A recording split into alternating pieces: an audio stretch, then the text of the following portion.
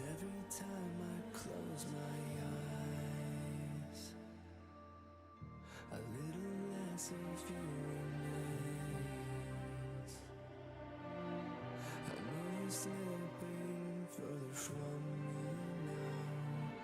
Am I too far away?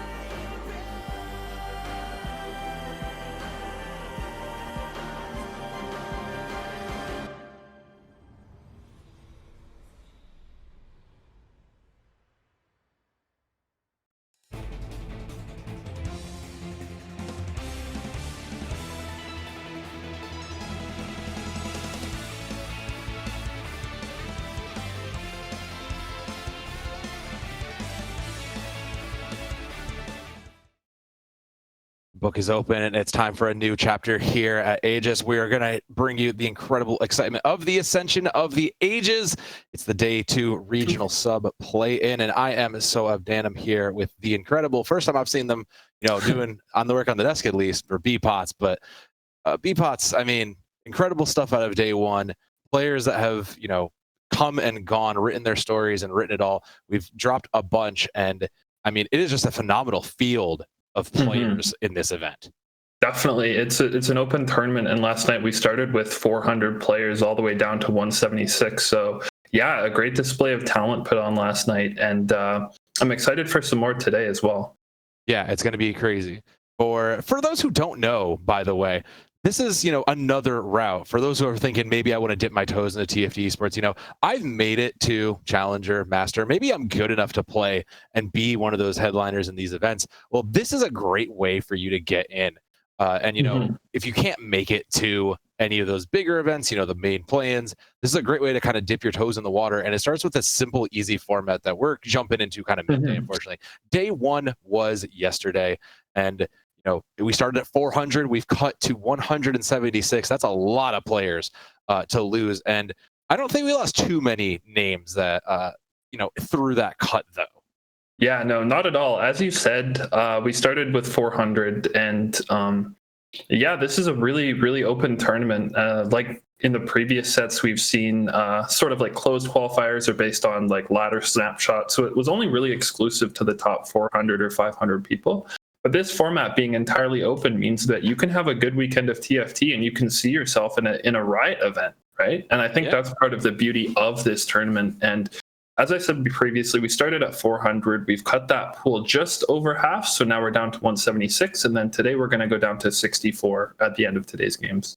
Now, the other part to all this is that if you made it from day 1 in a spectacular fashion, you're a little bit higher from that and you make the 176. The top 40 are going to get a little bit of extra bonus points for doing so well. And, it's always helpful to do it because, this is a marathon, not a sprint. So having those extra points can let you kind of maybe just have a bad game or come into a tough lobby and really make the difference here, because the eventual cut is to 64 on day 3, B-Pots. And those points are going to be a difference maker, as we've here of Aegis has seen. Yeah, definitely. I mean, the one good thing about this format is if you do have a day 1 where you just sort of like limp over the finish line, you're on the same footing as most of the other people in the tournament, right?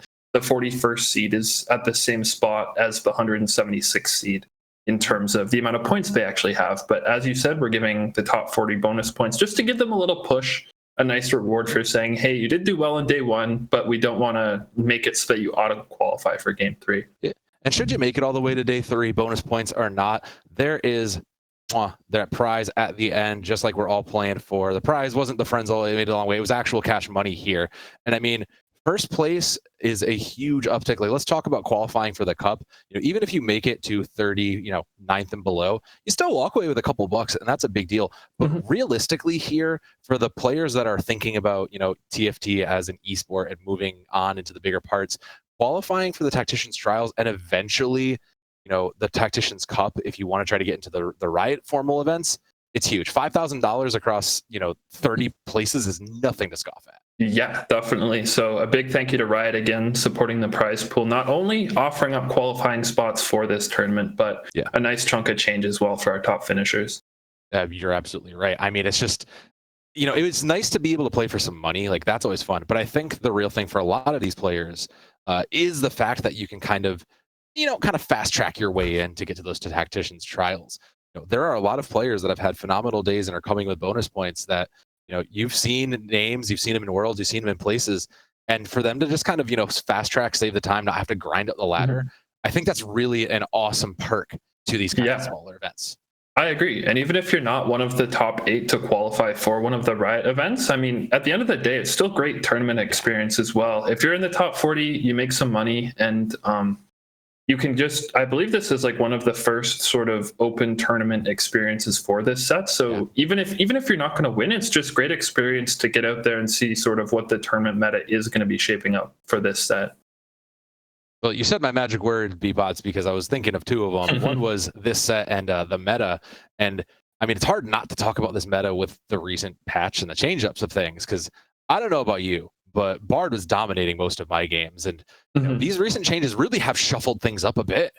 I agree. I mean, I think a lot of the top boards are still somewhat viable if you hit, but it's not just an auto win as it sort of was at the start of this set, though. I do think there was a lot of good stuff that came out of the start of this set. We saw so many different boards and units come in and out of prominence, but yeah, I think this set and this patch has been incredibly good, especially for a tournament patch as well. Yeah, I mean, there's still a lot of variety in the comps. You can see that Story Leaver, did take a lot of hits, but like you said, is still pretty viable. But, how quickly did the community kind of figure out, hey, Ghostly's really strong in these conditions. Yeah. Mystic is really, really strong when you get the right pieces. And the creativity that it takes, not just from the design team to come up with such a unique story and setting, but for these players to come up with these unique comps, really, I think is the most interesting. Yeah, definitely. A lot of theory crafting, especially at the start of the set when it's sort of a blank slate for everyone, right? There's so much room for people to rise based on niche little things that they find. And especially at the start of the set when everyone's climbing ladder, you can get a really good spot on the ladder if you know some sort of like niche or individual tech that may not be discovered yet. Yeah, that was I won't lie. Like I was using Ghostly to climb and for the longest time, and then a couple players put out Ghostly comps as like, oh, look at how good this is, and I went, oh, I'm done. I have to move on. So I feel that, Pots. I mean, an incredible day here. So we're only going to be here for a couple of them, but it's worth noting those first 3 games today that we'll see of 6. You're in for all of them. We don't start making cuts to those till games 3, 4, and 5. 4, 5, and 6. But it's going to be a tough day. So what kind of comps do you think we're going to see now that we're into day 2 and now a lot of these players have kind of gotten a bigger picture of the meta? What do you expect we're going to see as the most popular comp that people are fighting for? I think one of the things that I've observed yesterday and I've heard a lot of people talk about is that Yone board with either the Mythic or the Umbral. I mean, Yone is just such a strong unit, and there are so many different augments that can help support him, like Gargantuan's Resolve, for instance. It's going to be interesting to see within the tournament meta, though. I think people may start to shy away from it as they expect other people to see its strength. And so if many people think it's strong, then you may not be as able to hit every single game. So I'm going to be interested to see how much playtime that comp is actually going to get. And especially when it comes to the variations and how flexible those Yone and those Reapers really are. I agree with you. But you mentioned the augments really quickly, and we have a little bit of data to talk about. Not a ton, but the one that stood out to me as the most interesting, Inspiring Epitaph, was one of the most picked augments from day 1, 150. Still 50 points over Combat Caster. Yeah. What? I mean, why? Like, I feel like that's kind of a bit of a generic one, but what about it makes it so desirable? I think in this set especially, there's a bunch of emphasis on like backline carries and front to back comps. Reapers are obviously in the game, but outside of that, like the name of the game is front to back. And so I think when you have sort of a natural progressing shield that goes from your front to your middle to your back line, I think that it makes it so incredibly strong within the meta. I mean, I think you're right on that, and that makes the most sense of anything else to me. So I'm really excited to see what these players can bring out to it, simply because of that. Now, the other thing, speaking of these players, there's a couple of names I wanted to shout out as making a bit more of a splash, at least for names that I recognize. Pitsy hanging out in the second spot was a phenomenal player out of the Northeast, has been doing so well. If you know the Lab crew, Lab Rain making it into the top 10, a lot of those players that earn these bonus points, those two, everybody's favorite, Stellar Minhee, made it through. And those kinds of players, you expect to see them not just in those bigger events that we were kind of talking about earlier, but they're also playing and doing well here, which I think says a lot about them too. And the one person that I can't take my eyes off is the one at the very top. It's JD Zielinski. He played 6 games yesterday, and out of all 6 games, he finished at worst third. He didn't go fourth, didn't go fifth, didn't go anything lower. So he's the only one coming into today with 5 bonus points, and it's definitely very well deserved. Yeah, I mean, and considering we were talking about it behind the scenes, where we hadn't really seen much of this name before, and the account didn't show us too much on the metadata. So really interested to see what this phenom can do, because you don't come in and show over the top of some of these names and make a statement like that for nothing. I mean, we're just hanging out, getting ready for the lobby to come in, finding our players for this round 1 here. But I mean, Beebots, like, what do you think the most difficult part of an event like this is? I know you and I have seen it from different angles, from the behind the scenes, but what do you think of playing, for those who might be thinking, maybe I'm a little concerned, like, yeah, I've hit Grandmaster, I've hit Master, maybe I'm not ready. What do you think the most difficult part is for playing in an event like this? What do you think is like really holding those players back that might be on the ledge of taking the step to esports? I think the biggest thing that people sort of need to become like cognizant of is playing in these sort of like multi-day events, right? Like, even though we're just sitting at a computer playing games, like 18 games over 2.5 days of tournament is like very, very tiring. And even in like our leagues, we just run 4 games a week. So it's not that taxing on the players, but it's being able to show up and play consistently over potentially 18 games of TFT. And I think that really lends an advantage to the people who've played in these Riot events before, played in these qualifiers where you're playing Saturday, Sunday, and then a week, and then Saturday, Sunday again, compared to people who just may play ladder or play these sort of one-day tournaments. And so I think that that's going to be the biggest thing that these people are going to have to adapt to do well in this tournament. Yeah, and as you can kind of see, we lost over half the field already. So, there are going to be more of these down the road. So even if you come in, you have a rough go, you miss the first cut, there's still a chance, for the next one. There's going to be several of these down the road in the bigger Riot esports picture for TFT. Just hanging tight, looking for, where these players are going to end up. So, I mean, so I guess my last question to you, Beepots, before we get into the game here is, what I want to like deal with it. Like, let's make a bet on something. Who do we think is coming home at the end of, who do we think is making it towards the 1? Do you think JD Zielinski is going to hold on to this number 1 spot, or do you think someone else is going to come up, like any of these other names? I would like to see some other names rise, but I'm going to put all my chips on JD. I think he just had such a dominant game yesterday, and I think that today is sort of like the moving day of the tournament. And depending on who you got seeded against yesterday, you may have been able to have maybe a lucky result, a bit of an unlucky result. But I think after 12 games of data, you're really going to get to see who the top players in the tournament are. And so I'm going to have my eyes on JD as well as my eyes on everyone else in the tournament to see how they can perform today and maybe make some predictions after that. Yeah, I'm hanging out here. Same with you. I want to see JD hold on to this, but I'm also kind of keeping my eye because there's a lot of names I don't recognize on this list. So looking forward to seeing who rises through the top of this. We are loading in just a minute, just waiting for that ye old 1 minute observers wait to catch in. But I mean, I don't know what else to say, Beepots. This is just a wild day. I mean, it's day 2. If you've been following along with this was a wild. Day 1 was pretty wild. It's a shame we didn't get to catch it. Day 2 here is like, this is going to be a banger. This is going to be a great day of TFT. And I think just credit to be lent to Aegis as well, right? Like, this is one of the premier events that Riot's sort of giving the ball to, like an amateur organization like this, and saying, here's a big prize pool, here's official spots to our Riot events, and we're going to give it to you and take the ball with it. So just, I guess, a big shout out to all of the Aegis staff that are here now and have worked in the past and have prepared Aegis for this weekend. Yeah, shout out to them and shout out to Riot as well, like you said, because hey, if you don't know Aegis, you are missing one of the premier names in TFT. If they are if you are feeling a little scared to maybe jump in and dip your toes in the water for an event like this, go check out the weeklies. There's always good players to be had there. You'll learn so much. You'll be going in, but we're good. It sounds like we're ready to go. Yeah, exciting. Yes, finally. All right, we are getting the opening one. Champion delivery, golden finale, and gold subscription. Quite a bit. It will be the champion delivery here. So I hope you all got your mailboxes open going into these 1-2s. What's the benefit here? Because champion delivery is always one of those ones I always liked, but always felt a little odd because you never know what you're getting. Yeah, no, I think at its worst, it's just free gold for you, right? You get the high cost champions, but at its very best, it's a world where you can early find a unit that's good with your comp, and I think in this meta especially, we've seen a lot of 5 costs like sort of show up in prominence. It's definitely about rerolling still, but I think that there are so many 5 costs you can hit that can sort of spike your board that if you hit the right one, then you're going to be in a good spot. X2 floating.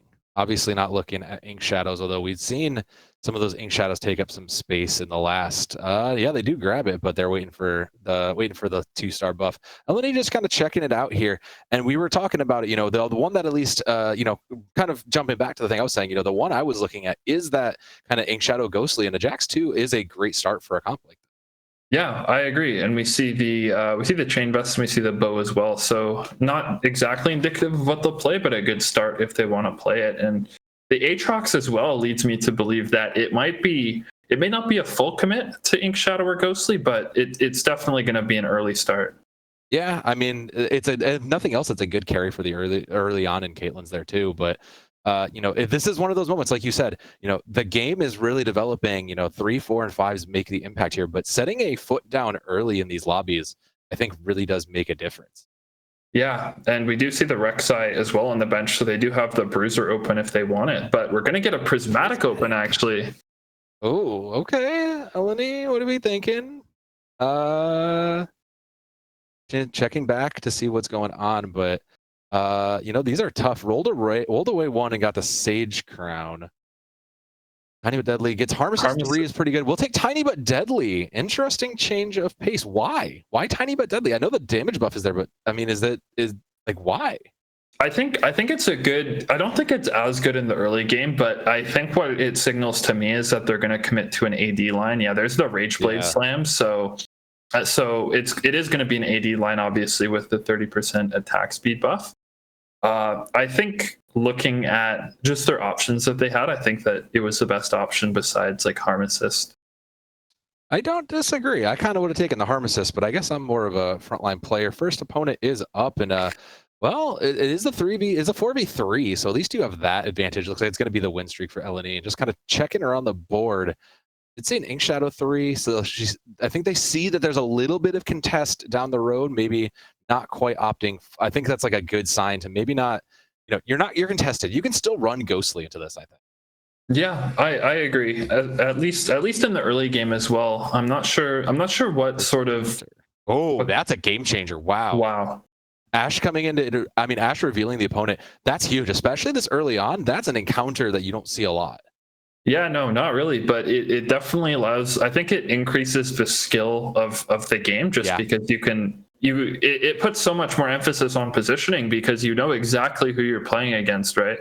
Yeah. And it feels like the entire game. It's like when you reach the end game, you get sort of those end game battles where you're just sort of looking at the opponent's board. Yes, and you're usually only doing that stage 5, 6 because you know who you're playing against. But now that we're doing it like at 2, 3, you're able to see exactly who you're against, and you can position for them. Yeah, this is a huge, like you said, the skill ceiling just kind of has just been lifted here. Another 4v3, and just kind of getting there. They'll take the free unit across from Eleni. Interesting. This has been one of the more wilder openings to a game, especially in this level of competitive play. I mean, for a player like Eleni, who is, no bonus points, it looks like for them, they've been kind of fighting through. What do they need to do to kind of bring this path to success? And you can see it. They are going to pick up. It looks like they're just going to grab the Umbrals. Looks like they're going to kind of grab a little bit of mix of everything. Yeah, for me, if I was approaching this tournament and I was in Eleni's position, I think that I'm coming in with the mentality that I can't win the tournament on day 2, but I can certainly lose the tournament on day 2. So I'm looking for boards I can play that can get me top 4, maybe top 3, just secure my position in the next day and then go from there. But another thing I did want to point out that can help players like Eleni who have a strong board win streak is that it's not a massive game changer, but everyone did start with 4 components as well. So you see the Rageblade Slam, the Sunfire Slam. It just allows your board to be a lot stronger compared to those who are trying to lose. Yeah, when you hit those components is huge. And the Ink Shadow bonus component is a little bit even better for Snoozy as well. Did hit the Senna double sniper backline, and there's your other ghostly player. So I think this was a good read from Eleni. I think they're kind of aware of that now that they've checked around. Yeah, and the thing with Ink Shadow as well is that you can just sort of play the board as like an early frame for like the Kaisa board. Yes. And hold items for Kaisa, but you can also play, and what I think that I didn't see the name, but who Eleni just played against, I think they're going to opt for the Senna reroll. They already have the IE, they already have the Rageblade, and they have a really good Ink Shadow tattoo for Senna as well. So I wouldn't be surprised to see them play reroll. It is a strong path, and as we hit the first circle time, we still do have 2 at 100. Our lowest sitting down at 80 is the large stone, and I mean, this is, I think for all these players in general, this is a pretty decent spread. It tells me no one's trying to do something insane with Fortune. Everybody's playing it relatively safe. Our winners have won, our losers have lost. This feels like a pretty bog standard, spread of the HP right here. Yeah, and Eleni just hit Volley Bear, so they can continue to opt into that Ink Shadow line. I'm surprised they got the 3 cost on the last round of the carousel, but we do swap over to Airy here, who is playing a bit of a win streak board. They have the Radiant Deathblade, though, because they took Radiant Relic. So another player that we're going to see most likely opt into an AD line as well. Yeah, I mean, I haven't played a lot of the Kaisa. That's not a Kaisa item, right? That's something you want to hold for. Like, that feels like almost like you might keep the Aphidellus here. Yeah, I think it's a Phelios. I think you can play it on Kaisa, but I don't think it's like best in slot. I am interested to see if they're going to try and opt for that, because they don't really have any other faded units at this moment. They do have the Yasuo on the bench, but usually you do want like your Kindred at this point.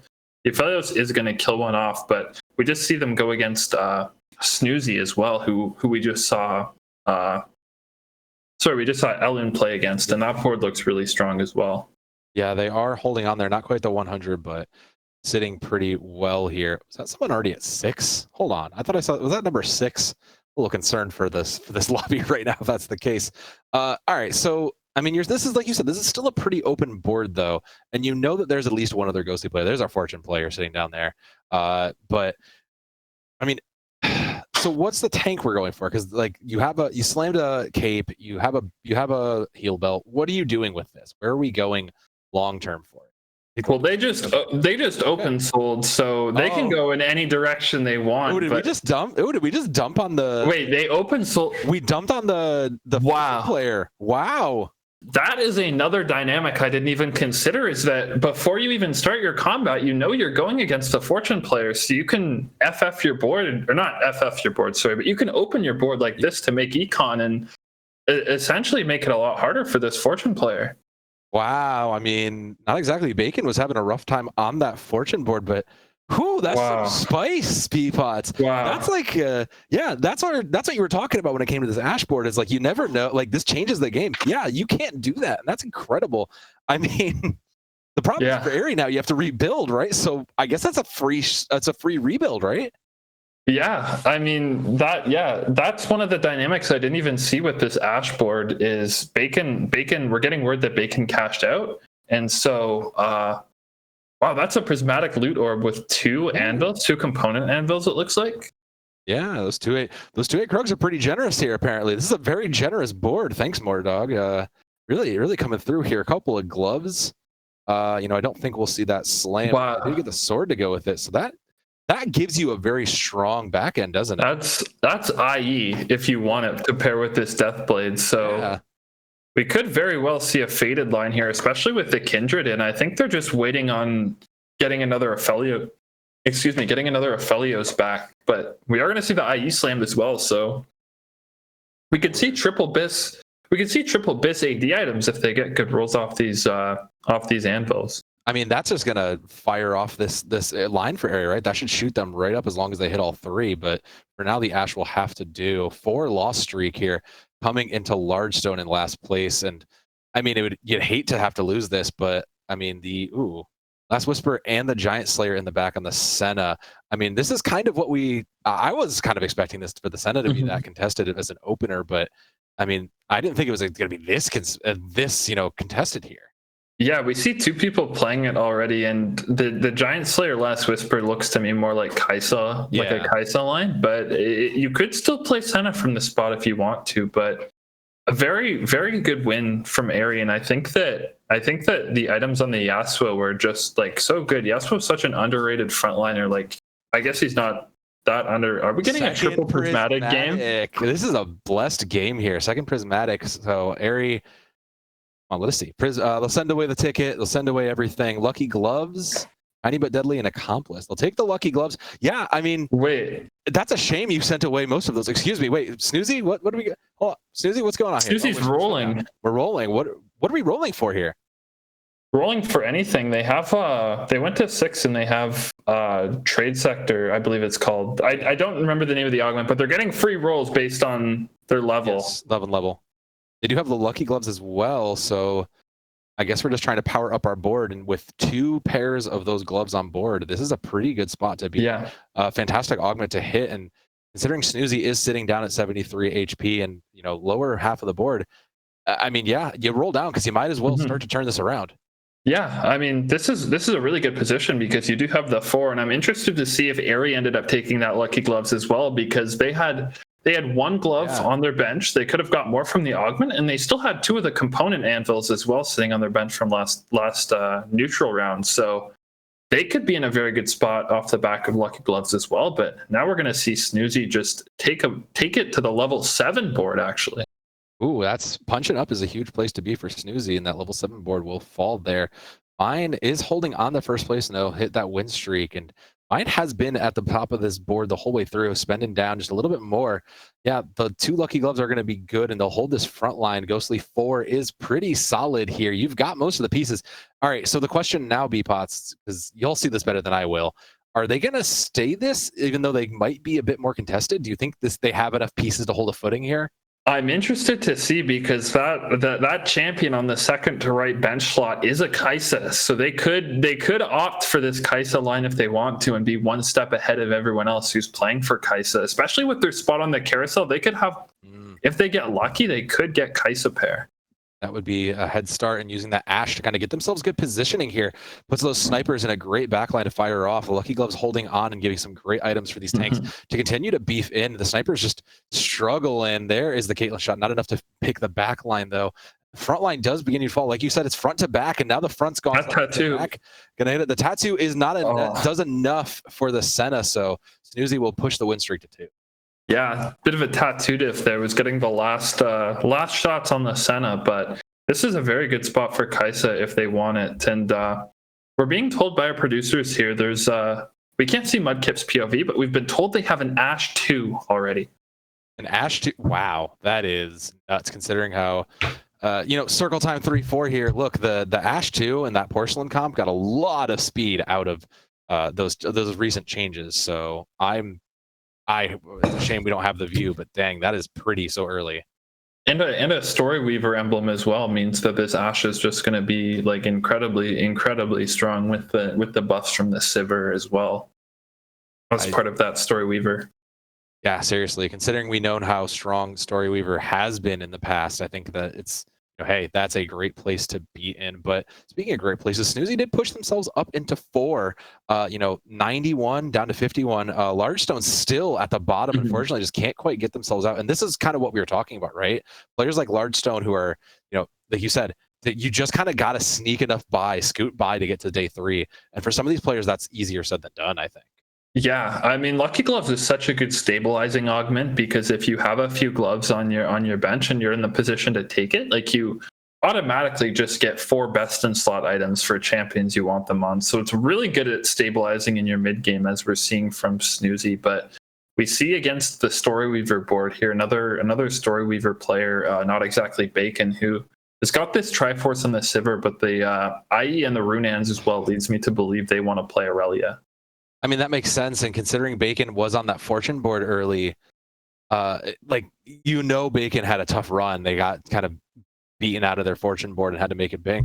They will hit the pair though. Snoozy is going to hit the 2-star Warden, so that's a huge comeuppance. And yeah, now it's just pair the board, and with only spending down a little bit, this is a huge comeuppance.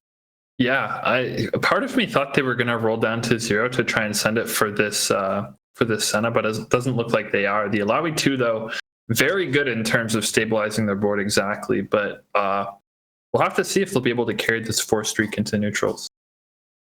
Well, the 4 streak would give them a chance to fight back up, and 7v6 playing a man down for Snoozy means this is going to be a little bit harder. Hopefully those best in slot items come through, and it looks like, yeah, the front line's doing quite a bit of work, and it's just enough to enable that Senna to continue to fire through, get those shots into the back line. And yeah, there is nothing standing in the way of Snoozy's ghosts right now. They'll stomp their way into that heat streak. Huge. Yeah, great. This board is really good and great stabilization, and with the augment, chopping spree means that even when they do go 7, they'll be able to get some rolls as well for maybe this Kaisa or the Senna if they wanna opt into a full commit to that. But into neutrals it's going to be interesting to see like how these lobbies are going to pan out, and especially with perhaps a triple prismatic game on the horizon, there's definitely room for a lot more variance. Yeah, those triple prismatic ones are tough here. 3-7 Wolves, just kind of getting a skim of the board here, and you can see that this is a pretty wide. Faded did fall to the bottom. Bruiser's holding on to the bottom. A couple of repeat comps, a Storyweaver or two, but overall, these players have done a very good job of kind of staying in their own lanes and not stepping on everybody's toes just for now. Yeah, that's a lot of items that Snoozy got, and we see the champion delivery come in. I think they're going to send it now for this Senna. There's the Aatrox 3. Yeah, they're going to send it. This is the time. It's now. But you would have loved to see a few more gloves out of this. Unfortunately, Snoozy just kind of figuring out, what do I do with this? Is gonna slam the even shroud. Yeah, I mean, you got the 3-star. That's a strong tank here. Let's cut away though. Let's go to Not Exactly Bacon, struggling down at 50 HP. That's 4 players down in the 50s and below. So now we're starting to get that difference. And Not Exactly Bacon did hit Trickshot 4. They hit the Kaisa. I don't, looking across from them though, I don't know if that's enough. That Volibear looks like it's gonna get in some faces here. That Volibear is going to get in some faces, but it's going to get autoed down by the Kaisa as well, I think, with her ability. But it is going to be a close fight. I don't think it's going to be a terrible loss, but Not Exactly Bacon does look like they're going to take the win actually because of that Tristana dying. But I didn't actually anticipate the duelist line here, but that Radiant Deathblade is on that Tristana. I mean, considering Ari had a change of heart and a change of line through the duelist, is kind of like you said, it's not exactly expected, and it is open, but triple prismatic. Wow, early on, sends away 1, will get blinding speed. Pandora's items, get out of here. Maybe. Thinking about it, I actually don't think. Do they have? I don't think that's one of our Lucky Gloves players. They don't have Lucky Gloves, yeah. No. I'd say, I think if you have Lucky Gloves, that's a slam, but we'll send it away. Stationary support 3. Yeah, 2 permanently attached items is good. And it looks like it's going to be, I'm not sure off the top of my head what those are, but it is going to be 1 or 2 defensives. So interesting. Probably not what you wanted, but the roll down and push to 9 is going to have to do for now. You will slam the Storyweaver in. You're playing a little bit of catch up for Not Exactly Bacon, but it looks like everything's kind of coming together. You hit the Galio, and that's a big enough frontline beast for you. And that's the set coming in as well, meaning that if they want to play, I think they're a bit dizzy, but yeah, I think they're a bit dizzy right now, but their board is in such a good spot with all of these units. And as well, I want to make note that they have a champion duplicator on their bench as well. So they're sitting at 51 HP right now, but if they can get a favorable pick on the next carousel, they could possibly make a 2-star 5 cost. Man up here for Not Exactly Bacon. And you do have the the dummy as well to eat some of that, but most of the front line is just gone. You're trying so hard for these trick shots to get online, and they finally do. It's barely holding on. No, there goes the carry, and that means it will be a loss. So another one tag on for Not Exactly Bacon, falling to 39. I mean, it's such a tough spot. You're still sitting in 7th place, and I mean, time is now running out, Beep. Time, yeah, we're getting to crunch time, right? And especially with prismatic lobbies, there's so much variance in terms of board strength. So you may be on the losing end of some terrible fights here, but that's 3-5 costs in the shop. That is a very good shop. That's what you need. Yeah, especially you mentioned it. How good these legendaries and these 4 and 5s are. Yeah, you need to just like look. You're already kind of a bit of in a kerfuffle here. Just make the swaps and go. You're gonna set up Kaisa to carry for now. Probably just buy out and do it as you'll send in the Hue and get that artist bonus. What are we copying here, though? Because obviously it's going to be thing. Is the Galio the right choice in this moment, B-Pots? Personally, I think I'm not going to make a decision until I get to Carousel, because I could find a Galio, I could find a Kaisa, and especially with this champion duplicator on my bench, I think that I want to wait till Carousel, and then I'll get a really good picture of what I want to duplicate, because with the Hue now, with the duplicator, their board could get insanely strong if they 2-star the right units here. Not exactly Bacon, not exactly in the greatest position. The backline is vulnerable here as those frontliners they own did get in there. It's online and manages to swipe into the back, and that's not what you want to see, especially, again, it's growing pains though, right? For Not Exactly Bacon, you have so much of this wealth of riches that you're just kind of making it all work. You'll hopefully catch your breath here on the 4-4 Carousel, one of our last upcoming of single items. And I mean, I don't think there's much that helps them here. I'm looking around. I don't see any 5 drops that help them. The only thing that I would say that would help is taking the Galio and hitting automatic Galio 2. But other than that, yeah, sadly the Lissandra and the Udyr, I think it was on the bench, or on the Carousel, sorry, means that there wasn't really anything that they could 2-star here besides that Galio. Yeah, unfortunate. That's just the way they go sometimes. So that's just the way it is. But jumping back over to LNA, who's sitting in, well, I mean, they're sitting at the bottom. It's not where we saw them in the beginning, but the Fated 7, they did hit the Legendary. They hit the Spirit Walker, so that's something. But I don't know, Potts. Something's off here. Yeah, I mean, I think the board just looks a little worse just because of Tiny but Deadly. The units looking a lot smaller makes us think they look a lot weaker. Yeah. But other than that, there's not much going on with the board. There's only a few 2-star units, being the Aphelios and the Thresh, and the 2 backline carries only having 2 items right now doesn't seem to be the strongest. I'm hopeful though that they're able to survive 2 rounds and they can go into neutrals, because similar to our previous player, they also have a champion duplicator on the bench. So if they're able to find the right combination of champions, it means that they could maybe look to play not for a top of lobby, but they can improve their spot drastically. Every point counts here. Just checking out around them. Yeah, you can see we're checking not the top of the board. We're checking the middle and the low end. And Largestone is worth noting out. We're so used to seeing them at the bottom. Took a skyrocket express to the top in the 3. So next encounter, though, guess the outcome of your next fight. All right. Wow. Okay. This is actually takes the lose. Okay. I know we hear the word tailored when it comes to augments and items and champions generally, but we've had a lot of sort of tailored encounters this game. At first we got the Ash, which means that you see who your next opponent is, and then after that we now get the encounter where you get to predict the outcome of your fight. So you have really good judgment on how you're going to do, and this is pretty much free gold for people if you can guess your outcome correctly. Yeah, and then not to mention it's been triple prismatic too. This is one of those. What a game to kick off here for game 1. And Snoozy is the opponent for this one. That is the 3-star Senna in addition to the 3-star Asterox. So quite a huge board across from them for LNA.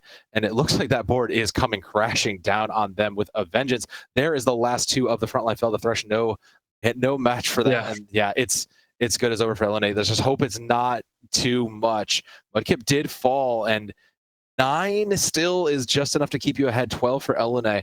And I mean, this is probably, after bot round on 4-7, this is probably going to start where we're seeing people drop out. Yeah. It's not dire straits. I think you can still survive a round if you take like an insanely good loss, but still mainly on one life here. We'll have to see if they can get anything from these neutrals and from the rolls after. But area, I think we saw 6 duelists on their board. Yeah, they have 6 duelists, which is also an incredibly strong reroll comp in the meta. You can play for the Tristana, you can play for the Volibear, you can play for 2-star Aurelia if she comes into your shop once in a while. But yeah, as well with the champion delivery here, we're going to see they have 90 gold as well. 90 gold, excuse me.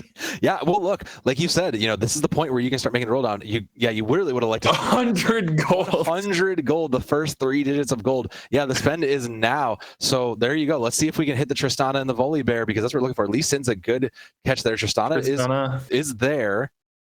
Yana gonna just bounce another Tristana too. Aurelia is a good hit. There's no way they hit Aurelia on 7, right? I can't imagine. There's no way. There's no way. Diana, no, looking for it. The Dragon Lords will have to sit for now, and that's a good place to hold. They do have the bonus unit on board, and the Aurelias, this looks like a solid comp, though, for the Duelists. I've played this myself, and this is a great position for it. It's just a shame that they're coming up against not exactly Bacon, who's just slightly better positioned against this. Yeah, not exactly. Bacon's board's really strong. They have the Kaisa 2 with the Triforce, the Infinity, and the Runan. So the silver lining, I guess, is that Ares still has 40 gold, so you can send it to 0 if you feel like you're on 1 life. But yeah, definitely an interesting spot for them. We'll have to see. They are going to send it again. There's another Tristana.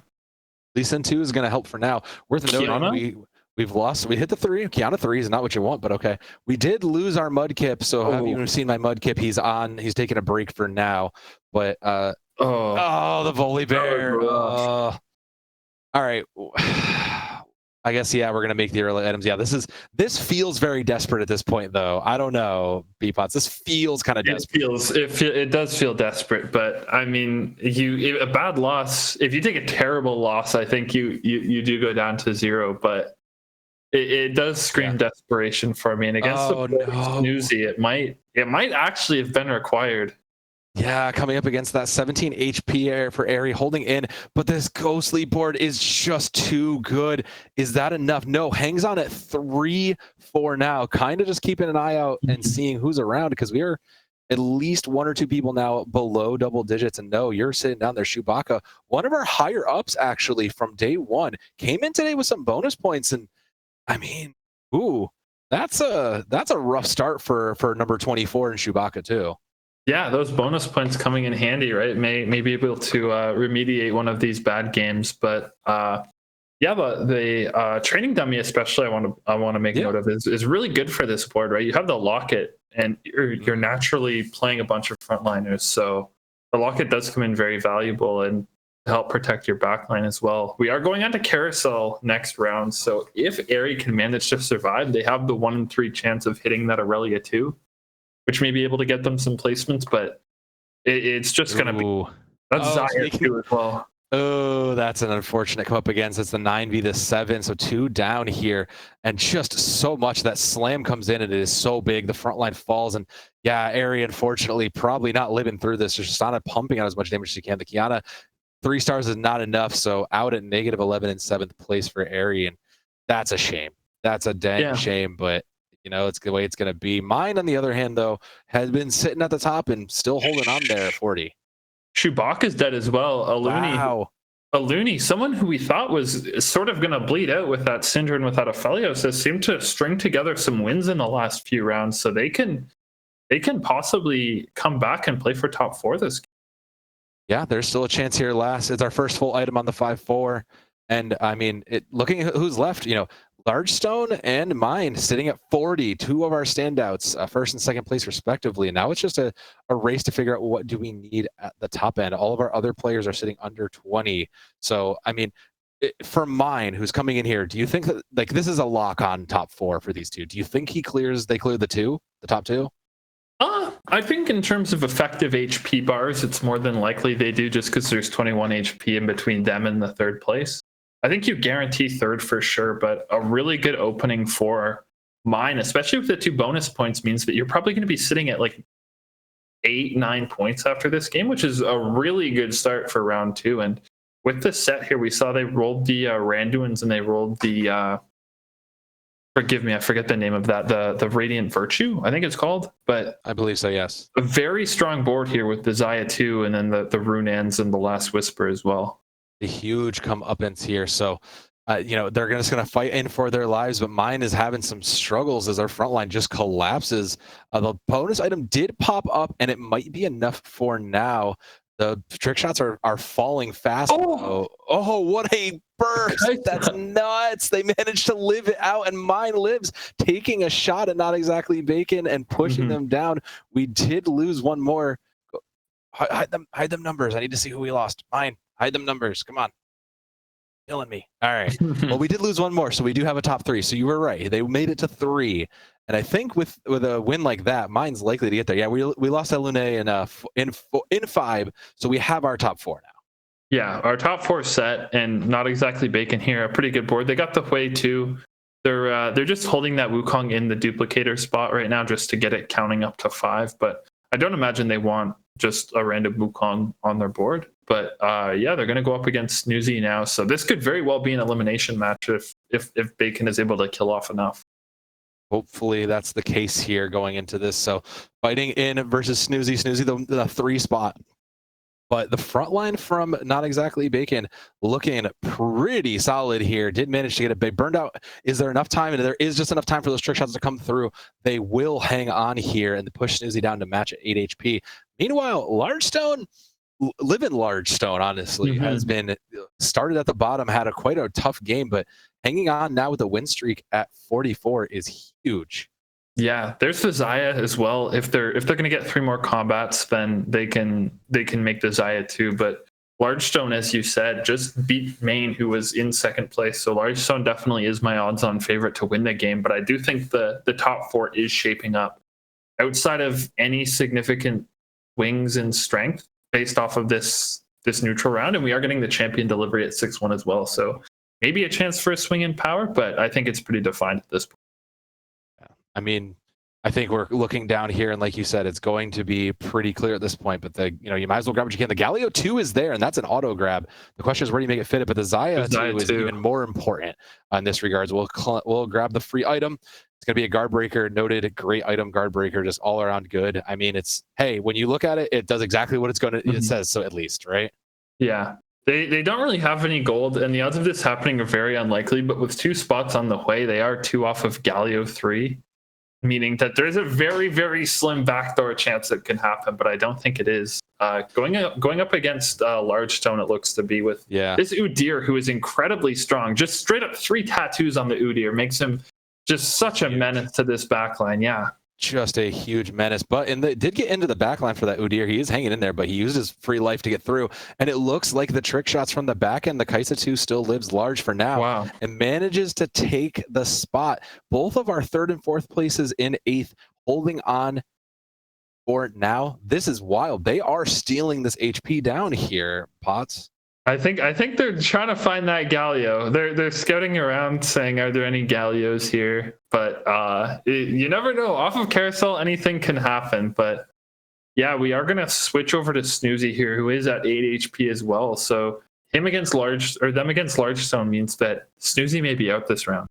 Yeah, this is not the spot to be in. The Ghostly 6 came online and everything came to fruition as it should, but now it's down to the positioning here. They did get the Senna into the corner, and the Lysandra is in the back to protect it. They did manage to steal a few damages there, but the front line is slowly crumbling across from the 10, the man up across from them, and it looks like not enough line falls and Snoozy goes out. The question mark we'll see after the cutscene is, are they out in 4? Yes, they're out as well. That's unfortunate. Second one loses? Is Maine dead? Maine's out as well?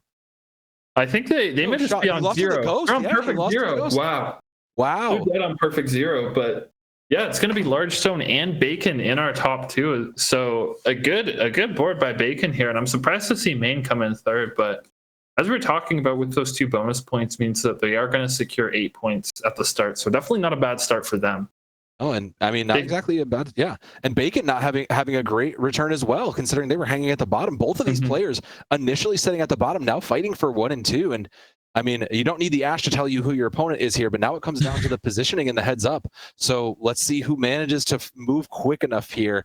This could be the final round if Largestone manages to clutch this out here. Frontline looking in, slamming in the two Ordeer with those tattoos. It does manage to, oh, he goes backwards. He doesn't go forward into it, so he might get burned out a little bit of chance. Frontline's beginning to fall, though, but they are still getting in. The Udyr is in the back now. It's just the trick shots, and it's not going to be enough. Not exactly vacant is going to be exactly in second place for them. There's our third shot of the cutscene, and that is, I think, the definitive way to wrap up this game is Largestone coming in at first place. I didn't see it coming, not gonna lie. Considering how far Largestone was in the beginning, that's nuts. I didn't see that coming. Yeah, no, it was a high variance game with the triple prismatic, and we were able to see Largestone pull through with a really good capped board. And at the end of the game, tons of poros we saw. So definitely a good start for Largestone here as we head into the next game. Yeah, so I mean, there's still plenty. We saw, we even saw some of our higher players take a tumble there earlier in Chewbacca, who, showed really, like you said, high variance really did throw everybody off. And I don't know that you'll see this style of game again, but I think this is a wild opener for day 2 here at Aegis. Yeah, it was a really good game to start out the day. Tons of different talking points and different levels of variance with the triple prismatic, and then the Ash augment as well. Just really good entertainment and a really good show for our first game. Yeah, and there's plenty more to come. We got games down the road, but that is going to be an all for us, myself, Sobdanum, and B-Pots, bringing you game 1. So hang tight. We got a great little interview with one of our players coming up, and we'll see you in chat for game 2 and 3 coming up after this break. Hi, my name is Cherry. My in-game name is A Thought in the Flood. They, them pronouns. I used to just play League of Legends, and so then I found out TFT through there. I started in, I think, set 3. I think that was the one that was space themed. I played it on and off a little bit since then. It wasn't till probably like set 9 or 10 that I started to get like a little bit more serious about it, trying to like actually learn and get better. Obviously, I'm still not great at it, but I used to be like, oh, well, this game is just 100% luck based, so I didn't think too much about it. But obviously, I've learned that there's a lot more smaller things that go into it. I think I was just like on Discord or something like that, looking for TFT servers because I wanted somewhere to like talk with people and peer review and improve that way. And I found this server, and then the prize money kind of motivated me to join the tournament. It's like I know that since I'm lower elo, I'm definitely not likely to place high enough for that, but if I got lucky, I think that would be really cool. I got into Aegis like exactly the same way. I started in, I think, set 2 and was like, I don't have anyone I can talk to about this game. I don't know anyone. And that's how I wound up in the server and doing all the stuff that I do now. So how do you feel about set 11? So yeah, I'm liking set 11 so far. I know that a lot of people have complained about like the power creep, characters in general getting like more busted over time. I like it. I like that there's a lot of new stuff and lots of champions having more, I guess, overloaded kits. I know that it's controversial, but I enjoy it. And how are you like studying or preparing for the tournament? Have you found like a study group, or are you just kind of like doing things on your own? I've been watching a lot of like streams from like higher elo players. I've been trying to look and see what strategies they use. So I've been watching a lot of streams, and I've been watching a lot of like informational videos. And I've also been a bit more active in the server, kind of talking to people about it. Who are you most worried about for day 1 of the tournament? Is there anyone you really like just hope is not in your lobby? Really, just anybody that's a higher elo than me, I'm kind of worried about because I know that I'm on the lower end of the totem pole. But like I said, maybe there'll be somebody worse and I won't get eliminated day 1. But no, nobody in particular. I haven't even really looked through the player list all that well, to be honest. I just saw that I was on there and I was like, well, that's good enough for me. If there was a change you could make to this set that could be anything you wanted, what would that be? Oh god, that's a tough question. I think right now that I would like to see a lot of the 4-cost units buffed because they feel weak right now just from what I've played. 4-cost comps are kind of my favorite to play, so it's been a little bit unfortunate in that regard that they feel kind of weak right now. Is there like a unit in particular that you like that you feel is weak? Like, I'd love to play this, but I can't because they suck. Honestly, the whole porcelain trait in general right now, but I especially would like to try to play like porcelain with Ash as the carry. And I haven't done well so far when I've tried that. That might be a skill issue. That might be because it's weak. It's hard to tell. I don't think it's a skill issue. I think Okay. Ash is just not in a good spot right now. I got an Ash on like 2-5 in the game I was playing right before we did all of this, and I was like, this is useless. Like, this is the low roll as tie roll. What comp or line do you foresee being like the most played this weekend? I mean, Mythic still feels like it's in a really good spot, even after the B patch. So I'm expecting to see a lot of Mythic, and Story Weaver still feels good. So I'm expecting to see a lot of Mythic and Story Weaver and Ghostly. Probably the Shenna rerolls. Tell me a little bit about yourself outside of TFT. Do you have hobbies, interests, passions, anything that the folks watching would find interesting or curious about you? I don't know how interesting it is to the crowd, but I'm in college right now to become a licensed vet tech, to work like for animal clinics and stuff. I'm wanting to go into small animal general medicine probably. Let's see, another thing about me is that I really like Project Moon games, Lobotomy Corp, Library of Ruina, Limbus Company. I've played all of them. Those are like my favorite games right now. That's about all I can think of. Well, thank you so much again for your time. Yeah, no Yeah. problem.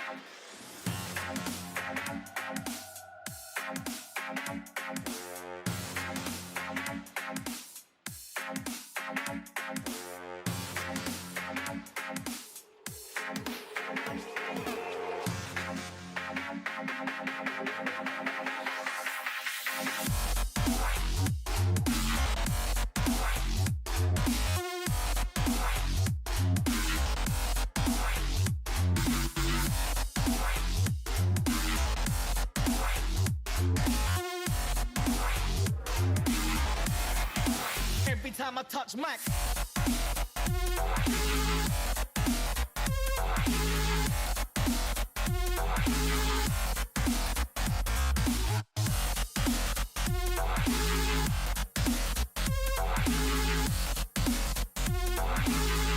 Hello there, everyone, and welcome to another fine day of TFT here at the Ascension of Ages tournament. And I gotta say, game one was insane. I had to jump in on the action myself. B-Pots, you were here, guiding us all on through it. So, Av, tell me, what's going on so far? What are these comps? What's happening? Game one was wicked. I mean, we saw a triple prismatic game, so there was a bunch of variants, a lot of capped boards, and a lot of players and a lot of skill expression. We did see the Ash, the pretty much the future sight augment coming in from the start of the game as well. So there was tons of mind games around things like positioning that you don't usually see in the early games as well. So a bunch of different skill expressions and a bunch of different talking points in our first game. We saw boards like the Ink Shadow come through as mainly our primary carry, but we did see some Story Weaver and some Duelist make the top four as well. So still wide open in terms of what we're going to define as the best comp. Yeah, and we're also still going through all the data ourselves to try to figure out more and more information about what folks are going with, what really is the top things overall. And I gotta say, looking at some of the popular augments that have come through so far today, not too many surprises, I find. Inspiring Epitaph, which has been incredibly popular for the entirety of the set. This has been the most picked augment of this tournament so far, both day one yesterday, leading into today too. But lots of other really interesting things being picked up, like Tiny But Deadly. Yeah, we saw, I believe it was 2 boards last game. It might have only been 1, but definitely 1 board having Tiny But Deadly, and it was picked up at 2-1 as well. So playing that from the start of the game, I think when paired with some of these attack speed carries is quite a powerful augment. Yeah, I gotta say, there's a lot of just interesting stuff going on here. I can also talk about the other information we have on that random stat sheet, which you should be able to look up by typing in scores in the Twitch chat, which includes things important to me, such as the number of times that the Pengu Feather Knight was used as a player's little legend, which is currently number 1, maybe not in first places yet, but I'm sure the Feather Knights will be able to bring things back together. But at the very least, certainly first in terms of times used, and first in my heart at the very least. B-Pots, I don't quite know how high that is in your heart, but no, there is a correct answer to this question.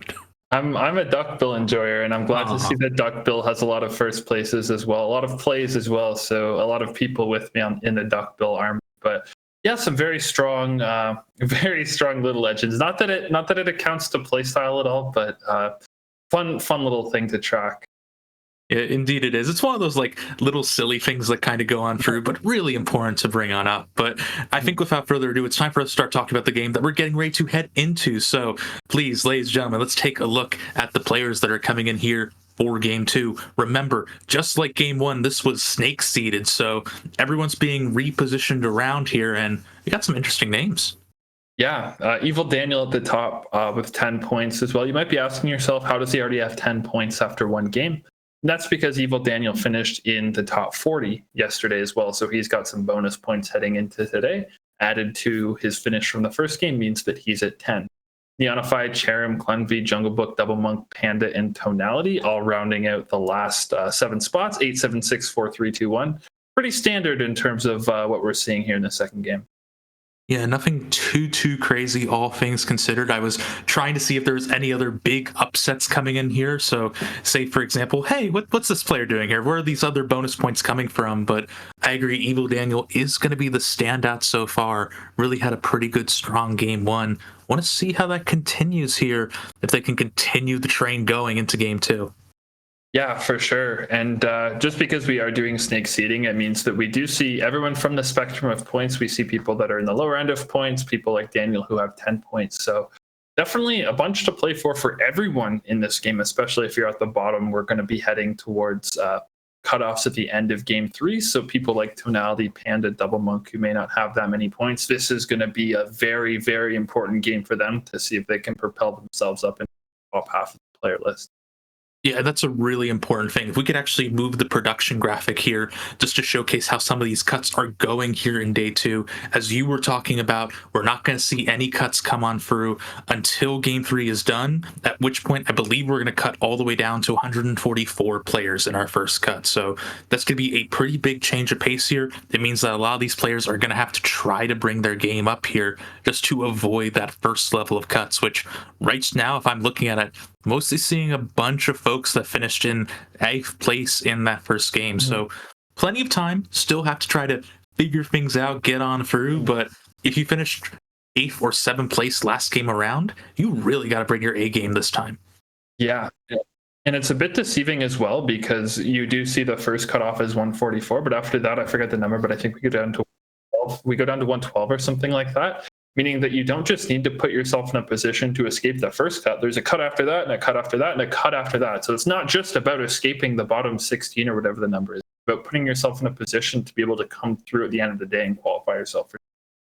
Yeah, and I really love that point too, because really these first 3 games, this is the calm before the storm. We're just trying to set things up here. Players getting acquainted, but if you aren't in the top half of the lobby after that first 3 games, you really are going to be running a gauntlet. You just have to worry about cut after cut after cut, so on, so forth, so whatever. But now let's take a look what's happening in this initial lobby here. I didn't quite see what the opening portal was, but I can see a couple of free costs immediately picked up by Evil Daniel.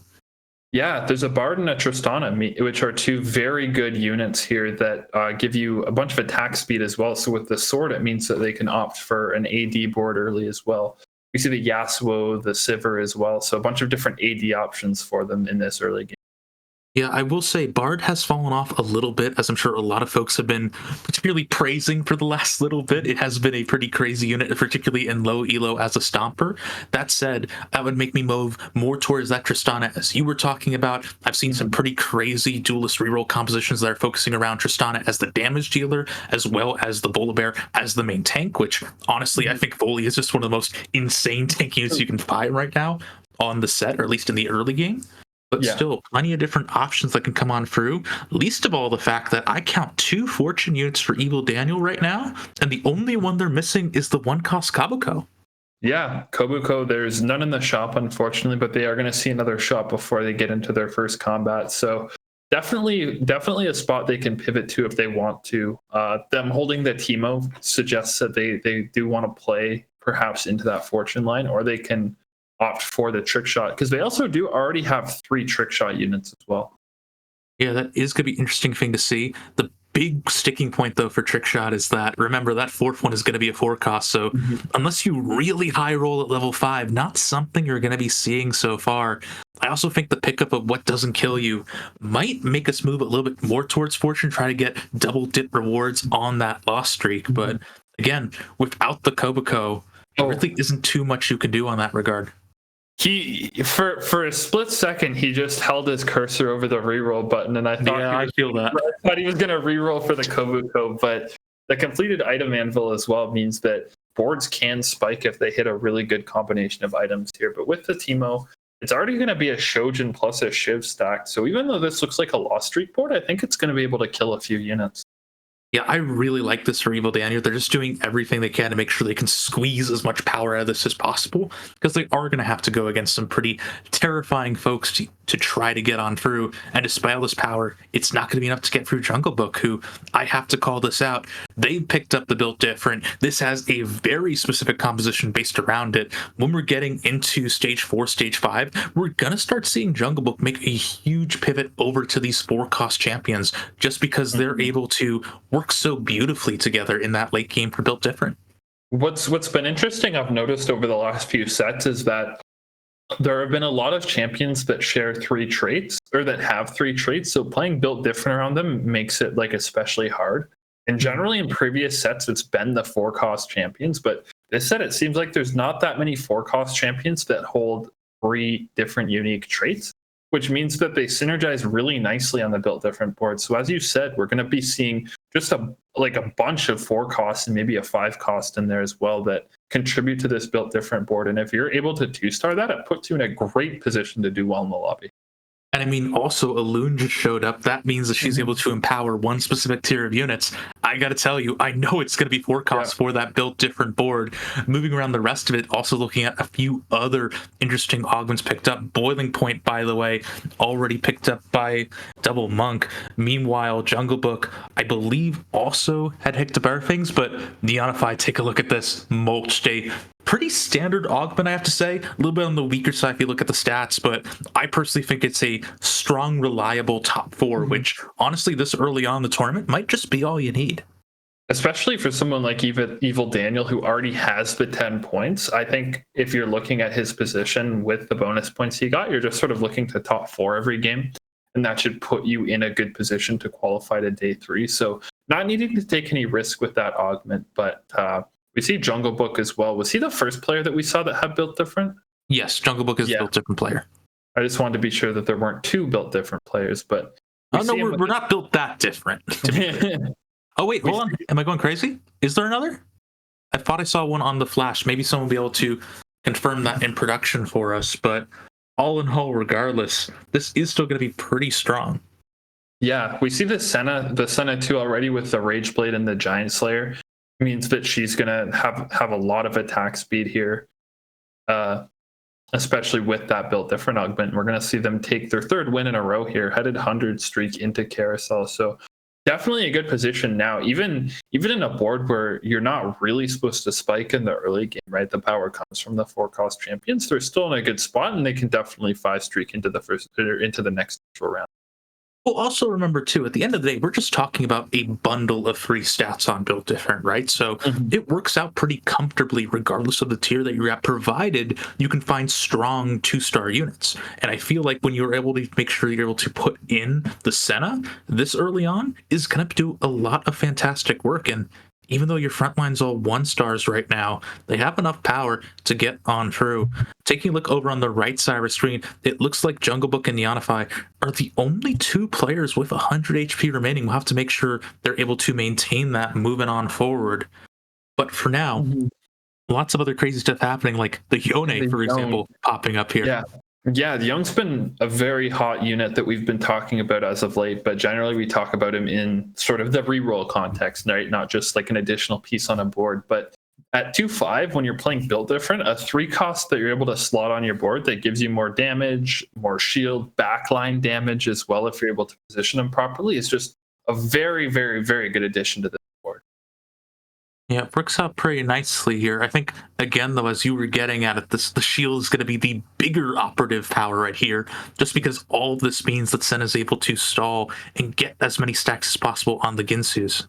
This is a 5-0 as well, so very, very, very strong board for Jungle Book here. And we'll have to see if they're going to play against Neonify. If Neonify even wins this round, they have. So there is a possibility that the 2 of them play against each other and crash one of the other's win streak. Yeah, it will be interesting to see. And obviously, I am always here for a good old-fashioned cage fight. It's what I live for, I feel like, at the end of the day in TFT.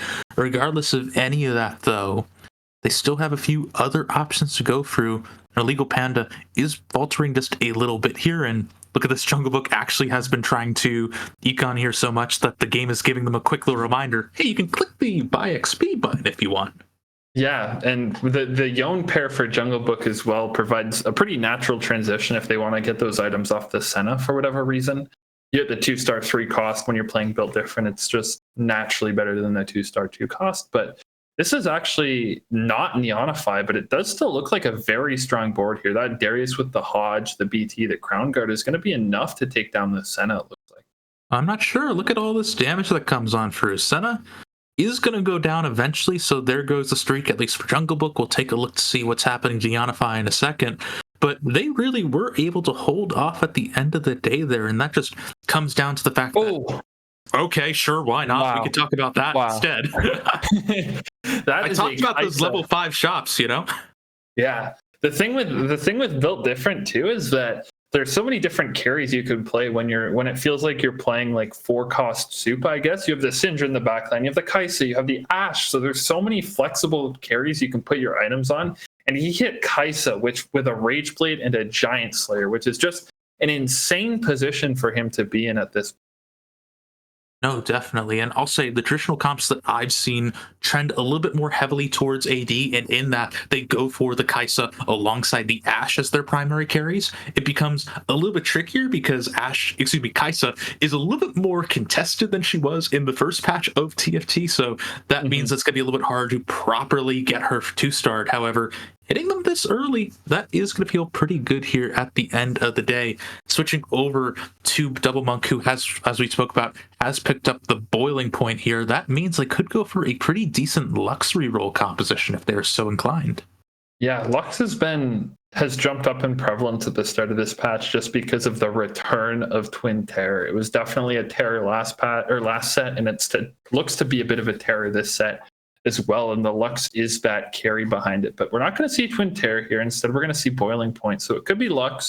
It could be in a long distance, or in terms of end game, could be Lysandra. But the Shojin Nashers definitely hints to me that it's going to be a carry.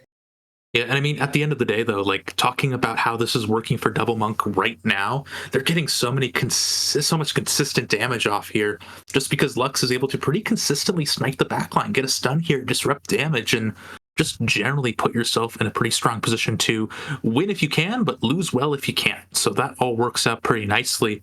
Meanwhile, as we're getting ready to go into the second augment phase, Neonify still working strong on that 100 streak. Curious to see how it's going to come on through as prismatic augments win the day. Pandora's new recruit, Blinding Speed. I doubt they're going to take Blinding Speed here just because they're naturally playing an AP style board, unless they want to play for that Ashe carry. Hedge Fund, new recruit. I think it's just going to be new recruit from this point, but I think all options are pretty viable at this stage in the game. Yeah, I mean, I think I am a big fan of new recruit here just because if you're going to be playing any kind of Lux reroll, you're going to stay at level 6 for a while. This opens yourself up to activate a few more trait points that would be useful to you. So that works out pretty cleanly in my book here. I would say right now they just have to see if they can find that 4th Arcanist in order to activate things. And yeah, it just doesn't seem like it's going to be the time just yet. No, it doesn't look like it, but it's still a pretty good board right now. The Yasuo, I was talking about it last game as well, is a pretty good frontliner for the early game, and with the Warmogs, it means that he has a lot of shielding. But with this backline here, the Magic Resist and the Lux and the Ahri, yeah, there's, even though it's only 3 Arcanist at this point, it's still a pretty strong board. I mean, meanwhile, looking across the way, Clenvy has really planted their flag in the ground and said, I am playing Duelist, fight me at your peril. And that's exactly what I think Double Monk is going to be doing here. This Darius may not be the carry that you would expect to see so far, but is doing insane work early on here. Already has some pretty good itemization for that full vertical Duelist line, which extended player no has shown itself to be pretty dominant in this set so far. Yeah, I think Darius is like sort of an underrated early game carry, especially if you get those healing items on him.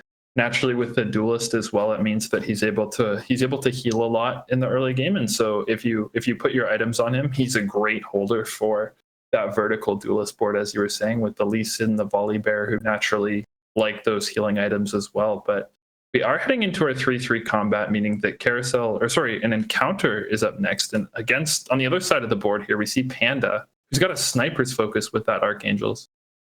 Yeah, I gotta say, that's gonna be pretty terrifying here. Lots of different champions would make use of that sniper focus effectively, and since you're already running the Soraka, this seems to be a pretty safe holder for now. You got a lot of good AoE damage here, but unfortunately, Lux really doesn't care. She's able to get good, consistent damage on that backline early, so even though this is just a Lux 1 for Double Monk, it really has been paying dividends for them in these opening fights, and you were talking about was a carousel, you were talking about a counter. It's both. And now we even get to see spatulas coming on through. So if you're a built different player, you might not be too excited about this, but everyone else must be seeing options run wild.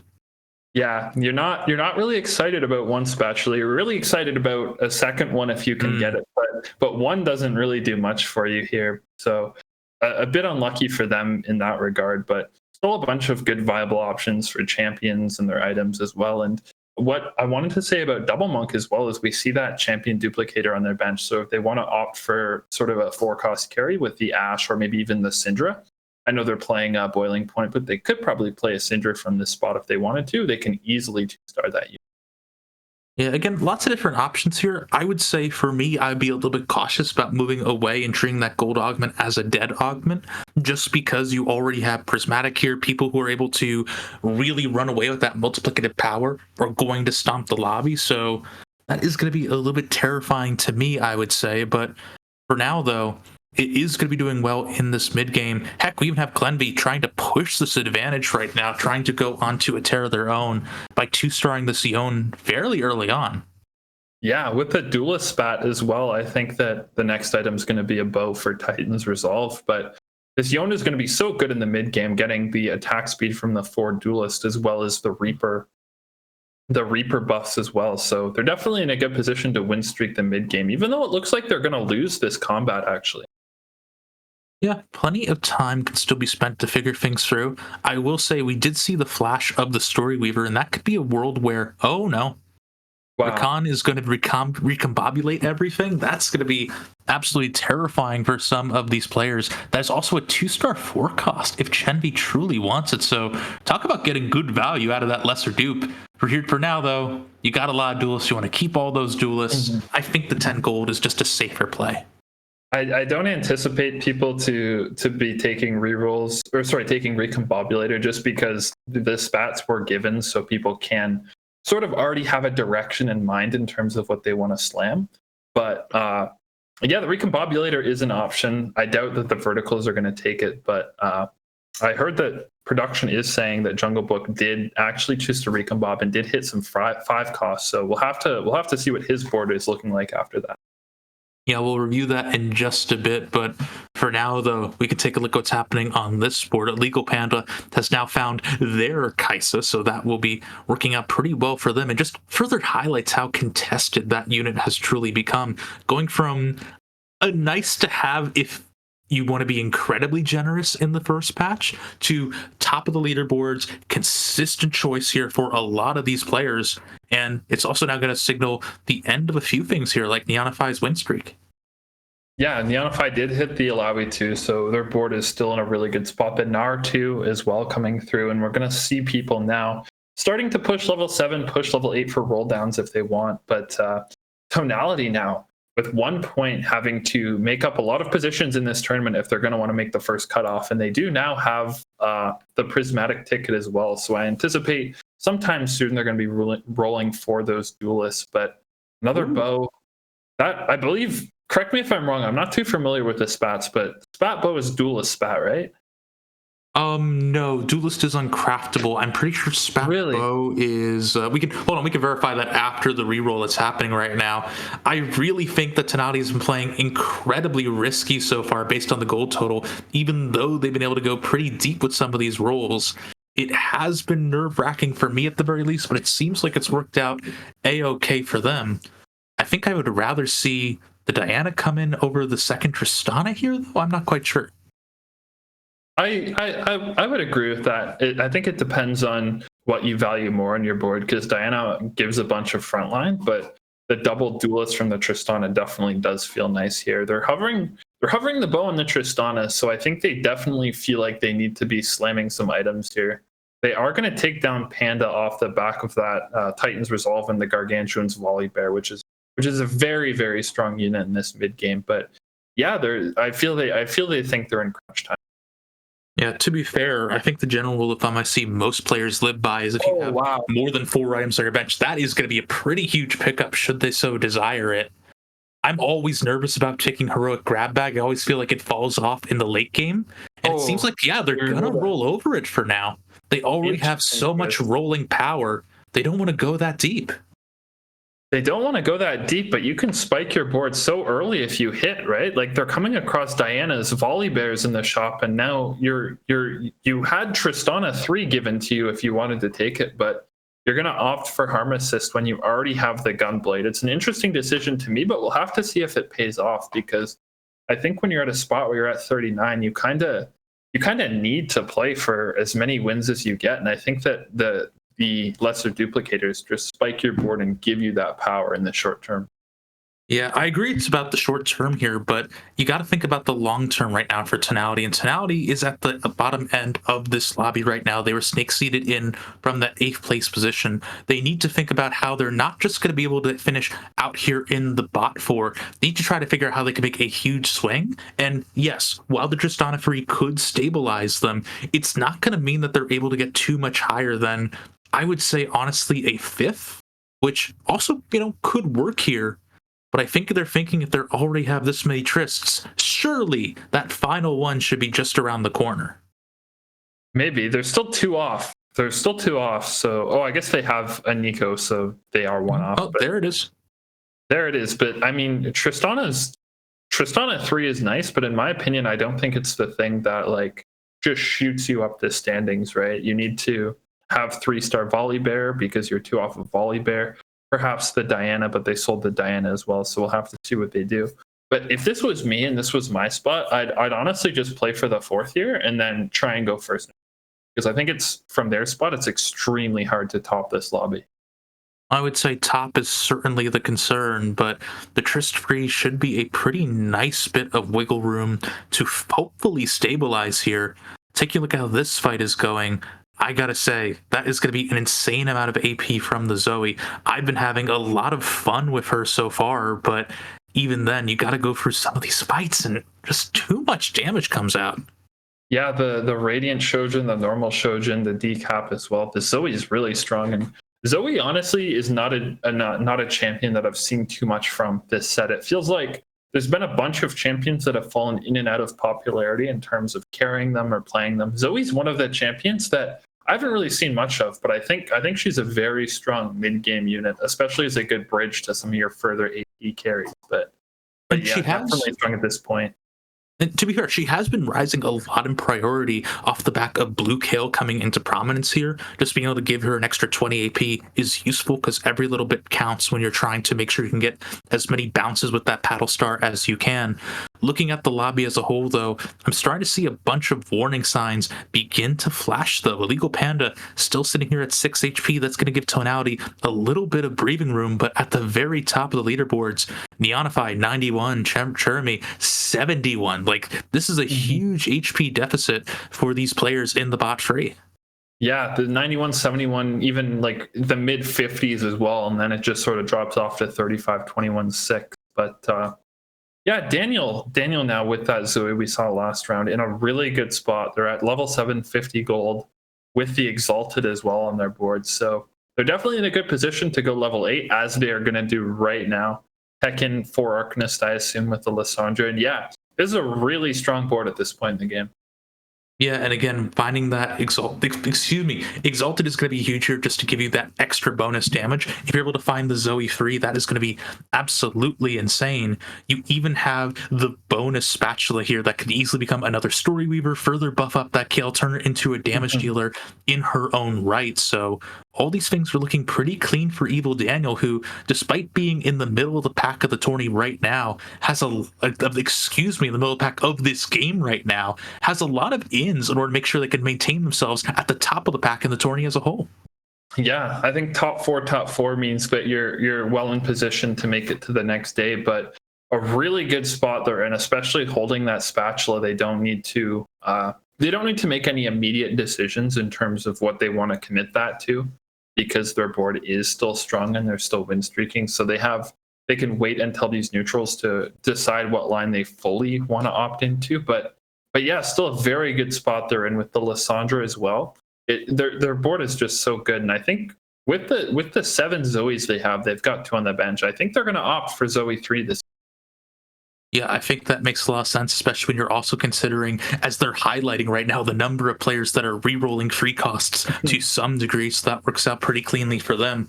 They will have to eventually push levels in order to further buff out the Exalted bonus. Remember, that's going to give you an extra bonus percentage of damage for every layer you go on through, but heck, Exalted's been also working really great for this composition as a whole. Soraka is another free cost you can roll alongside. You have your extra Arcanist coming in here as well, in the form of the Syndra. So all these things are going to work together to really make this Zoe pop, and you just have to wait here in the Zoe free waiting room to see exactly how deep that can go. Yeah, with 13 gold at level 8, it's not like they have a lot of gold right now to roll with, but I think with how... Ooh. Oh, wow. Oh, wow. That is such a good win for Evil Daniel, guaranteeing their 5 streak into neutrals here. They're going to get so much gold they can elect to work with, or push 9, or do whatever they want to do with that. And on the other side there, against Double Monk, who was playing the Porcelain board, they did end up finding the Porcelain spat as well, and they did put that on the set. So if they're able to upgrade those units, I think their board is gonna come back into this. I gotta say, this is pretty interesting so far, and it really is putting them in a strong position. And that one orb that came out from the list is also going to be huge. Prismatic, though, sorry, I'm going to cut myself off. That's going to be a pretty huge game changer for a lot of folks here. The Orn gloves will be the the option that comes in here for Evil Daniel. That can really be a huge swing, and yeah, it's time to roll. They're 2 off Zoe. They're 1 off Zoe. That's Syndra 2. That's a big power spike in itself. Yeah, Syndra's tricky because she wants a lot of itemization to really get going, but at the very least, she's going to get a lot done on her own. That's also 2 more Dianas in the shop. Ooh, wow. So you're looking at, there's a Porcelain spat coming in. Probably going to be an item for the Syndra here. And now you're sitting 1 off Diana 3, 1 off Zoe 3. They're in such a good spot this game. Yeah, I gotta say, this is a lock shop if I've ever seen one. You maybe hold on a little bit longer to see if your Lissandra is able to print any kind of additional gold for you, and it seems like survey says no on that front. But yeah, the lock comes on through. Sure, you're gonna feel a little bit bad not getting the free reroll to find that Zoe free potentially, but you have 2 units right now on the 8 pair. That should feel pretty okay in my book. Neonify, someone who we really haven't paid attention to this game. You're talking about the Dryad emblem that they took, or the Dryad augment they took at the start. They got Dryad emblem to accompany that, and now they're sitting win streaking with 91 HP still. So they're in an extremely good spot, and may even be able to take this game in a world where at the start we were talking about them just playing for top 4. They can definitely go for first this game. Yeah, the emblem really is the thing that can really raise it up in priority, so that is certainly a thing to watch for. I would just be concerned about the damage output that some of those Dryad units can do in the late game. If you're trying to go for that 2-cost reroll, that is definitely going to be falling off as we get closer and closer to stage 6.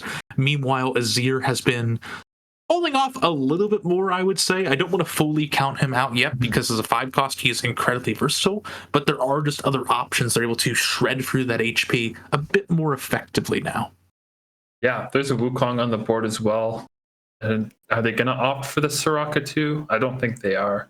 But just a really good board from them with the Duelist Spat and the Blacksmith's Gloves as well. With the Aurelia already Giant Slayer means that, yeah, they're just going to have such a strong board here. And looking on through, again, the full activation of 8 Duelists is going to be insane just off the back of the damage resistance that all of these units are going to be getting, let alone the attack speed and power. That's going to be a pretty powerful thing here. And Clenvy now looking to see if they can punish down on Tonality, who's also taken a lot of these Duelists out of the pool from them. Such a pivotal combat. If Tonality needs to win this, not off the fact that he's going to die if he loses, but if he's able to get Clenvy eliminated, it means that there's going to be so many more duelists going into the pool. But Clenvy is going to go down to 10 here, and it means that Tonality could maybe look for that Volley Bear if Clenvy does die. And let's talk about the differences right now between Clenvy and Tonality. Clenvy, currently 64th overall, finished in 3rd place in their previous game, while Tonality, as we previously said, finished 8th in game 1. So already we're seeing an improvement for Tonality and a very terrifying, precarious situation for Clenvy. We have to see exactly how that's going to work out here. And for Tonality, they're able to take that fight by the skin of their teeth for now. But at 4 HP, you really just got to dream holding Jan. Yeah, I agree. There's not much. I believe they weren't at that much gold as well. So it's like you just have to hold on and pray, right? Yeah.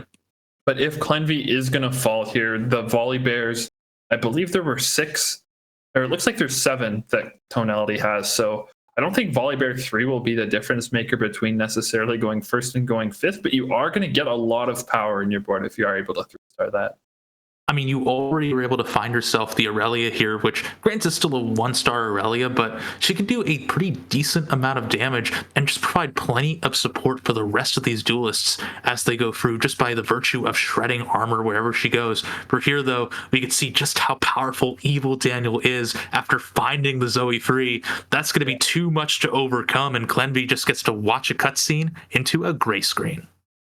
Clenvy's done, Tonality's done as well, off the back of Evil Daniel hitting that Zoe 3 and a triple itemized Syndra at this point. He was able to get some items onto that Syndra, so the board is just looking insanely strong. But Jungle Book 1 as well, having a really good board here. The Kaisa, the Kayn. Kayn's only 1-star, but a 2-star Kayn comes through and he's really strong.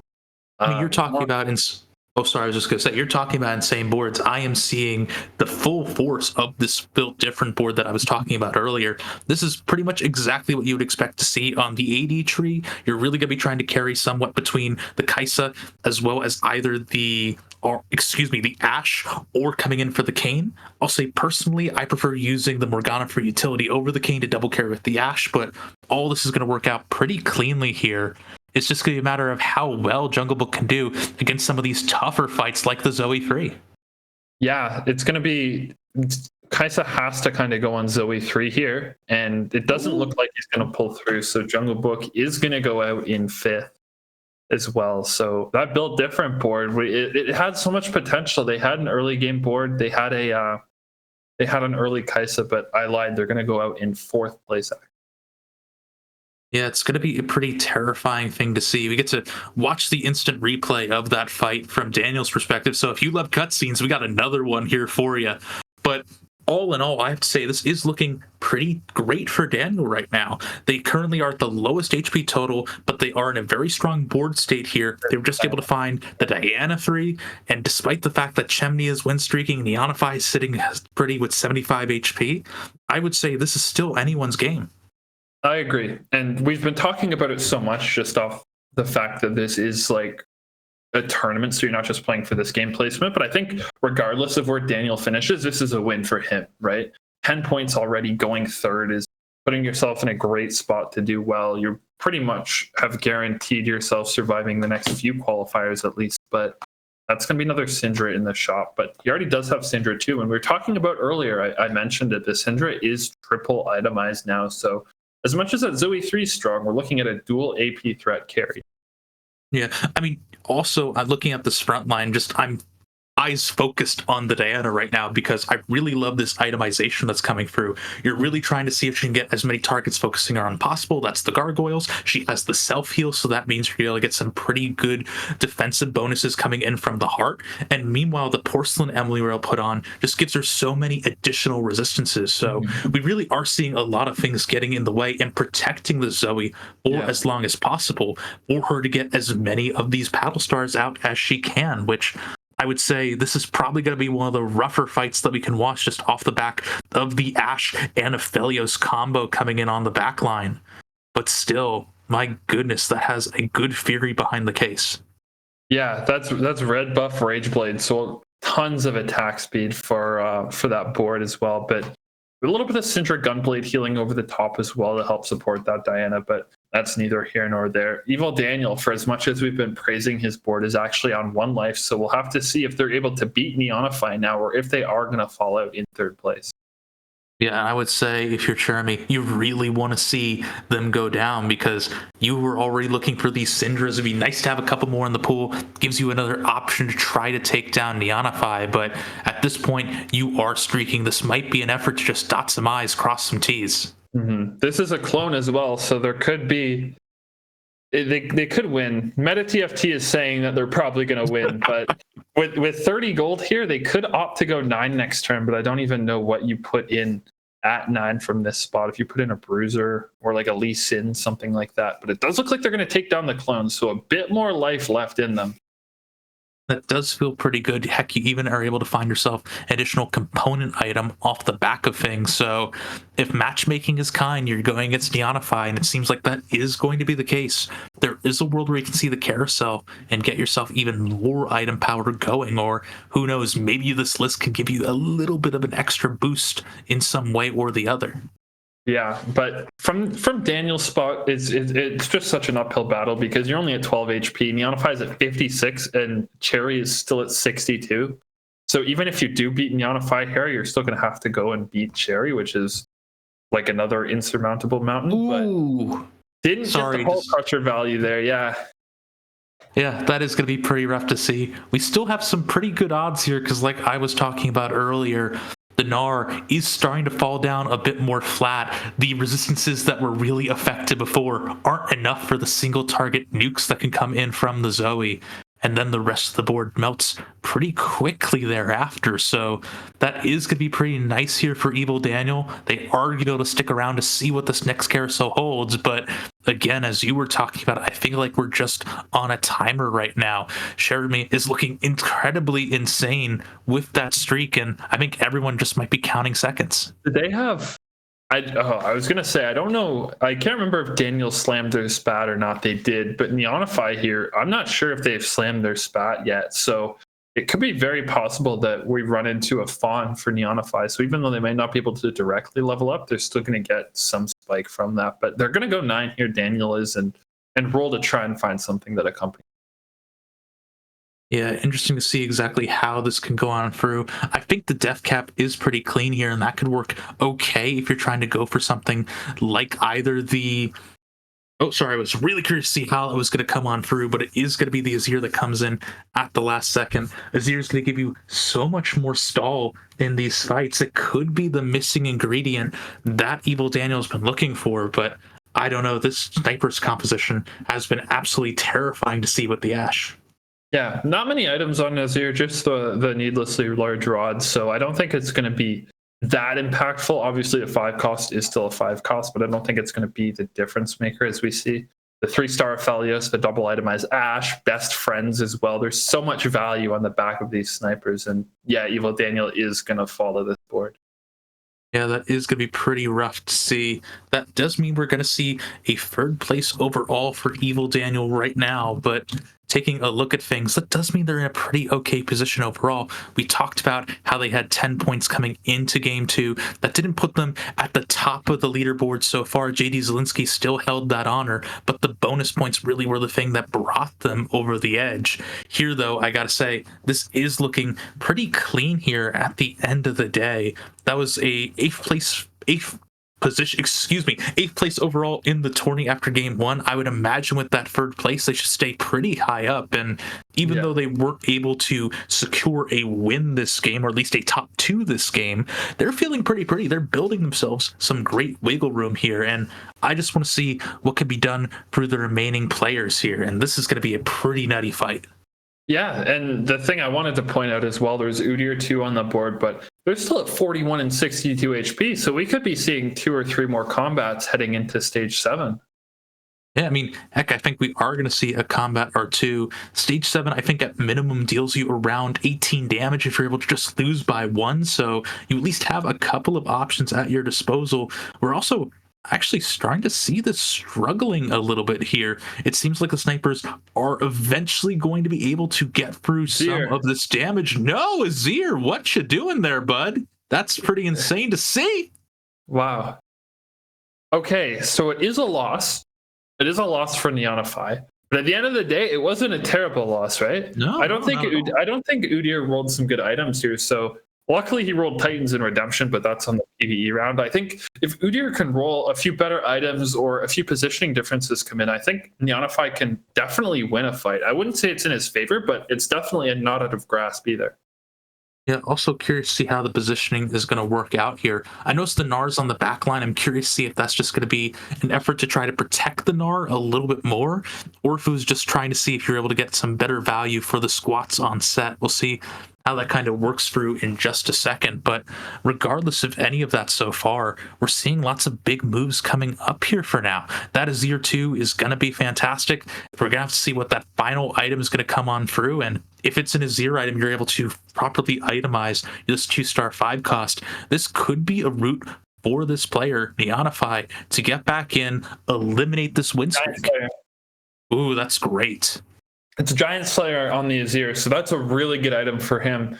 And Udyr as well rolled the Titans. The last Whisper is neither here nor there, but the Titans is going to be really strong on him. So it's definitely possible that Neonify wins this fight. Yeah, and let's talk about those stakes a little bit more. Neonify right now is 29th overall in the tournament, came in with a couple of bonus points for day one. So again, just like we were talking about with Evil Daniel, is trying to see how wide they can set up a lead to give themselves as much breathing room as they can as the day goes longer and longer. Meanwhile, if you're looking at on the snipers. Whoa! That is insane to see. Oh, it's good no! damage. The Aphelios is able to hold it on, but we have plenty of time. Neonify still sitting low here as we're seeing the margin of error is narrow. One loss for Neonify will just spell their doom. Yeah, we're 7-2 now, but the fights are so close. Oh. Like, that's a Mumu 3. That could be the nail in the coffin, but you never know. These fights are just so insanely close. But the Faded Emblem on the Amumu 3 now is so strong, but we'll have to see what happens. Yeah, this is going to be a pretty close fight here. Jeremy trying to make some last-minute positions here. I really like the set here. It should be able to knock away all this power from the Alawi and get a pretty good dive bomb. That gives you plenty of wiggle room onto the snipers, but take a look at the Azir. He's currently trying to see if he can get any kind of good angles like that last fight previously. It doesn't seem like any of them are going to make their way through. Yes, the laser goes wide. Ash is now firing 1 million arrows a minute now, and it seems like every single time it rains on down, it's just going to be the end of the fight. That's going to mean Neonify goes down. Jeremy wins the day, and let me tell you, that's going to be absolutely insane to see for the scores. Jeremy, like I was talking about earlier, finished second place in game one, now a first at their back in game two.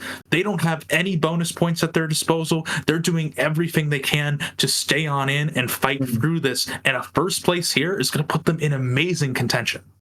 Yeah, it's a great start for them. And as long as they can top 4 the next game, maybe even a 5th or a 6th, they're definitely going to make it past the first round of cutoffs and be in good position to progress further towards the end of the day.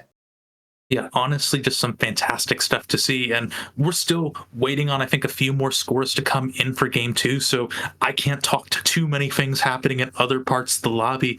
I'm just trying to piece together a few more things from that last game, because we saw some points that I feel like are pretty common here. We saw a built different board come on in. We saw a lot of preference going towards the Kaisa, but then we saw a few interesting things in here.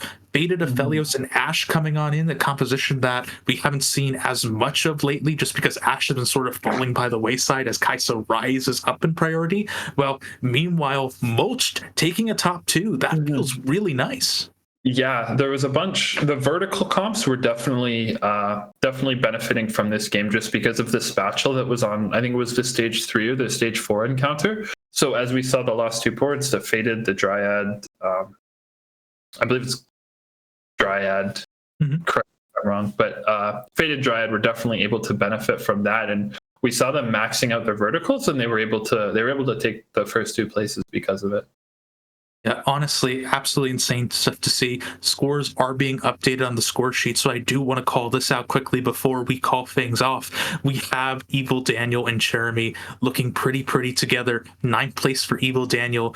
Jeremy at 10th place overall, one of 3 players in the top 10 who do not have any bonus points whatsoever. So that's putting them in an incredibly strong position coming out of game 2. But speaking of leaving game 2, we are also leaving after game 2. We have a new set of commentators coming on in to hype things on up. So before we do go, Beepots, tell me, where can people find you?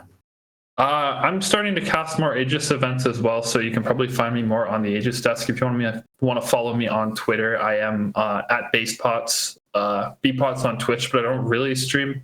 But yeah, generally on Twitter, Twitch, Discord as well, if you want them in the Aegis server. But yeah, that's about it.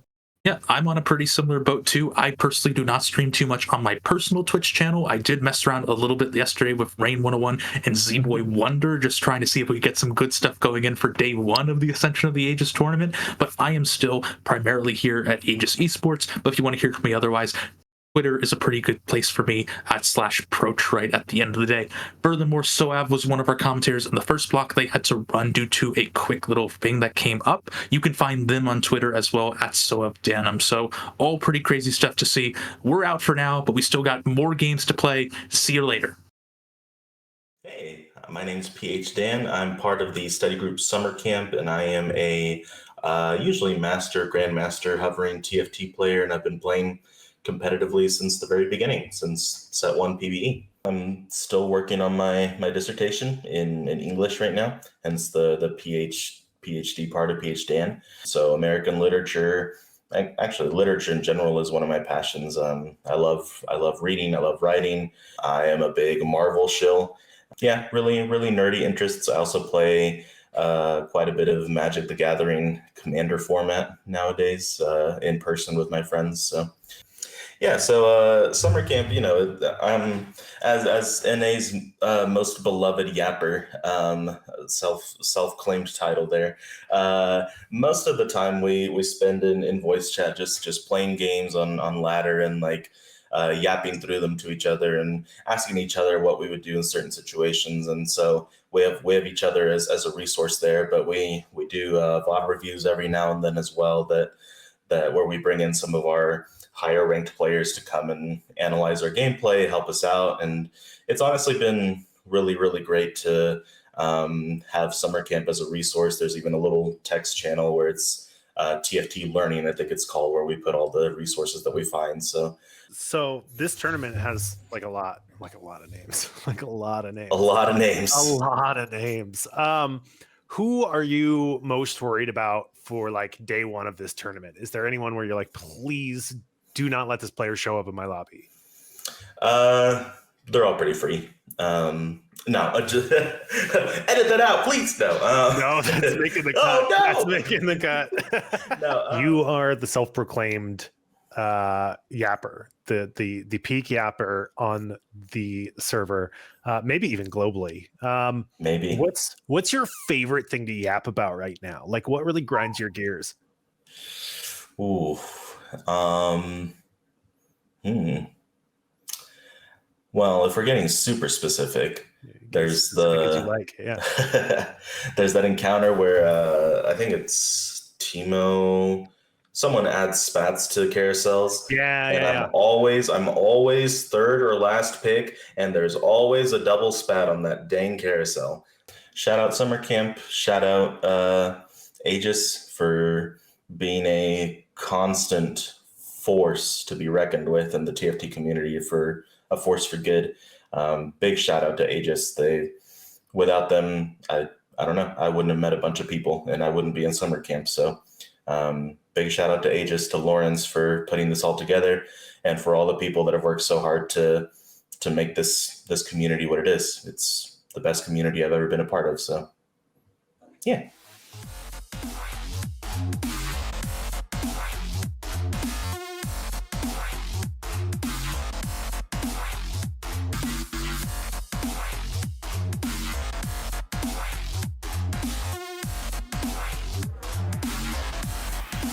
Every time I touch mic.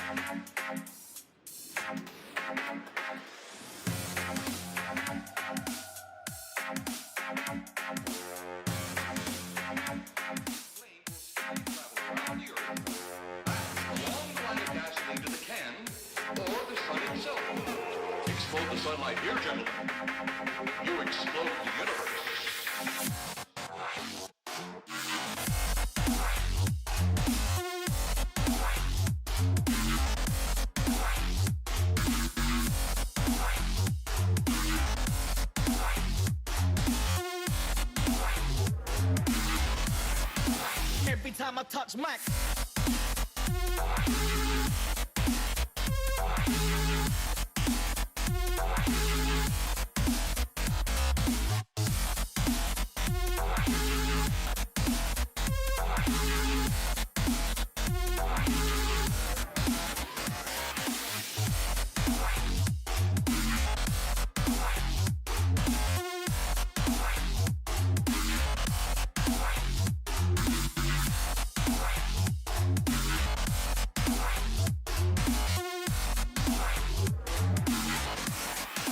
Every time I touch Mac.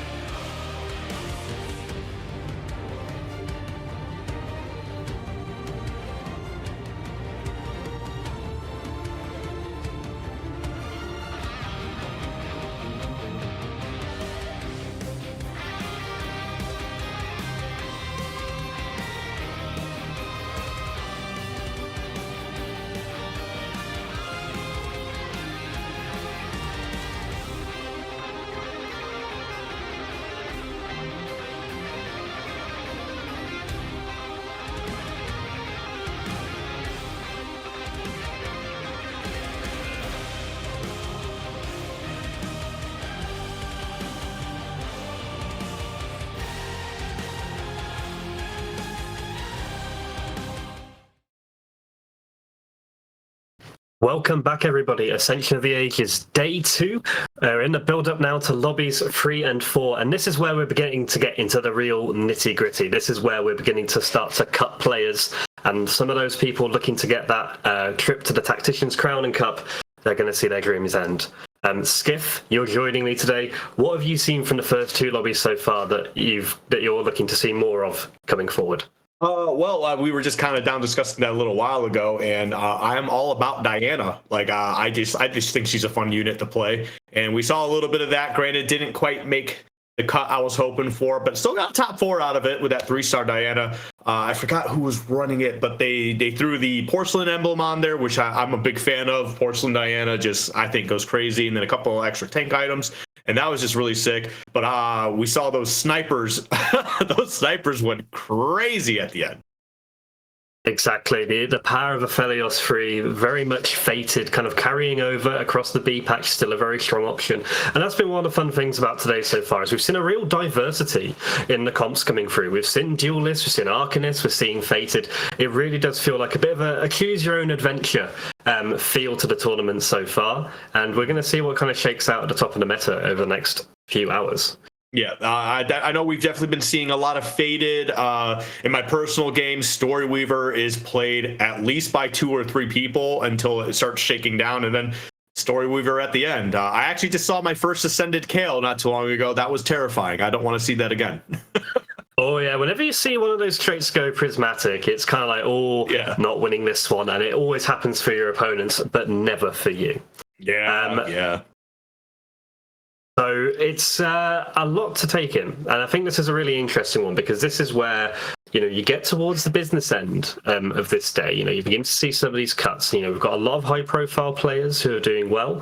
You know, we're just kind of looking for what lobby that we're going to be looking at going forward. But what's been interesting is we do see some of the familiar faces that we know and love from the NA scene kind of already rising to the top of the rankings. You've got the likes of JD Zielinski. That top 3 streak that we saw all of yesterday, he's followed that up today. First. Clearly the player to be catching up with. And there's a few other players who've gone first as well. Kurt Angle, Pun, Bosso Skills, Wong. It's really some people off to a real flying start today and can already start thinking about day 3.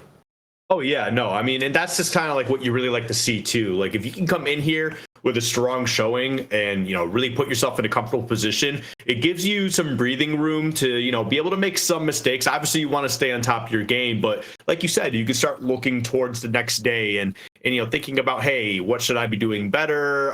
What did I flub on? And you can really, you know, start to get some of those early notes in to really capitalize everything you can do on that next day. So, I mean, I wouldn't be surprised if Zielinski doesn't make it at this point in that top 4 for that Tactician's Cup. But, I mean, yeah, you definitely hit it on the head. Like, that is the player to catch right now. I mean, good luck to everybody else at that point. Exactly, and I think that's the thing. It's like you got the inverse of this. There are some pretty big names who are looking on the edge here. You know, Lab Vanilla, Turtle, Beppo, Tropical, players who've not got off to the biggest start. You know, Ashamu as well, and some of the other lab members. You know, this is where you've got to start thinking about all 4th, 5th, something steady, and you've got to start thinking 1st or 8th. Yeah, I mean that's kind of really what it comes down to. But yeah, I think all the players that we're going to be getting today, I think they're all strong. Like, obviously, anybody could have a very good game. You know, there is always a little bit of a luck factor coming into this. So as long as you're able to kind of like, you find what you want to play, you hit your units, you get the items you need, like you'll be just fine. It's just a matter of just not making those mistakes that you probably would when you first started playing the game. Like for me, I still roll way too much. So just kind of maintaining your economy very well, and yeah, you should be fine. Again, all these players that we're going to be having on, they could very well take a 1st place here, but that also means that all these players that we're about to have on can also get an 8th, and you just don't want to see that. So we got to stay sharp from start to finish. Exactly, and speaking of tables who want to avoid 8th, we are going to jump into our lobby very shortly. We've got some interesting players in this lobby. We've got, you know, the headline acts, as far as I can tell, Camberley and Lab001 Mackie, 2 of the bigger names in there, joining Assyria, Knickknack, Krylix, 416, Horim and Titanium. So some pretty big names in there as we kind of get ready to go into that lobby.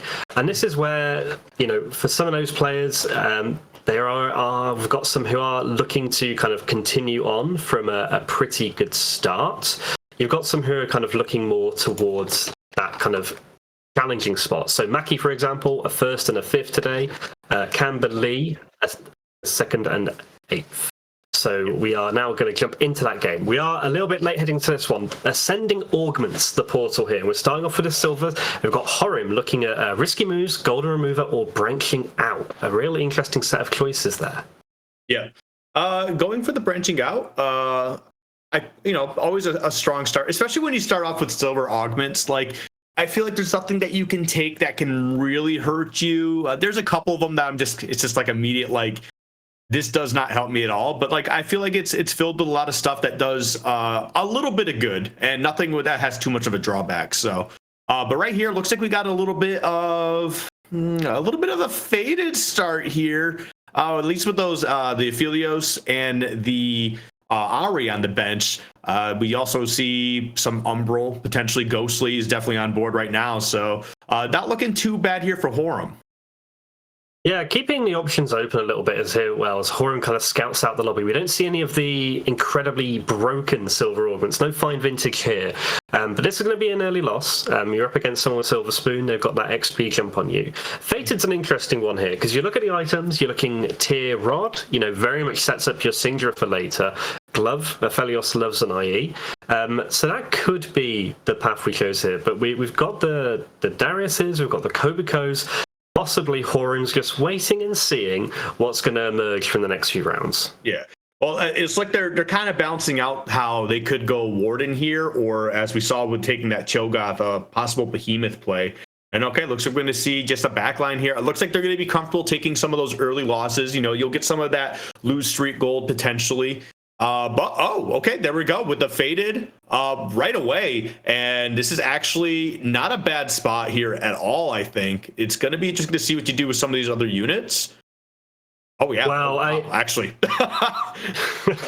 Yeah, this has come together pretty nicely. That Fated Emblem, that very much unlocks 7 Fated, and that's what we are really looking for when you're playing this comp. You hit that 7 Fated, and we saw this take down a lobby earlier today.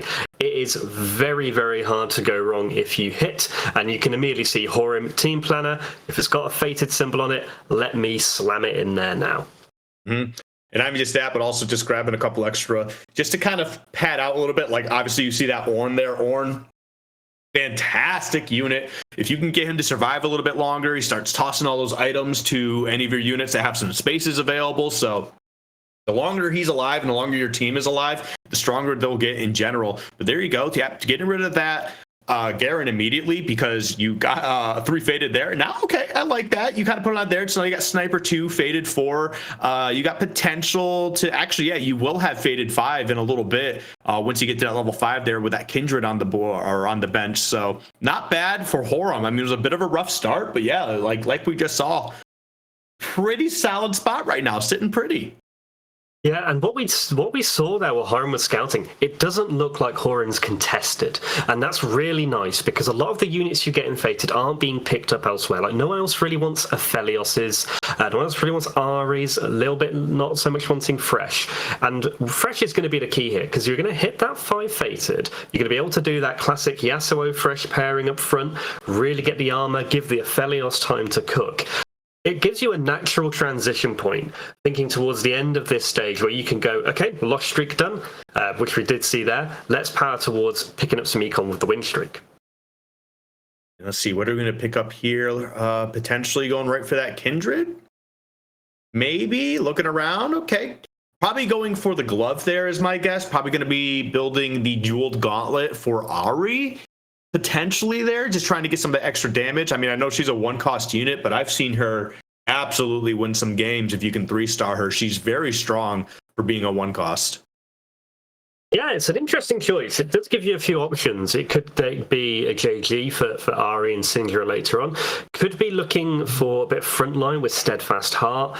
Could also maybe look at some other options there as well. Fated is also a comp that doesn't hate having a pair of Thieves gloves. Sometimes you have the Ash or the Ornn that are very, very useful to throw those gloves on for the extra damage for Ash, the survivability for Ornn. Although it does look like we spotted there, maybe someone else is looking at Fated as well. And that could put a bit of pressure here on Horum.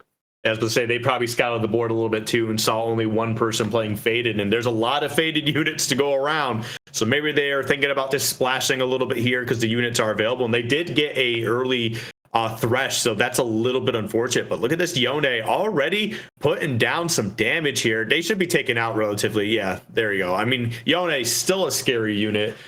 Even just like if you're able to get him to a tier 2, just terrifying with the amount of damage he can output. His sustainability is insane. But again, not bad. You're able to pick up that W, keep that win streak alive here a little bit. Look at this. You're starting to pick up some units, and the board's starting to come together just a little bit. Yeah, and this is the thing, is that you've got a pretty clear game plan. Like, you're not going to really be pivoting away from this. It gives you a very nice place to start from. And I even as well, we are seeing a 2-win streak. One of the things that's quite nice here is having the Caitlyn 2. Obviously not a natural fit, you might think, but you're giving the Aphelios sniper, and Caitlyn too is always going to get her man, always going to take something out. As we actually have a bit of fated on fated action here, and we'll see who comes out on this battle of the fated. It's not looking too hot, right? Yeah, Cole, I mean, on top of the fact that they've got their fated bonus going too, you also get a little bit of that heavenly buff as well. So definitely a pretty taking front line. I mean, especially with the Malphite, I think he gives about 8 armor and magic resist at that point, and then you get a little bit of that extra damage coming from Kha'Zix. So yeah, not too surprised to see that one. That's just a lot of buffs to go around. So yeah, it all stacks up, and it's also interesting as well. We're just looking at this lobby here. No one's win streaking heading into stage 3, and we've got some pretty interesting things going on as well. We saw a series earlier with that Yone typed in chat, me Yone muted. Camberley is running Fortune, which we haven't seen too much of today, and we've got Knick-Knack on Ghostly Senna. So people are beginning to find their lines, but no one's really pulling ahead of the lobby, and no one's really falling too far behind. Kind of leaving us finely poised for that gold and then prismatic augment coming up in the next 2 stages. Oh yeah, that will definitely change some things up here. I think we're going to see some people really find what they're looking for. But I mean, as we were talking though, we see Horum actually picks up the Lissandra, so not only do you get a strong forecast there, but you also get the Arcanist trait picked up in the process, so it's a little bit of extra 8p to go around, so that's beautifully played. Definitely a nice little pickup there. And look at that, now we got the Ginsus over on Aphelios, and we're about to start seeing some damage take off. I feel like that is definitely for sure, and you got a lot of nice items on the side here too. You got a few routes you can go with. Like you mentioned, that Steadfast Heart potentially coming out. We got Amarellos if you really need that too. You can see them hovering back and forth here. Ooh, almost went for it. Now they're just kind of taking those second thoughts. Probably going to see what the next augment's going to be before they really start committing anything too hard. Yeah, it's a really interesting one. I mean, that Singtra pickup is nice and early, but I think what's quite interesting here, and this is the challenge for Horum, still no fresh. You really do need that early fating to give these units time to build up and do damage. And as you can see here, Yasuo just folds really quickly. What we're seeing here, Titanium is on the back line. It actually looks like it's going to work out despite that. But I think that's going to be Horum's #1 priority. Please find me a fresh. I need some front line. Yeah, I mean, I can't tell you how many times I've seen a great back line. It just looks so devastating, and then you realize that front line goes down like a hot knife through butter, and it's pretty rough. But as we're looking at Camberley here, checking out their augments, they got a few solid choices here. Definitely some good buffs. A Fortune crest right there. That's actually pretty huge. Oh, that's tempting. Camberley has been on Fortune. Yeah. Here we go. This Gonna get an early cash out though. It's an early cash out. It's really interesting. So Camberley's kind of been playing best units, and 3. That's an interesting number to come up on Fortune. 5 Fortune now. You can get aggressive because that 5 Fortune means that you're going to be gaining HP back despite the losses. And here then you can maybe play a little bit more risky, and you're seeing this. See Camberley maybe on a 3-win streak now. You're not sticking Zoe up front to win.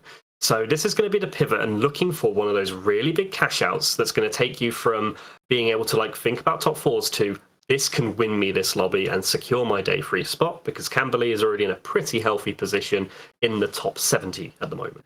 Yeah, I mean, like you said, you can take these losses too, especially being up in that second spot there. And the health gain actually almost bumped them to be tied for first. So this is actually just such a crazy position to be in. Picking up that Fortune crest was incredible.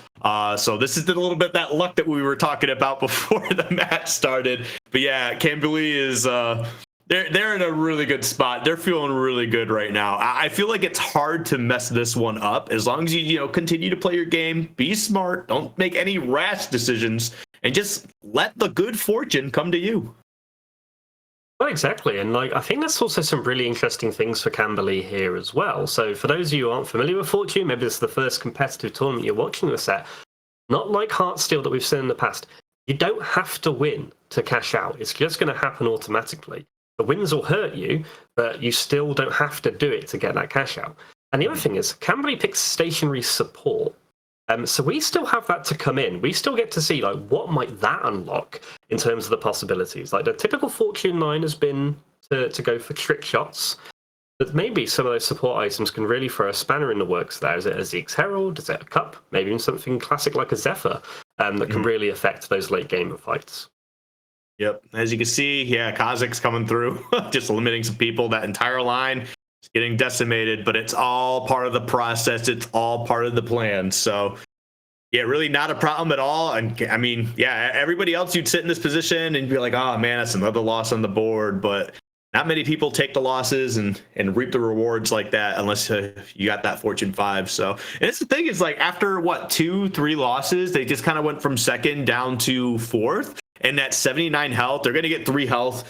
Is it 3 health? Yes. At the start of the next round, so they're going to bump right back up into like what third. So yeah, they're sitting pretty here. Yeah, it's really a nice spot to play it from. And the thing is as well is like transitioning it into it a little bit here in stage 3 almost provides a little bit of protection. So we saw this earlier. We had a player on Fortune who someone just sold their entire board and broke the Fortune streak. And that ruined that game plan. No one's doing that in stage 3, realistically, because it's too much of a hit to take. And because you've got that HP buffer, we've been seeing Camberley do this. You can kind of position your units in a very weird manner that is almost guaranteeing the loss. Oh, we're going to get rid of that Teemo. Going to readjust some items here. What is that? That is... Oh, I can't remember the name of this item. That's all right. That's all right. We've got the Shroud of Stillness in the middle there. That's what it is. So that's gonna provide a little bit of mana reave, going to stop people from casting. And what was really interesting there, you said about switching up the Teemo. This is a very deliberate decision here from Camberley. I don't want this Teemo 2 to be carrying those 3 items because I'm increasing the risk of a win. You can even see like, oh, hovering over that Shojin, doesn't want to risk it. So that's a real heads up play. You know, it'd be very easy to accidentally make the Teemo 2 3 items and start winning fights. Camberley insulating against that, making sure he protects this loss streak. All right, well, you got rid of one Teemo, put in the 2-star, and then you just put everything back on except the Morellos. Yeah, which is fine. Looking to secure a few extra kills there, I think, just to protect the HP a little bit more. Yeah. And they're pushing our luck here as well. And this is interesting because you can see some 4 cost creeping through here. You know, Galio. You know, you've already got a Kobiko for Bruiser. You've already got Story Weaver. And again, you might look at this and, you know, it'd be very easy to like, okay, Riven, you're gone. Galio, you're in. But you can see Camberley's really focusing on who might I play because a win here wouldn't be game wrecking, but would certainly limit the ceiling of how far this Fortune board can go. For sure. Interesting. Yeah, putting that board or the trainer all the way over there. Not going to mana reave anything, but you know, it does create another little thing for that front line to go attack here. So a little bit of a weird spot, but this is not looking good for that streak. This is so devastating. This is bad. Yeah, this is not what Camberley wanted to see. And you know, Mackie currently like bottom of the scoreboards. You know, maybe Camberley is thinking, I could have positioned differently. So this is going to provide that penalty on the Fortune. So Camberley's got a decision now. You know, this is going to soften that cash out. How much further can you push this? Well, and Annie, that's another Fortune. And you've got to be thinking, if you can maybe finagle the right things, do you even think Fortune 7, despite picking up that win? Fortune 7 is definitely on the board, and it's kind of terrifying to think about. And honestly, to getting that win, you only lost 1 on your Fortune cash out. Went from 12 to 11, so really not that bad. But we'll see where things go from here. Obviously, we get this neutral round, you know, get some of these minions out of the way, not these minions, these wolves. And you picked up Tristana 2 there, so that's actually not bad at all. And yeah, these units actually just keep coming for you. Yeah, and it's an interesting one because it really puts you in a bit of an interesting spot about, do you want to continue to try and push your luck here, because the Chris 2 can do some work, even unitemized, because it's actually a really interesting place where we are with the tempo of this lobby. We don't have any one person who's way ahead. We don't really have anyone who's way behind, and that almost gives you the opportunity of, well, if no one's really far ahead, I've got time to work this fortune board, work a massive cash out, and outcap everybody. But it also means you are at risk of picking up some of those sneaky wins. And there they are, tempting again, thinking about dropping this item here. I wouldn't do it. Just rack up this fortune, because this cash out that is the potential here is huge. Yeah. Just let it go, let it rock. Put the book down, maybe just about got a one we've on. This is a stressful one for Camberley as we look at the traits, the Augment Seaver. What might we look here? Final Ascension, Guild Lotus, Infernal Contract. That probably is not what Camberley wanted. You're probably looking for something econ there, or something that's really going to deliver a capped board.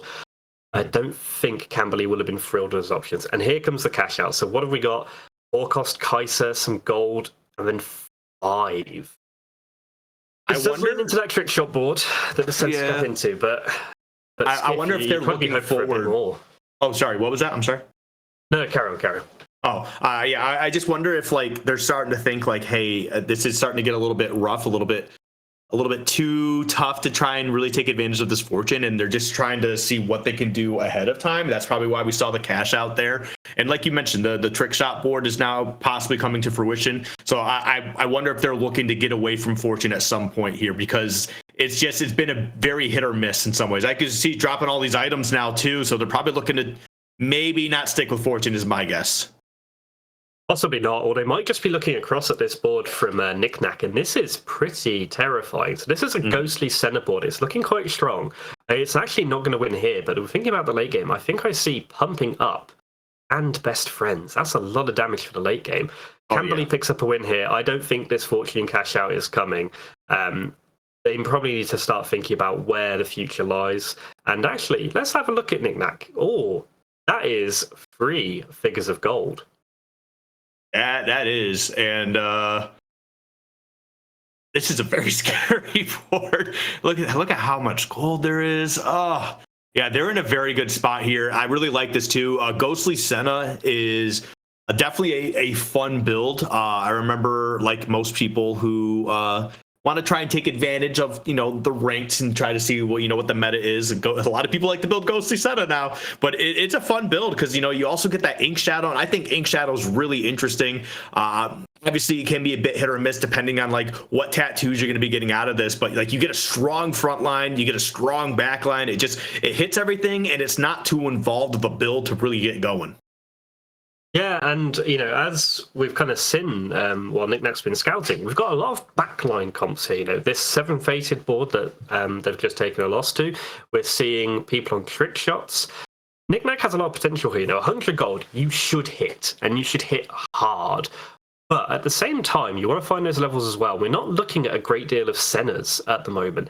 And the other thing is as well, if the carousel could be quite pivotal here, because if you're looking at the items you have right now, this isn't necessarily what you'd call best in slot. Mm-hmm. Well, I mean, there is that Morgana back there, so that could really kind of build up that Ghostly a little bit more, get a bit of a stronger unit in the back line. But no, going for the sword. Okay. It's probably for that Infinity Edge. That makes a lot of sense, yeah. Yeah, and that's why I was wondering, you look at those items right now, Senna only carrying 1 full item carrying stage 5, you've got to hit something there, and the eye is pretty much perfect. I swear I just saw in the movie with 3 mana Zanes, well, we might have to check in on that later. But this looks like it's going to be there was 3 of something, it looked odd. But for Knick-Knack, go time is coming, right? You can't sit on this gold forever. It's use it or lose it. So here comes this big roll down and immediately hitting another 2-star Senna. Stopping there, interestingly. I'd be going. I'd be rolling again. Yep, there we go. That's what I want to see. Yes, spend the gold. Spend the gold. This is where I'd start getting nervous. We hit that other 2-star Senna very early. No more since. So we're looking at a lot of almost. You'd really like to have hit a 3-star by now. hasn't quite come through. And this is when everyone else is beginning to cap those boards. You know, you're looking at a pretty scary Yone here, already an Udyr on this board that you're facing. There is going to have to come a point where, you know, you want to preserve the econ as much as possible, especially when you've got hedge fund. That's why Knick-Knack will have been holding on to it. But at some point, you've just got to swallow it and go, I have to hit. Yep. As you can see right here, yeah, that Yone put in a lot of work there. And this is wow, they actually got an Udyr as well. Well, Udyr and Wukong. Holy. I did not realize what type of front line they were running there. But yeah, that was just definitely some strong behemoth. And I actually saw earlier too, just want to touch on this real quick. But scouting, we saw Horum, who we started off spectating. It looks like they finally hit their thresh. I did want to point that out real quick. But as we continue to roll down here, this is where things get scary, right? Because you have so many units you really want to be rocking. And the problem is, okay, they worked it out. It's like you get your whole board filled up and you're like, oh no, what do I have to sell? Because if you sell something, then you find that unit again immediately and you're like, oh no, everything's falling apart. But three costs in a row, all in one round. This was a huge roll down. Definitely well worth the gold spent. Look at this. You got your Shen all kitted up. You got your Aatrox. One more item can really start going crazy. And now you got your Senna in the back line. One more item and she's going to put out so much more damage. Yeah, you are sitting pretty. You are in a great spot. And Knick-Knack is got to be feeling good here. Look at this. Absolutely wiping out that entire team. Yeah, a very nice roll down there, actually. It almost went 1, 2, 3, and then 4. Let's not forget that Kane that's been picked up and sat on the bench. That's going to add a little bit of additional power because now you've hit. You've got a lot of what you need. Now Knick-Knack can start thinking levels because, you know, level 6, heading into stage 5, not ideal, but we need to start kind of picking up those levels. This is a decent spot to be in. This is the next step. Level up and find that next Senna item to begin to cap out the damage here. Mm-hmm. Yeah, but I wouldn't even be surprised. Like, just, you know, take your time, you know, let your gold build up here. You don't have to force that level up immediately, especially because, like, this looks strong enough to still get a couple more wins out without too much hassle because it's a strong board, I would say. And that certainly helps. But I think that's a support anvil, but we're going to see what you kind of get out of that. Maybe something you can throw in Aatrox, but we'll see where it goes. Yeah. So let's see what we get here. As a support item anvil as well there. So that could be really interesting. What are we looking at? Obsidian Cleaver, Locket, Route. I think Zeke's Herald would have been high on the shopping list here. So you've got some options. You know, the Shroud may provide a little bit of utility. And I did just see it. That Amumu does have 3 Mana Zanes on it. I have to keep going back to it. I want to know what's going on there. And it is the Shroud. So a bit of utility here because, you know, a lot of backline comps hit that Shroud, you know, you get to perfect place it here. That gives your board more time to work with. It allows Ghost to stack up, allows Senna to get some of those big chunky hits in. Gunblade here now as well, so even more survivability. And yeah, you see some of those big hits there. That Yone, you know, this was the fight we saw not too long ago. The Yone, the early Wukong, you know, not standing up to this damage from Senna. It's just hit after hit after hit. And Assyria actually on death's door here. Yeah, and that's what happens when you're able to hit these 3 stars on your front line and you just get a couple solid items on them. The survivability for them just really just jumps from, like, astronomically, and it allows that backline like Senna to also pump up that big damage, right? And then also the fact that, like, she's got that Gunblade on her now. So yeah, like you mentioned, that survivability just goes up a lot more. So, like, your front line just continues to stay strong and she can just take care of the rest. You just need to survive. Exactly. And speaking of surviving, you know, we've got Horim, who is thriving, win streaking, top of the leaderboard. You know, when we looked, we were like, can we find that fresh? We found that fresh and more. We are talking a Felios 3 already. We've got a Singja with 2 very nice items. Early set, Ornn with the Fated Emblem. This is exactly how you draw this board up. This is what you're looking for. This is the classic build because you can see the damage is pretty strong. You get those 2 outputs. You get Singja holding your AP, Aphelios holding your AD, and that is going to be knocking Assyria out here. Horim is hit and now beginning to take some names and push towards a first. Mm-hmm. Yeah, it's definitely a big one too because, like, you've got that Morellonomicon on Syndra as well, so, like, that's going to be, like, some pretty solid damage. Any of these the healing that some of these units are going to be going, like we saw earlier with the Senna with the Gunblade. Actually, if you take a look at that Lilia in the back line as well with the Gunblade that we just saw during the scouting, you're definitely going to be able to eliminate some of that healing to keep that front line alive. So huge pickup on that part. And then, yes, the Aphelios is going to be able to just rack up all that damage with that Zeke's Herald, too. That Zeke's Herald is such a good pickup. We wanted that earlier, too, but having it here for this backline, ugh. And what's really, not only you got that, one thing to note, we don't even have sniper in right now. We have only one sniper in, and we've got the gold to level fairly soon. And that Ash 2, there's an Ash 2 just sitting on bench, ready, put me in, coach. That is going to increase the damage output here already. And, Camberley is already, level 9, and this Fated board is looking like it's going to push it close, may even get the win here against the Aurelia, and it does. Yeah. Yeah, that was really strong. Yeah, I didn't even notice the Ash on the bench. Definitely. But hey, you know what? Some of the best bench units, all right, some of the best bench players, all right, like Manu Ginobili, all right, in basketball, on one of the best dynasty teams of all time, was 6th man of the year. I don't know how many times, right? Came off the bench and provided a lot of good quality minutes. So that Ash, and that's your Manu Ginobili right now. Once you get her in, she's going to start pulling out a lot of damage, especially with her ability. Hit so many units. It can especially hit that backline extremely well. So we'll definitely see how that plays out getting into this next round here. Oh, and you hit the 2-star on the Ornn. That's huge. There she is. Yeah, and you got it right next to that Zeke's Herald as well. This is looking like a dangerous game right now, especially with the fact that you've got Set right there too with the Thief's Gloves on him. Yeah, this is looking really dangerous for the rest of the board here. Yeah, I mean, I'm no basketball expert, but this round was a slam dunk for Horim. That's a massive power spike and already top of the leaderboard, right? This is exactly what you want to see. The laundry list of what you might want here is basically Syndra 2, Set 2. You're not massively far off these. When 7 Fated can push to level 9 and just begin to add in utility and just raw power from the legendaries, that's where it gets really scary. And this is going to be, again, another level 9 board. The power of this Fated board, it might be one level behind, but it's certainly not lacking the damage department. That is another player being sent home by Horim. And we're already 4 players down. Maki gone, Krylix gone, Titanium gone, Assyria gone.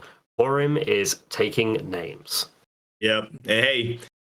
That's just what's going to happen. I mean, especially when you get like that strong front line here between Ornn, just the behemoths as well. That gives them that little bit of extra defensive stats as well. You've got the Gargoyle Stone Plate. It's definitely a strong front line, which is exactly what you need to have a 3-star in the back like Aphelios. So definitely sitting pretty.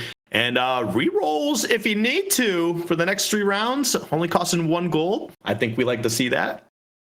Yeah, it's a really interesting one here as a decision for Horim because, you're 10 streaking. You are probably thinking level 9, but you might be tempted to throw out some rerolls to see if you can just hit the Syndra 2 and just really begin to slam the door on the rest of the lobby.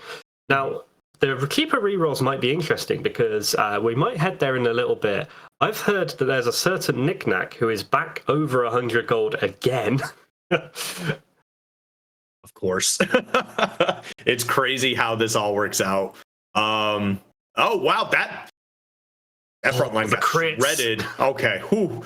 Man, it's scary when you see your front line that's been holding together pretty well just get absolutely shredded, and you're like, I hope my back line is fast enough. Actually, we see the Aphelios. Is that okay? That's 17 on the Ginsu. I thought I read 47 for a second. I was about to say, how did that happen? But hey, there we go. We got our level 2 Syndra. Syndra 2, and that's the thing that really gives you the ability to just push 9 and look for that set 2. Knickknack, exactly 100 on the dot, 100% emoji, 100% roll down coming in here. They're cheaper, and this is interesting as as Knickknack scouts around. What are you looking to hit here is really interesting because you're still level 7, so this is probably a level. Maybe it's something like a Morgana 2, maybe it's something like a Kayn. Maybe you even consider with this much gold, could you even try and hit maybe a 3-star forecast to be a bold one? But we're going to find out. Here comes 100 gold coming down the pipeline. What can Knickknack hit? I mean, he's looking, he's grabbing everything he can. If it's good, it's getting in there. Oh, we got Ghostly 6 now too. That's pretty good. 6 Ghostly is pretty good. We're looking at the item here. If I'm Knickknack, I'm on 12 health. Horim looks really strong. I am not sitting on this 80 gold if I'm Knickknack. Absolutely not. It's an interesting decision because you're going up against Horim. And 6 Ghostly may be enough here. This is actually going to be a real titanic battle, and all the Aphelios is getting max sniper value here. But also, so is the Senna. Oh, and they actually put the Thief's Gloves on the Ash in the background. You know, nothing like a good old Bramble Vest and Warmogs on your backline Ash. But it looks like that doesn't matter because, like, you got this front line holding together pretty well. Senna, though, this is going to come down. Oh, no, this is terrifying. And, wow, gets the ability off to actually close it out before it was too late. And I don't know if that would have definitely closed him out. It would have been close, but thank goodness you picked up the W because, I would not want to see how that would play out. A real showdown at the OK Corral, and Knickknack's gambit is working out really strongly here. We talked about a massive roll down. Knickknack hasn't gone for that.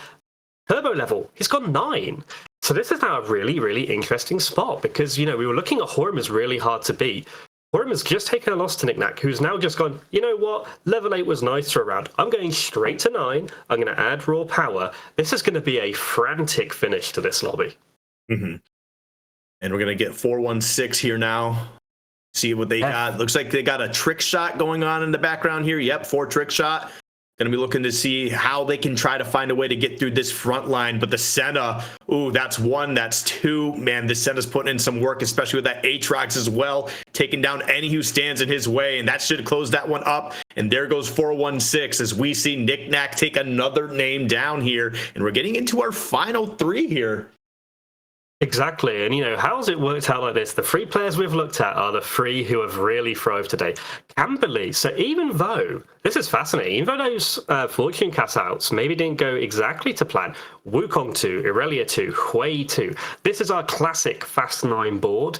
This is no slouch of a comp either. We're really seeing some raw power coming out in this 3rd lobby of the day. Mm-hmm. There we go, putting that Shroud of Stillness on the left side here. Yep, nice, very well placed. Gets those back units just slowed down a little bit. That's going to be a very big factor here. But look at this. We've got the Hui putting down some pretty good damage there in the front. And now it's kind of a battle of the front lines here. But it looks like Camberley's front line is barely hanging on here. This Horn is putting a whole lot of work in, but it might not be enough, and it doesn't look like it will be. Oh, no, wait. Oh, it's the Irelia. The Irelia is just too strong. Horim is going to... No, sorry, Knickknack is going to survive on 1 health. This is very, very tense, and maybe this is where experience matters. What was critical? You saw there, as you called out, Skiff, Camberley landed that Shroud. On the other side, there was a Shroud as well, and it only really hit Soraka, and that genuinely, I think, was all the difference in that fight. It hit Senna too, which is also huge. But hitting both of them, like that's definitely, like, if they did not place that correctly, that would have been a different game entirely. I'm fairly sure. Yeah, and it's really interesting, you know, Shroud of Stillness, you know, this used to be an item you could build. It really can swing these fights. And when you've got one player on 4 health, you've got another on 1, you know, Horim's got some lives to give. You know, he can have 1 or 2 mishaps on this. We don't necessarily have that. For Camberley and Knickknack, it's get it right or go home. Yep. Okay, still, I think, what is that, Fortune still active a little bit? I think they just threw that on there for a little bit of the health on the Diana, but... All right, well, that Shroud going to hit that backline again, this time on Horim's backline, which is equally as scary, if not more, depending on how it gets ramped up. Yeah, and we're going to see how this Hui, this 2-star Hui and Irelia start to shred that backline a little bit here, and there goes Adaphilios. Should not be able to hang tough here. Nope, goes down, and now we're down to our final 2, Sonata. Yeah, it's going to be Horim versus Camberley for the rest of this lobby. And something that was really interesting there, we saw Camberley took that one down. That, I believe, was the ghost board. So Horim wasn't necessarily positioning for Camberley there, so maybe that's why that Shroud lands. But this could also be where experience really matters. You know, Camberley is a player who has been in high-stakes tournaments before, probably has a little bit more settled nerves, does have the ability here. You know, it's really going to come down to positioning is going to be very critical here, particularly with Aphelios' sniper distance and needing to protect the queen, in this case, Irelia. Yep. And there we go. That Shroud of Stillness going to hit that backline once again. We might get a repeat of the last round, Sonata, but as we can see, Set diving in there, getting that ability off, the Hui's ability going off here too, getting a little bit of that healing going. It's got to pick up a little bit here. We see the AP get picked up, and the Ornn still surviving pretty well. And the Aurelia going to shred that back line there with the Hui and the Ornn taking that face damage. And that's actually a huge win for Camberley here. And now, are we just going to see all these games go down to Horum just repeatedly losing from... I mean, Camberley's at 4 health, Sonato. Like, what does Horum need to do to change things up? Obviously, needs to switch the board up. I think that Shroud of Stillness is doing so much work for him. It's actually crazy to think about. Yeah, you would like to see a little bit more positioning around the Shroud. If you're Horum, you need to really push, I think, to try and take out some of those critical units really early. And think the fear here as well, like Camberley already has a very strong board.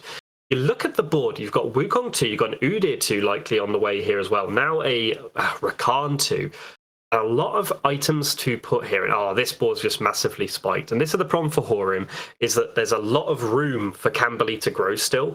Horum's kind of capped out a little bit by that Fated. You've already itemized your units. Blue buff on Wukong, you're not going to see it. So what's Horum going to do here? You know, and we're maybe seeing a little bit of a sense that you're going to kind of forsake that Umbral value, maybe not. And this is always the challenge when you're running Umbral, is are you making it very predictable for your opponent to, as we see, just shroud 3 of your units right off the bat? Yep. And it's definitely rough. It's like it's not even moving the units. I don't know if they're like conceding or if they're just hoping to like just battle through it. Wait, this is actually looking a lot better here. As we can see with that set, getting into that back line, this could be the game changer, and it is. So Horum just stuck to their guns, and it battles their way right through to the end to somehow pick up the W. So honestly, well played. That set dove right into that back line, which is exactly what Horum needed. So well played to Horum. Well, yeah, Horum brings it out, and that was the key, right? We were saying it, like, Camberley's got 1 life, and that means you can only lose 1 of those fights. And it's really interesting. If we maybe go back way, way earlier in that lobby, Camberley playing the Fortune, maybe a bigger cash out could have been the difference maker there. But that 1 loss that really broke up that streak, you know, maybe limited the ceiling for Camberley. Still a very strong board. You're never going to be this happy with a second, especially this far on in the day. But that was a big, big win for Horum. Yeah, no, I absolutely agree. There's a chance that, you know, you stick with the Fortune, really kind of let it rock, and it probably could have been a different game. But I think with where they ended up, like you mentioned, a second is always good, like especially this late. But like you start hitting all those tier 2 level 5 units, so that's what you like to see. Unfortunately, the damage just didn't stack up because like it's as soon as Horum hit a tier 2 on that set, got it itemized. And it was just kind of like, cool, I can play this game too. By the way, the rest of my units are also synergizing together. Yeah, it's just kind of wrapping it up at that point. So honestly, well played to both players. Well played to all the players today, actually. We saw some really, really good, strong setups there in that game. I think we still have another game to go for sure. But yeah, that was a strong start for us at least. I definitely enjoyed watching that. Oh yeah, we saw big fights, big straights, big roll downs, and big cash outs as well. It's going to be really interesting. We're back soon with Lobby 4. We're going to have our first cut, so we are going to lose some players, sadly. We're going to lose even more in Lobby 4. This is where we're really getting to the sharp end. This is where the front runners are going to emerge to claim that prize money and to claim those all crucial places at the Tactician's Cup and Tactician's Crown. So we will catch you folks in a little while for Lobby number 4. Hi, I'm Bloody. I am a TFT streamer. I've done a lot of other games as well, but I've been doing TFT a lot. I only started playing in December, but I'm trying to get really good. That's kind of my whole deal. Oh, and I'm super gay. Okay. Nice to meet you. I have a girlfriend. She's great. I love her. We, hang out a lot. I like a lot of anime. I'm a huge weeb. Of the time that I'm not sleeping and or working, I think 40% of it is probably anime. Nice. I like D&D a lot. I like taking walks, even though I don't really go outside that often. I like to go outside. Something that I want to be better about. Sure. So I think I'm just like a huge weeb. So you started playing in December. Like, what pulled you into TFT? How did you find out about it or get involved or interested in it? Vegas Open mainly. I saw the hype building around it, and I saw some friends were going, and then I just was watching it on Twitch, and I was like, dang, this looks really cool. I kind of want to be good enough to like win this thing the next time around. So I'm gonna go try to play TFT. That's what's up. It was really cool. Wow, way to rub it in. I'm gonna, yeah. Wow, okay. How do you feel about set 11 now that it's out compared to like set 10? It's very interesting. I've never played a TFT that didn't have headliners. I like it better. A lot of people were saying that it's very different, and they are right. It is very different. It took a lot of adjustment. I think I like set 11 better, but this is also the first set that I get to like start with everybody else. So I think I just have bias. Like this will forever be my first full set of TFT. Have you been like preparing for this tournament in any particular way? Have you been studying or watching any streamers, or how are you preparing? I'm just trying to work at my fundamentals. I'm not too sure the meta knowledge is going to carry over to the big shakeup that is the next patch. So I'm just going to do my best to keep familiarizing myself with like consistently solid levels of play throughout different stages of the game, and hope that that carries over to different knowledge of specific comps. I'm hoping that by the event I have like 3 or 4 comps sort of in my brain as like these are the things that are my go-tos to play. Yeah. Do you have a particular, have you like found your play style that you've settled into? Do you like re-rolling or fast 9, or how do you approach the game? So I'm a noob, so re-rolling's easier. I think that comps with less decision making when it comes to their composition leaves me, you know, like a noticeable amount more room to think about positioning or to think about scouting, focus more on item construction, eco, stuff like that. Like I definitely, so like I've played a lot of other games competitively at the highest level. I'm definitely very, very behind on TFT. And so it's very important for me to acknowledge that like certain comps will take up way more of my brain space than others. Sure. So if I'm playing like Bard reroll, then I can focus on other things. Yeah. Like I can focus on scouting, I can focus on positioning more, et cetera, et cetera. But if I'm playing like Fast 9, it might be a little harder. Or if I'm playing like more flexibly, it might be a bit harder. So I'm not sure if I've gravitated towards one thing or the other. I'm trying to like keep myself and my options very wide. I think that's probably not the best thing for climbing. I think a lot of people like to climb with like 2 or 3 comps, and I'm trying to balance between like 10 to 15 different comps. But I think it's probably like more constructive to me as a player in the long term, as opposed to like, you know, immediate LP gains.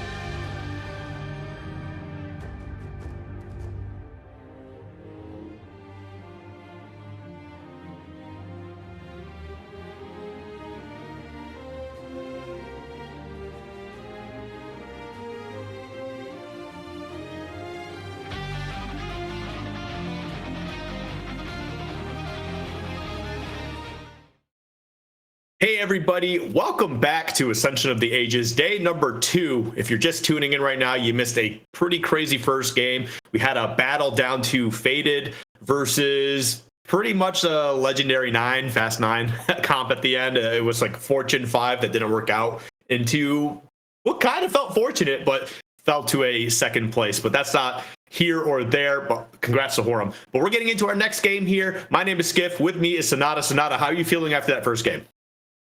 The adrenaline's pumping. It was a really, really fun lobby, and it's been very exciting. This is one of the first Set 11 competitive events we had to see. It's really felt like the set is coming to life because we are seeing all sorts of comps. We're seeing Duelists, Arcanists, Fated, level 9 boards. We're seeing Gnar being busted out as well. It's really, really interesting. I'm very curious to see what our players in the next lobby are going to be bringing forward. So let's check out who we're going to be looking at for game number 4. All right. Well, I'm not too familiar with a lot of these players, but like I'm still getting used to knowing a lot of the people that are competing here. Do any of these names stick out to you, Sonata? Yeah, so there's a couple. Whenever you see those 3 letters, LAB, lab players are always worth keeping an eye on because it feels like every set there's one who breaks out. First it was Rain, then it was Biri Biri. I'm not as familiar with Erin Kuma, but clearly they're starting set 11 off with a bang. So that might be someone to watch out for. And the other player, a little bit of a, they've been strong throughout, maybe a little bit stronger in the past, Ramkev. That's someone who's got a little bit of heritage, someone who has been a consistently strong performer. Used to be in a podcast with Jirachi and Spicy Appies, also very elite players. That's someone who has been there, done that, and I would not be surprised to be seeing him cruising into day 3. So we've got 2 very strong players here. Yeah, I'll definitely take a quick watch at Ramkev here, as I'm being told on the side here. Play a lot in tri-state events and have performed in pro leagues. I am not from Tri-State, but I also claim Tri-State. I got a lot of homies down there for other games, so I love my Tri-State homies. So I'll definitely be keeping an eye out for them, just as a little love from my heart. But what I really like, or some of the names. So one of the things I really love about anything like with League or TFT in general is I feel like a lot of people have just like some really unique tags that they go by, like Floating Tortoise. That automatically sticks out to me. I don't know why, it just does. So I'll be looking out for just people who have unique names as well. But we'll be getting into this game in just a little bit here. So what are you hoping to see this time around? So I think I'm looking to see a little bit more of a bit of creativity could be really interesting. So you look on the right side of our screen here, Taco Kitten, Shade, Kachowski, and Floating Tortoise. They have to be thinking, I've really got to pick up some points. And this might be where we see people push for some of the comps, maybe re-roll for some of those specific augments. We haven't seen Fine Vintage today. Has been nerfed, still pretty powerful. We haven't seen people pushing something like 7 Story Weaver coming through. So there's still a lot of really interesting comps that we haven't seen come forward here that I think we might begin to see as we get through the day. We are looking to our second player cut of the day. When your Erin Kumas and your Lemas and your Ramkevs are probably thinking, just keep it steady, keep getting the top 4s, keep them flowing. Players on these lower type life points need to take a real swing for a home run hit here and look to try something that maybe it's safe, maybe it's the end of your tournament, but a first could really just set you up for the last 2 lobbies of the day. All right, well, while we wait to get into this game here, hopefully we can see that Fortune take off. I know Fortune's been pretty big, so I would love to see a Fortune pop off. I wish we got to see that last time. We ended up getting the crest for it as well, so I thought we were on our way, but definitely did not get there. But yeah, honestly, I just want to see some good, strong builds. I would love to see another Diana. That's just me. I like watching Diana. I think her model in this game is just really unique right now. But also, I swing fast. I protect myself, but I also heal. And I'll just continue swinging fast. Well, maybe we'll see if you get your wish. We are going to now jump into our lobby. We've got a lot to dig into here, and we're going to start with the portal choice. Completed Anvil, Golden Gala. No one wants to go Lethal Legends. I've never seen that portal picked. People clearly don't like the increased pace of the game, and it looks like Shwick the Roach gets Golden Gala. So all gold tier augments. That does take a lot of the very powerful augments off the table from Prismatic, but it also means some of those kind of soaring silvers, the fine vintages of the world, they're off the table. So this kind of already indicates that the tempo of this lobby should be maybe a little bit more normal, so to speak. Yeah, I mean, gold still has a lot of very, very strong, powerful augments in it, but I think it's just a lot of consistency here as well. So I think this is actually a really good augment to take, or not augment, excuse me, portal to take. But right here, that's quite a few Storyweaver units to get started here, so that's actually not bad at all. Looks like we're going to be sticking with some of the beefy boys, though. Not going to grab that Severe, which I do not blame them for. Maybe get rid of the Cho'Gath, take the Jax. Yeah, I think Chelsea's going to see what they get here, but I'd be surprised if they don't pick up the Sivir and the other Warden. This is pretty much... Oh, with the Riven, you've got to now. This is a classic Storyweaver opening. Sometimes the game makes the decision for it, and the Ginsu's as well for that early Sivir. This is the early direction that you're craving. You get a Zyra as well. Yeah, that like you said, this game made the decision for Kachowski. Exactly. It's nice to have early direction, isn't it? So that's a really interesting opener. Going to take some time to scout around here. We see a lot of people holding fated units. I think 4 or 5 boards there. Do see a couple of people rocking some Storyweavers, so maybe it'd be a little bit contested. But this is one of those openers where there's so much flexibility in where you can go. You can use that AD route to look towards Aurelia. We have been, I know you're a fan of Diana, we have been seeing an increase in this Dragon Lord Kai'Sa Xayah build. You can go the traditional Bruiser Xayah Kai'Sa build off the AD. And if you get a bit of AP, well, Zoe rerolls on the table. And here can be actually to look at. Wow, this game is telling you to play Storyweaver right now. We do have Inspiring Epitaph on the side, though, which, if I'm not mistaken, from day one, Inspiring Epitaph was the most picked augment, and looks like they are going to take it here. You're not going to take the Storyweaver. Probably just didn't want to really pigeonhole yourself too hard this early. I mean, it just makes sense to take it, but I don't blame them for taking the Inspiring Epitaph as well. Yeah, exactly. And the Storyweaver quest is an interesting one because that really points you in one solid direction. At that point, you're basically committing to playing Aurelia, especially with the Ginsu's. This keeps you a little bit more open. Inspiring Epitaph has been incredibly popular. It was our most played on day one. Really strong average placement that you'll see at the moment. Just raw combat stats never hurt. And you're already beginning to see the impact of that because the advantage of Inspiring Epitaph, very impactful early, but doesn't lose any impact later on. Okay. So we see building this out in the planner here as well. Oh, interesting. We're building out in the planner here. A bit of a throwback to last patch. This is building out the Bard board. Well, maybe this is some of the thinking. Yeah, I mean, Bard did get a little bit of that attack speed buff because, even though he is mythic, he fits very, very well in the Storyweaver. So I don't hate this at all. I think, honestly, looking for some Bards, especially because I feel like Bard's just not being picked as much lately. You're almost guaranteed open on that. And if you get your trick shot, which if you keep the Sivir, you definitely should hit that. That'll definitely just work out for you really, really well. Yeah, and we caught a glimpse of the Exalted units there as well. We did see Galio's one of them.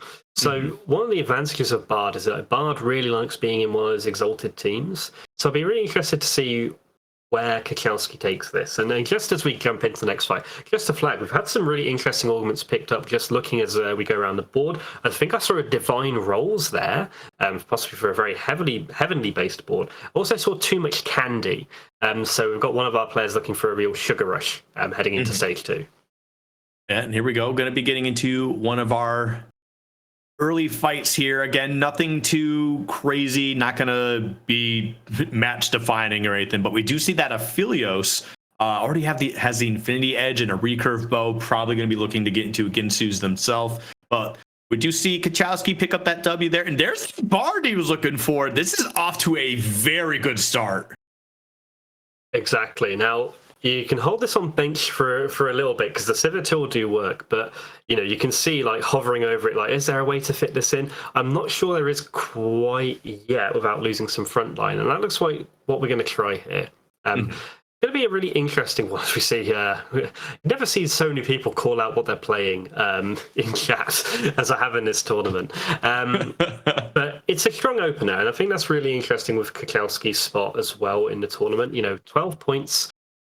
Currently, where they're sitting in the standings, 113th. Now, we're cutting to about 170 at the end of the day. You might just be thinking, let me get my solid top fours for the rest of the day. Let me just cruise into day 3, and that's where I can break out some of the more unseen comps, so to speak. Yeah. And that's actually a nice little start there, too. Ooh, looking at some potential options for items here. Looked at that guard breaker for a little bit, probably just to see, remind themselves what it does. But this is interesting. So I get a lesser champion duplicator here. And who do we have on the roulette? Oh, actually, that's a big pickup there for Ramkev. Yeah, actually getting that's the Thresh with the spatula as well. That's, I think, a big pickup, especially if they're already leaning into Faded. I don't know. They did click there briefly. I don't think we got a quick look into seeing what they're actually building. Yeah, and that's the thing, because one of the best comps to have a spatula built into an emblem is Fated. And the lesser champion duplicator is really interesting in this set because there's so many options that you can leverage it on. And we did see people calling out in chat, I'm playing duelists, so you want it for Tristana and Volibear. Oh, I'm playing Yone, you want it for that comp for its namesake. Fated, you want it for Aphelios, Fresh.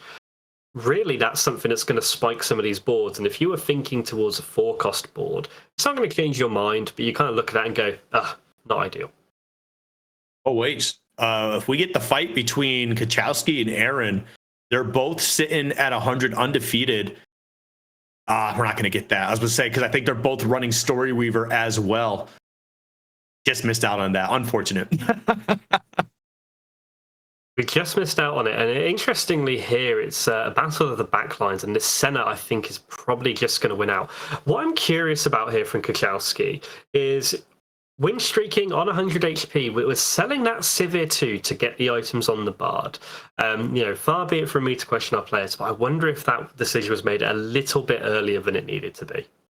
Probably. I get what they're going for. Like, it looks like they're definitely going to be trying to lean into Bard as being the carry here. So if you kind of get that early start, I don't know. It still is a little weird here.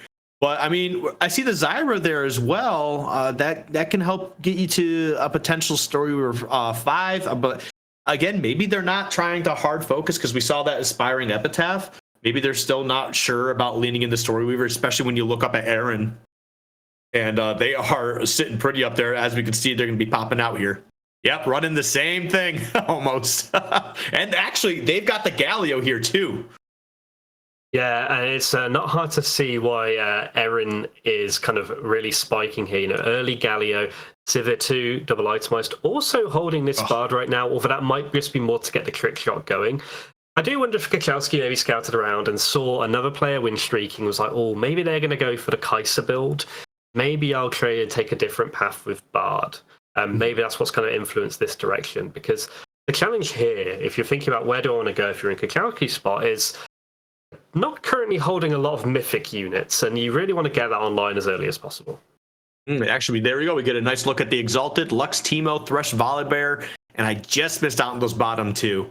But we got a little bit of a look to see what's going on there, so that's definitely a lot of the higher cost units. We don't see any one cost Exalted. So that could potentially turn into a pretty prominent power factor in the late game. So we'll definitely see if that comes into play at all. But some pretty solid units picked up here. Nothing super crazy. You do have a Yone that you could potentially lean into. I know one other player mentioned they were going to go Yone. They said it in the chat. So who knows? Maybe you can lean into that a little bit. It's certainly possible. And while we've got that going on, we've got something we haven't seen here today. We've got divine rolls. So for those who aren't familiar with this augment, at the start of every stage, you get 4 free rerolls and a +1 for each of your heavenly champions. So we can see here Floating Tortoise with an adorable avatar in the bottom right, already getting some bonus rolls from Heavenly. And you're already seeing like a pretty strong board, and that Titan's going onto the Yone. This is the Yone board we saw a lot of before some of the 17-point B action, is this Heavenly Reapers board, where you've got Yone doing most of the damage and all these Heavenly units just souping up that Yone. It's almost like sticking in Infinity Force on all of your team. Yeah, pretty much. Wait, what? Sorry, I looked at something, but yeah, that Yone definitely put in some pretty solid work here, and I am a very big fan of the avatar here. I love Wooper. Wooper's my favorite Pokemon, so I am a team float. Not only did floating tortoise stick out to me as a name, but now I see the Wooper there with all the safety gear on. Right, I want floating tortoise to win. All bias is totally out there. If floating tortoise wins, that's a big day for me. Oh, heavenly emblem with a Nico. That is actually big. Yeah, that's one of the things you wanted to see, and one of the few things you might take over it with this Yone Gargantuan's Resolve. That item is busted. But the other thing that appears to be busted is this lobby. There looks like there's a remake happening. We don't know what's going on. I'm sure Floating Tortoise is absolutely kicking themselves at that. We'll get an update for you as to what's going on there. And that's a shame, because Divine Rolls Gargantuan's Resolve, that's one of those as a player you've really got to keep your kind of your mental in check there, because if I'm Floating Tortoise, I'm on 10 points, I really need to win. That was looking like a really ideal setup, and that's where you need to maybe in this break. It looks like there's been a little bit of an issue with the lobbies, so apologies. I know a lot of you wanted to see how that would resolve. We do too. But as players, this is where maybe, very British of me, go make a cup of tea, sit down, have a sandwich, gather yourself, and think, that lobby didn't exist. Got to refocus for what is going to be the real lobby for. Yep. Yeah, definitely a little unfortunate. Do we want to take a break here, or? Good question. I think we are going to take a 5-minute break while the organisation team just gets everything, gets all their ducks in a row. So apologies for those viewing at home. Please stick with us. Get yourselves a cup of tea, coffee, or whatever else you may enjoy. We will catch you. We'll be back with more exciting Ascension of the Ages in about 5 minutes.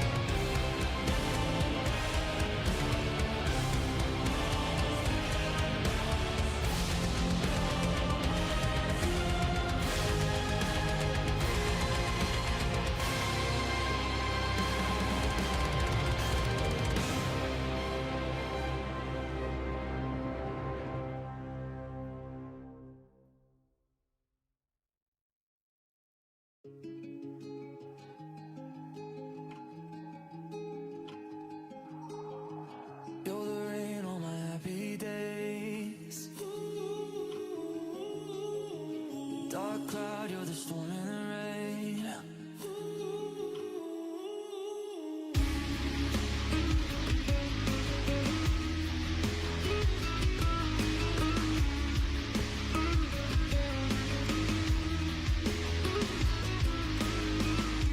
Intoxicated sun, if the sunshine let me know. All my thoughts move in the darkness of pouring.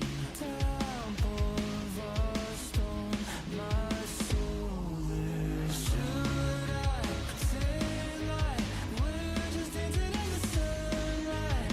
I'm done waiting every day until I realize you're in my every days. Dark cloud, you're the storm in the rain.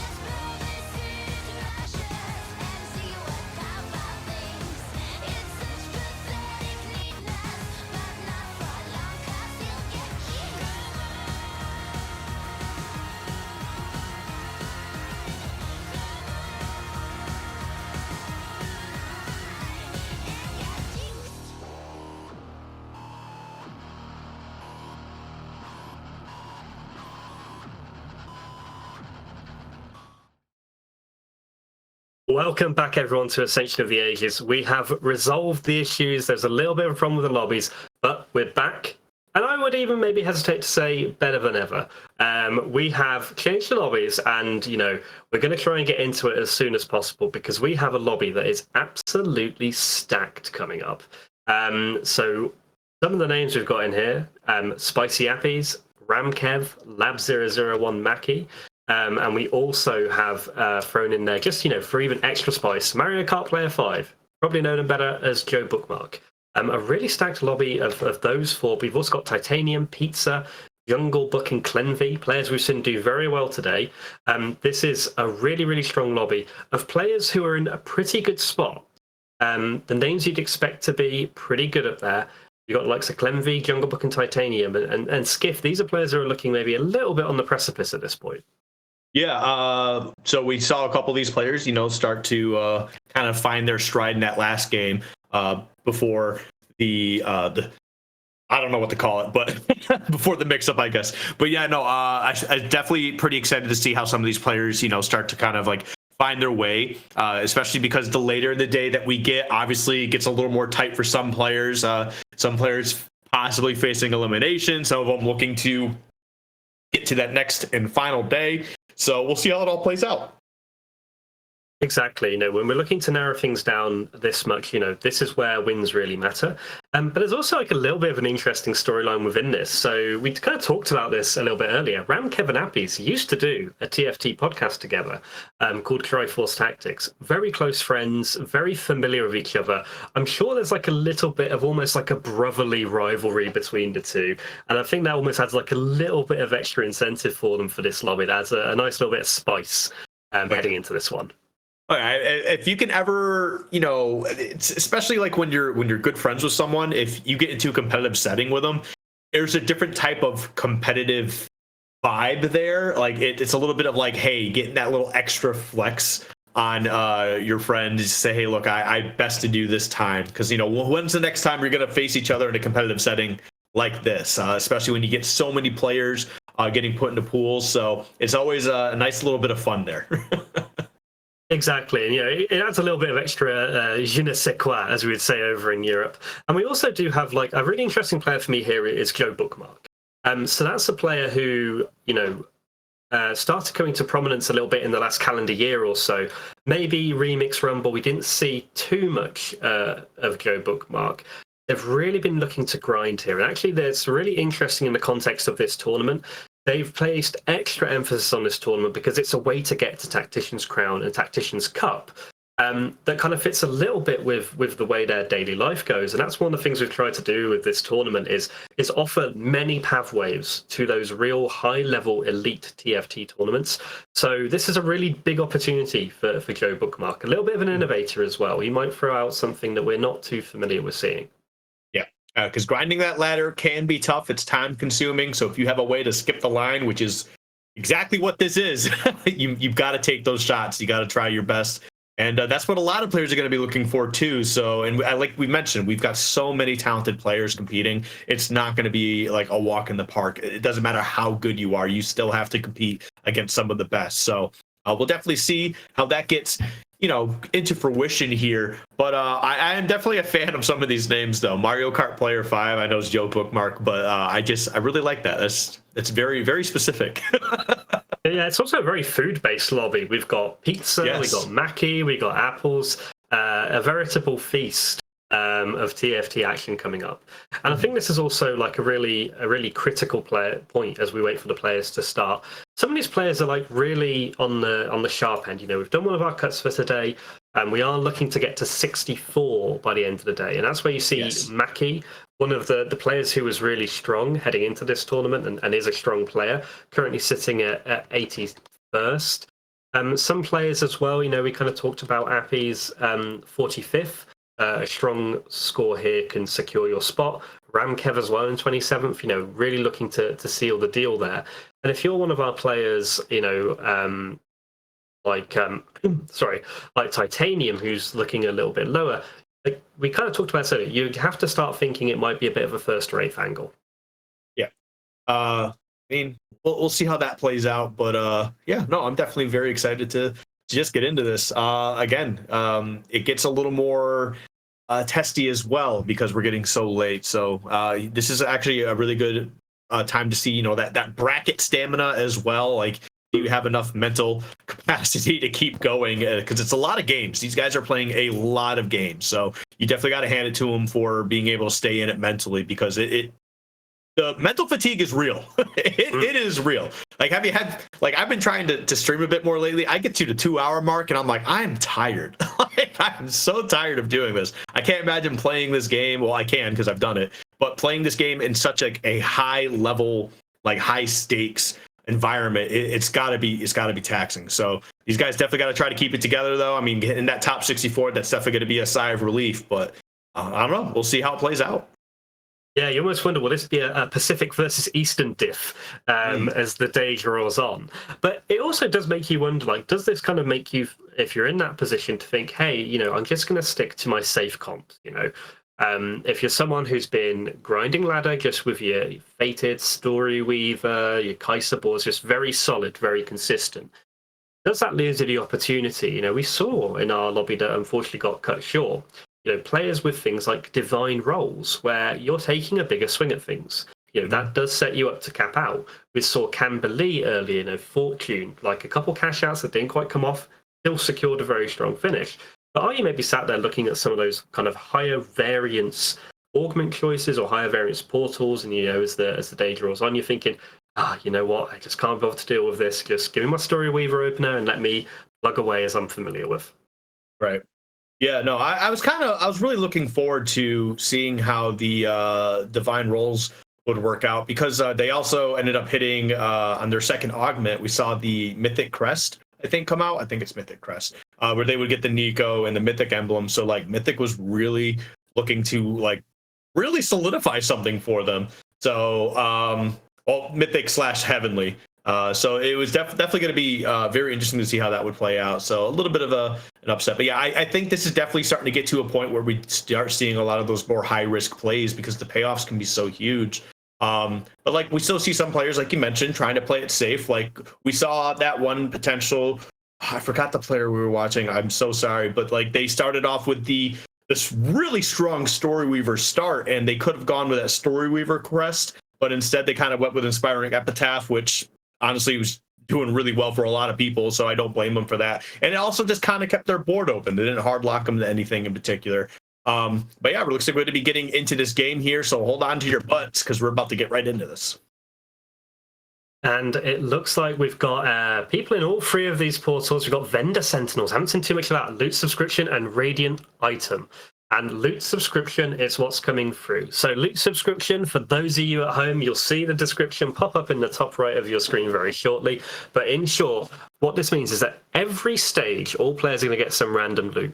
And when this says it's a highly varied pool, it is highly varied. I've seen this thing throughout high impact items, seen it throughout a little bit of gold. And that's something that our players won't be able to plan around too much. And what's really interesting here for Clenvy, immediately kicking off this lobby, an Aphelios and a Bard, and a Rod that can build a Ginsu's. Interesting place to be. Yeah, and actually the Aphelios also is Exalted. That's one of the Exalted units here too. We saw them hovering, kind of checking out, reminding themselves what Exalted does here. About to type to the rest of the lobby as well. Yeah, this could be a really interesting one. And it's quite interesting. You know, we talked about the friendly rivalry. Plenty of banter going on in chat as well, with some of these players very familiar with each other. And this is also a really interesting spot for a player like Clenvy, who, you know, maybe not the most familiar name. You know, you are looking at a lobby with a lot of big names. Does that make you, again, think, just going to play it safe? You know, I'm up against really strong players. I've got my Fated opener here. I've got pretty good items for that opener. Thinking about Sindra and Aphelios. Maybe you just play it safe against a pretty well-established team, although, there's a lot of Fated units out the pool already. Yeah, that's crazy, because I forgot what player it was, but yeah, they have the Yasuo Thresh start there too. So yeah, it's going to be a very contested trait here. So who knows? Eventually someone's going to drop, right? It's, again, there's a lot of Fated units, so you can kind of play with it a little bit, but that does leave the opportunity for other people to get more units of whatever they're running, and it could really throw you off later on. But as we can see right here, some interesting augments to get started. Going to do a quick little bit of scouting to everybody else, kind of see, what the play is. What does everybody else have? We're going to roll one heroic grab bag. Not bad here. That could be a really strong Aphelios. And we saw Clenvy do this in a lobby earlier. Call your shot and plant your flag in the ground, Clenvy. Heroic grab bag. We're not waiting to see if this can cap off a free start. It's just, no, I'm going Aphelios 2 now. Maybe looking around the board and going, you know what? I'm going to call this out. I'm going to hit my Aphelios 2. I'm going to send the strongest possible signal to everyone. Get the hell out of my way. Honestly, that's what you should do here too. And you've got some strong items here to go to a few different routes. So gotta go ahead and throw that right on there. Yep, get your units beefed up just a little bit with some items. Nothing actually completed yet. But yeah, you have the potential to get an Infinity Edge here on the Aphelios, and then you can throw in that Ginsu's that you'll definitely need. And Aphelios is pretty much set at that point. As you can see, a quick little victory to get started here. Yeah, Clenvy is sitting pretty. Yeah, and look, this is a hyper aggressive start. It's using the duelist, it's slamming your components, pre-leveling to 5. This is, you are deciding, I have to push this tempo.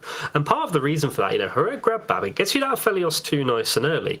But late game, that doesn't really do that much for you in terms of onboard power. And we just saw them up against someone there with Idealism. That can really scale nicely into the late game. Something else to watch out for, we have got a player on Duelist Crest.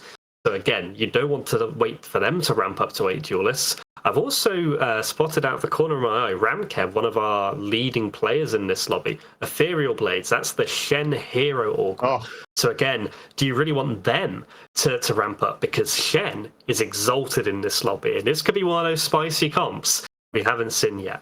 Yeah, and I don't think I've ever seen an Ethereal Blades that didn't work out to at least a top 4. As long as you know what you're doing. That augment is crazy. It makes Shen so good, so strong. And you know what? I don't blame him for picking up a Shen right here. Maybe take one more out of the pool, make it a little more difficult to really get ramped up on that. And honestly, I thought the heroic grab bag was a strong start. Grabbing Ethereal Blades, that's really putting your flag in the ground. Like, you are trying, you're letting everybody else know. There's another Shen right there. You could really make it difficult for one of the other players. But also there, 5 fated. What a shop that was. Hit the Kindred, hit the Fresh, and now what you can do well is here. It gives you all those options of pairing. Currently got Yasuo, Aphelios. Do you want to then go for the kind of upgrade to your front line by having Fresh and Yasuo? You've slammed that Crown Guard. I think Clenvy, and as someone who plays competitively over in EMEA against players a lot better than me, sometimes you do things like this. You're like, man, this lobby is stacked. I've got to do something a little bit out there. I've got to really go for it to maybe outscale these players before they can bring their experience to the table. Yep. I mean, you get that Thresh and that Yasuo with the Crown Guard on as well. Yeah, man. Look at that. They have not even lost their shield yet, I think. And they're doing pretty well. They're sitting pretty there. So honestly, that's a huge pickup. Well played on that end too. I mean, Fated 5 at 2-3. That's strong. That's a very strong start. Exactly. Like, this is a board that's going to be able to go toe to toe. And you already see, actually, there's a few players who are falling a little bit behind, like Ramkev on that Ethereal Blades. Already losing a bit of health here. Titanium's already slipping into the late 80s. We go on to Carousel. Now, this will be the one kind of challenge for Clenvy, is that you go for this hyper-aggressive start. You're not going to get the pick of the litter when it comes to your item choices. So you are a little bit reliant on everyone playing nice here. You don't want to leave with something like a belt necessarily. It looks like, though, you are going to get a glove, you're going to slam that IE, and you're going to spike your board even harder, unless, I think Joe Bookmark there was giving Clenvy the sweats that he was going to take that glove away from him. And the thing is I think one of the players there, who was that? Jungle Book. I think I don't know if they were definitely considering taking that unit, but I think as soon as they saw Clenvy move to try and grab that unit, they immediately picked it up. That's what it looked like right there. And also, hey, shout outs to Magi Stridas for subscribing to Appies for 21 months. Hey, we love good support. We love people supporting their favorite casters. Exactly. And Appies, I'll tell you what, a bit of a fan favorite. TFT's resident gentle innovator. Looks like we are maybe going down the path of Cogmore reroll here. What's really interesting is we've got 6 Cho'Gaths, you've got a Tahm Kench, but you've only got 1 Cogmore. Now, I'm very curious to see where we go from here, because you currently see that Appies is going up against someone who already has a Cogmore too. Yeah. So you've got this really interesting start. You're still on level 4, but maybe this comp isn't as open to you as possible, and that kind of gives Appies a really interesting spot to play with. And I say interesting when what I mean is actually quite difficult. Mm-hmm. Yeah, I mean, and it's the other side of it too, is that not only did they have a Kog'Maw 2, but they had a Cho'Gath 2. So that definitely puts you in a tough spot. But all of a sudden, you got a couple solid, strong duelists here. That's a potential pivot for you. Definitely trying to keep their board open. And there's actually a lot of Cho'Gaths on this board. So it looks like being able to hit that 3-star Cho'Gath is just not quite in the cards, at least at this point in the game here. Yeah, and this is the thing, the Cho'Gath 3 is a really curious one, because it's not the traditional tank that you'd land on, because it's hard to hit early on because it's a 1 cost. You don't want to stay at level 4 just for that. But you've got this Randuin's as well, and it does maybe, you look at some of this and wonder, do I maybe consider using the Behemoth's version of Yone? I mean, it's a really unusual spot between the units. You've got the Randuin's Guard Breaker. It's not an item you see slammed a great deal. But you look at the bench, at the moment you can build Ionic. You see Appy scouting around a lot. This strikes me as somebody who is looking around and trying to think, what's the path forward here? Yep. Oh, yeah. They're going to get rid of those duelists here, try to offer a little bit of extra gold, at least.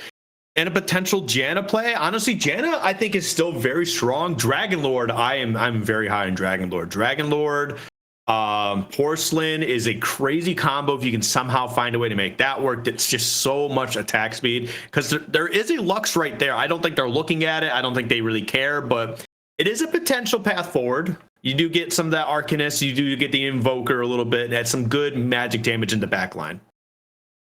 Yeah, and I think what Appies is hoping for here as well is, like, what is Krugs going to give me in terms of items?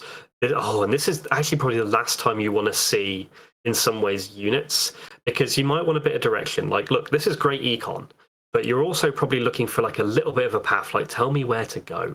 We're going to see a bit of rolling here, perhaps. Appies is maybe even thinking Fortune, holding those Teemos, but no, it goes past the Kobuko.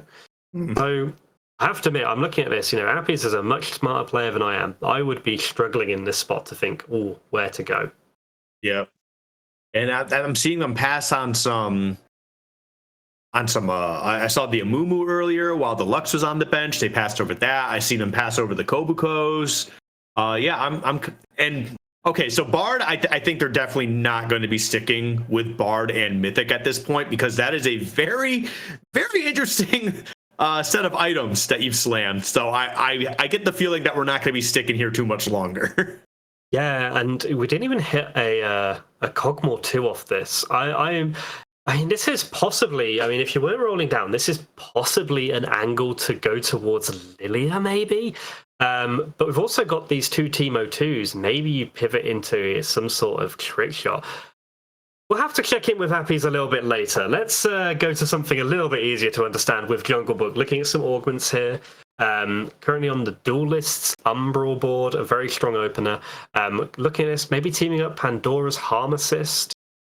None of these are instant slams. You kind of see Jungle Book is agonizing over this one a little bit.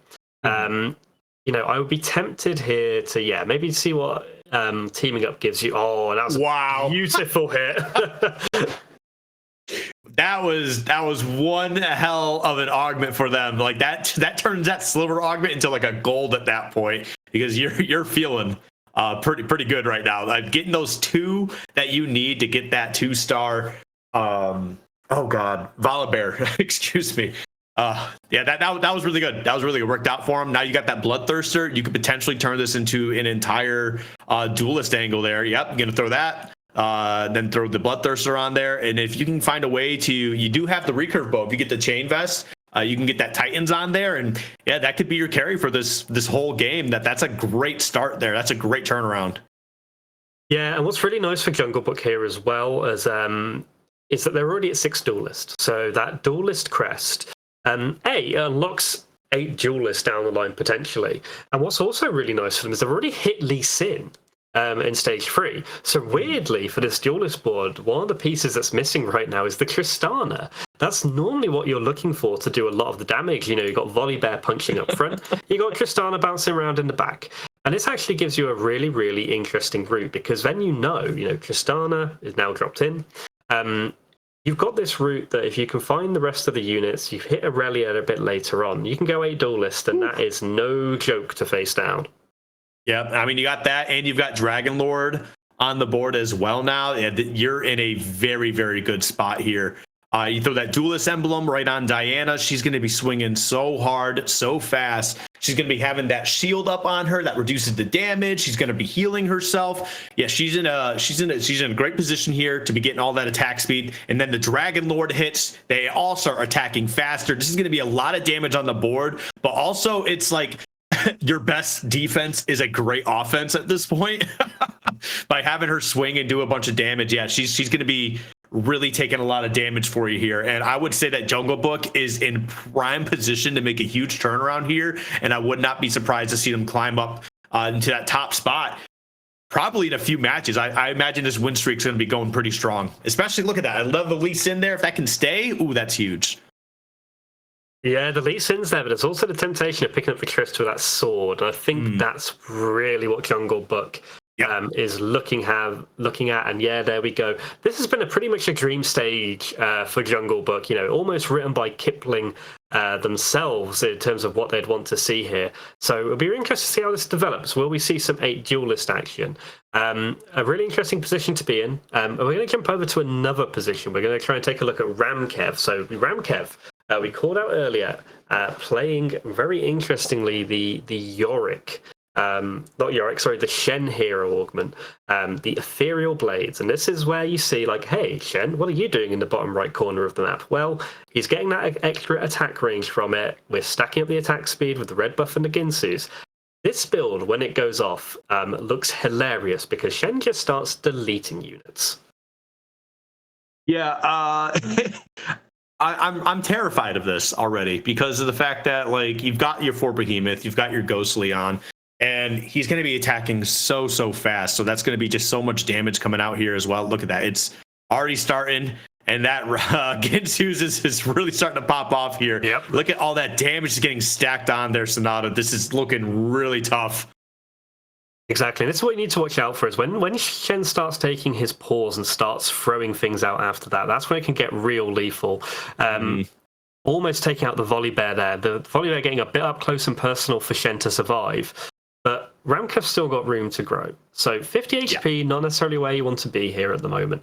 But where this comp wants to go, if you're not familiar with it, you want to be looking for 6 Behemoth. Naturally, you want to look for the Shen for it. Oh, wow. This is an encounter that Ramkev will be very pleased about. So this is the Elune one, where it empowers 1 tier of champions. Tier 2 units is one of those choices, and they get 18% attack speed. Guess what Shen wants? This is, that's pretty much exactly how Ramkev would have wanted an encounter to go at this point. Yeah, I mean, just a little bit of extra attack speed for the attack speed you're already stacking like crazy. Now I think it's just a matter of just trying to, I don't know, what would you put down for your last item here on the Shen for this Ethereal Blades build?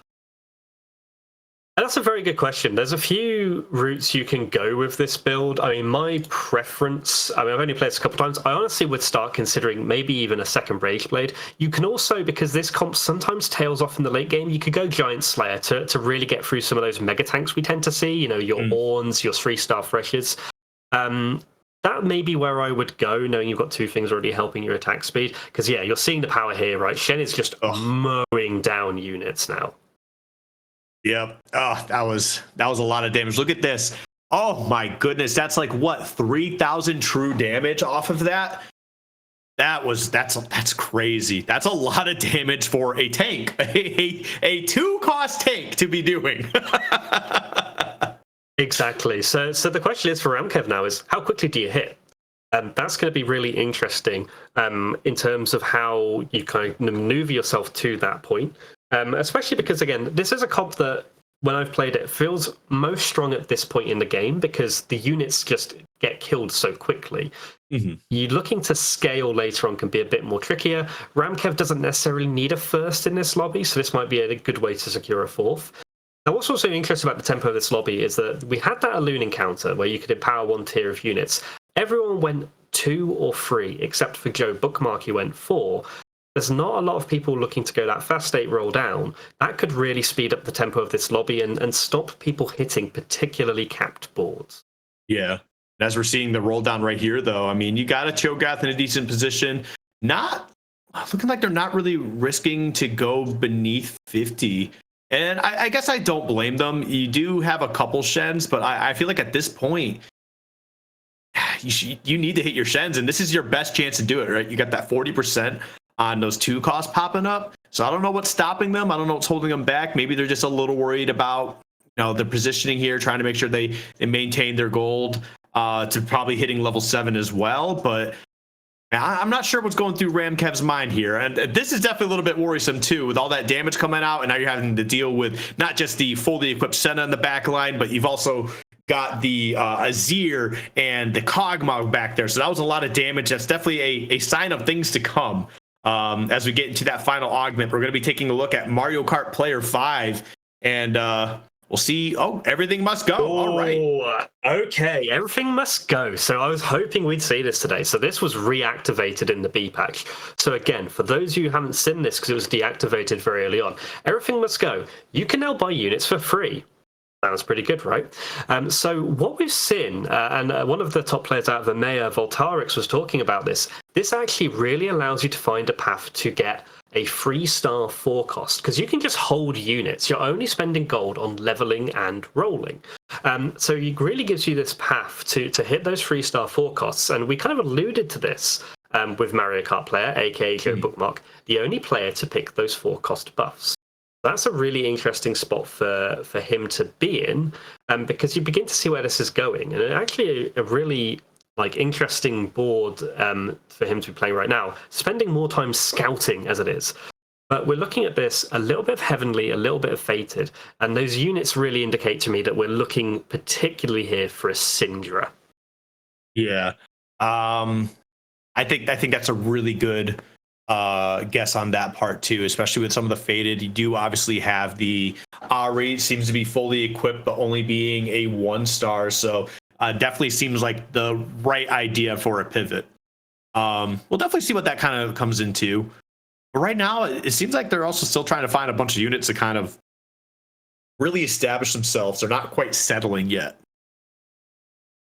Yeah, this is also always one of the more fascinating encounters. Is pick 3 of a component, and I wonder here if what Joe Bookmark has decided is, give me 2 pairs of thieves gloves, because that can help stabilize you, right? You are a little bit lower down the scoreboard.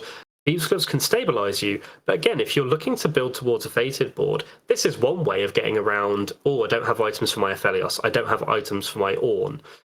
We see that we've done the pre-level, we're going to hit level 8, and the thing about everything must go, you can see here, you can just hold all these units on your bench, and in the roll down, this is going to be a real APM test. This is very much, trying to outpace that blue shell, so to speak.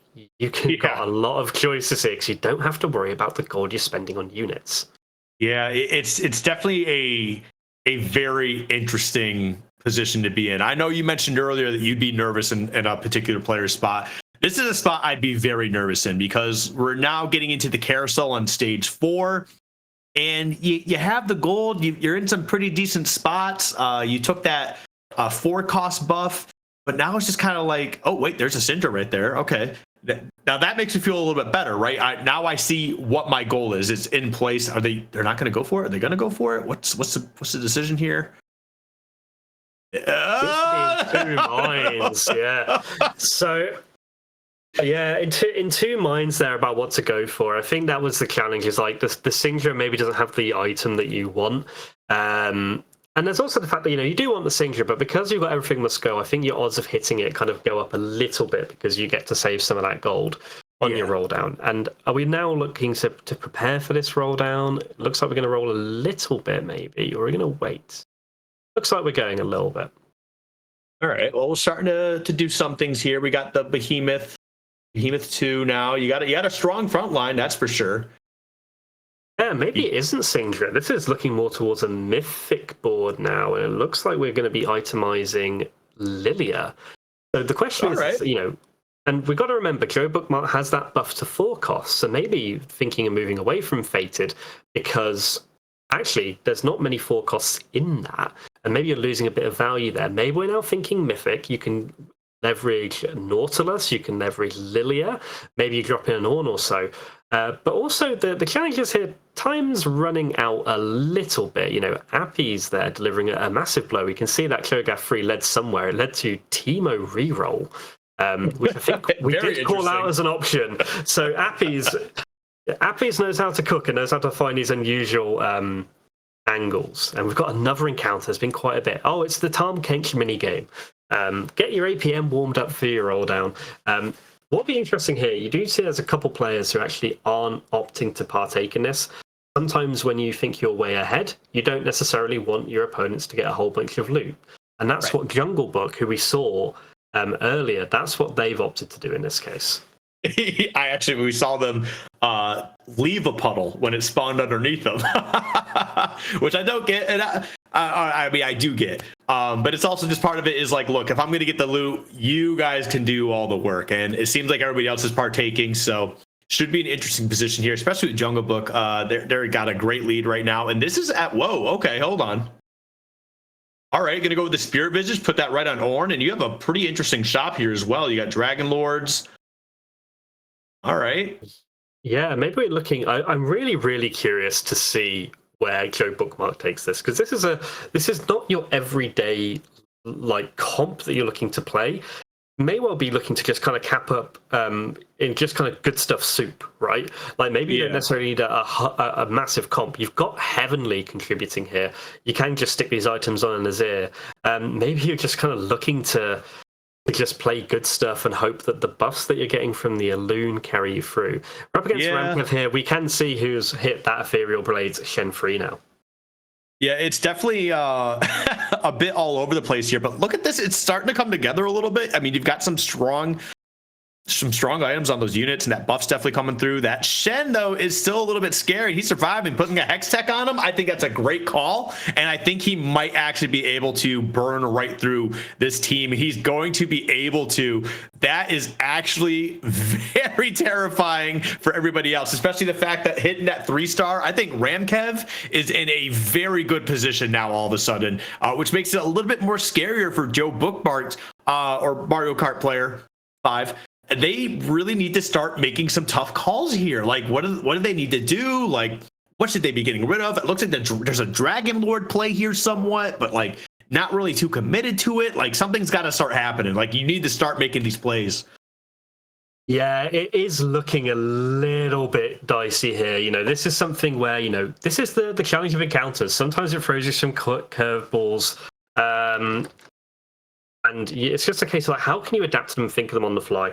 Especially because we talked about this, going for that 4-cost option when everyone was buffing their 2 and 3 costs with that Elune encounter, the tempo has been increased massively. We saw that from the moment we started this lobby of how Clenvy approached it. You've got to roll down now and you've got to hit. But what are you hoping to hit? That's the question. Well, now you have Invoker on, so it looks like kind of running around the way we have is kind of led to a bit of an Invoker play here. Now with Azir at 2-star, you've got Lilia at 2-starred, and now you've got that Deathfire Grasp, by the way, over on Hui, as well as the Adaptive Helm. So that could be quite a bit of damage here to get started, at least on that front line. You get a little bit of that healing as well. I'm still in a bit of panic watching Mario Kart Player because I'm trying to figure out what exactly is the right way to go about these things. But this is when things get really interesting because you get to see these players, these talented, really good players really start to show why they're good, the mentality that they have, how they got this far. But I am definitely terrified for them. I will not say that I'm not. It is a unique position to be in. Yeah, and I think this is potentially the real key pivot point. I think what we saw there, that Azir 2 was critical. And what we've now landed at here is like, we're wondering, will it be Lilia? I think the Azir changed the map. We've still got a 2-star Lilia, but what we're landing at now is a bit more of our traditional level 9 board. As you see, we are now going to 9. We are dropping in potentially a Lissandra here. We are now just going like, okay, let's cap. We've saved the econ. That's going to help as well. Let's just build strongest board possible. Let's just try and hit really hard. There are going to be some boards that are not going to be able to keep up with this, even if they have hit a little bit. And one of them may well be Titanium, looking maybe a little stretched here. Your main tank is a Nico. That's never where you want to be in stage 5. And, Azir is just going to burst that Nico down. Yeah, this is definitely an interesting position, but it seems like things are working out. It's almost just like, just a bunch of good stuff. I mean, if you look at the traits on the side, we got Mythic, Dragon Lord, Heavenly, which doesn't do too much at level 2. Arcanist now popping off, so getting a little bit of extra AP around. Behemoth, Dryad, Invoker with a little bit of extra mana. Yeah, it looks like things are starting to come together slowly with just a bunch of good stuff thrown together. Yeah, it looks like we might have some stability here. So let's check in where we started with Clenvy. Rolling down here from 50. This is our player, if you remember at the start of the game, went really aggressive. Go to 5, 2-star Myofelios on 2-1. And you know what we're looking at here now? We're rolling down at level 9 with 7 fainted. We don't have Syndra 2. We don't have Aphelios 3. We don't have Fresh 3. This is not necessarily a bad spot to be in, but this isn't necessarily the way it typically goes. Right. I mean, you have a strong front line, but yeah, it is a little bit. There's something there that's left to be wanted, right? It's just how do we get around that? And it's actually funny that we go to Clenvy and we also see Mario Kart now on the other side saying, "You can't get me off the stream. I'll be right back." But yeah, this is a lot of damage. Look at how well that team is holding up now. And it looks like he's just going to start burning through everybody else. That way, putting down so much damage as well with that Deathfire Grasp, the Adaptive Helm coming through. And that Ornn is surviving for so long. Exactly. And this is exactly what Mario Kart Players Board wants to do. All out the game. Let Azir and Hui really take over. Now, what's really interesting for Clenvy's on 12 here. You've kind of got this really interesting item composition where you've got a Yasuo Eternal Winter and you've also got a Fresh Eternal Winter. And that's really going to slow down a lot of comps trying to get through this. But I think the challenge is without the Aphelios 3 and without the Syndra 2, the damage is just lacking a little bit. Even when you've got the power of Combat Caster and the power of Best Friends, just not enough damage coming out to keep up with some of these boards. And Clenvy is, I do wonder if that hyper-aggressive approach and going to 9 has made it harder to hit. This is going to be the final roll down. We've already got the Syndra 2. We're going to go Kingdra 2, but I think really we're wanting something like a Set 2. That's the game changer there for Clenvy. Yep. Yeah, definitely huge. You could potentially pick up another Thresh here if you really need it, but you also just need 2 more Aphelioses to be able to hit Aphelios 3, and getting that Set 2, and if you can find a way for those 2 Aphelioses to come into play, that would be so huge for you. So if you can find a way to get through these next 2 fights, get to that dragon there, potentially get a champion duplicator, maybe if the luck's on your side today, this could definitely turn around. This could be a huge play, but unfortunately you are now going against we got the Timo reroll coming down here, actually. So this is going to be a tough one, too, because that Cho'Gath, you're burning him down pretty well, but that is a lot of damage, a lot of time to focus on a couple of tanks there. And this is going to be come down real close, but it looks like Clenvy's going to clutch this one out. That is something that, the trick shots, there's a lot of power there, but I think, the Cho 3 does a lot of work, but it's not necessarily where you want to be as a tank, and ultimately that damage stacks up. I think having the Set 2 to provide that disruption and the Syndra 2 there really made a lot of difference. And Clenvy now, you look at the life totals here, Maki's gone, Ramkev is gone, those blades not working. This is every fight really, really matters right now. Mm-hmm. And actually, if we take a look on the right side, Ramkev just got eliminated. We saw that Shen kind of defying the odds in a couple of moments. Actually, I believe took out Mario Kart player. They actually defeated them. We saw when we were looking at Mario Kart player that Shen held the line against 3 really strong units. But now they are out at a 6th place. That's a bit rough. But as we get back into this game here, we got Clenvy taking on Pizza, and Pizza's got some heavy damage in that back line there. A lot of trick shot coming through. We've got the Aurelia. This is looking very dangerous, and it looks like this could potentially be the end of Clenvy unless they can get through this Galio. And I think that's going to be it, Sonata. I think they might be out here, but no, they barely hang on, and Pizza goes down. That was terrifying. That Syndra coming through at the absolute last second with the ability. That was very scary, Sonata. Syndra just says 1v1 me, bro, at the end there. That was incredibly close. And one thing we're really seeing affect a lot of these fights, there's a lot of artifacts running around. We've got Eternal Winters, Anima Visicus, Zonya's Paradoxes. And I think one thing that's making a lot of difference for Clenvy, those 2 Eternal Winters are just getting some of those key freezes in, and that is making all the difference. And everyone here as well has got really strong boards, you know. This is a lot of this is going to come down to composition of your positioning here. That's a lot of massive gold injection. It's the loot subscription coming through now. And this is a lot of really strong units to be picking up here. All right, grabs a couple. There we go. Now we got Ash 2. Yeah, you know, we were just in a position that this was looking a little terrifying for, right? But now you're 1 Aphelios off, by the way. If you could find that Aphelios, that would be so huge. But even then, you're hitting your 2 costs for your Ash. You hit your 2 costs for your Syndra a while ago. You've got the Thief's Gloves on Set, and Set is also a 2-star right now. This is looking really, really good. Clenvy, who was in a bad position, now sitting strong, but you are now going against how many 3 stars do they have on this duelist squad? And that Diana is cooking right now, but goes down. No, takes out the Set. Excuse me. Look at her go, man. Look at her go. Oh, wow. And I think what may have been the difference maker here, and this is coming down to the very final fight. Tristana's going to clutch it out, maybe. Whoa, that's a huge inject of health. Oh. Tristana just clutches it out. Clenvy's left on 1 HP. Appies is out in 5th. And now we get 2 Zephyrs. This is chaos defined. This is exactly what we wanted to see. We've got everyone on different comps. We've got a myriad of items. You know, the loot subscription is good for the players, but it is excellent content for us viewers. And we're going to jump now to Joe Bookmark and this capped board. You know, we're talking about 2 stars. How many 2-star 5 costs do you want? Lysandra, Hui, Azir? Chuck in a Nudir as well.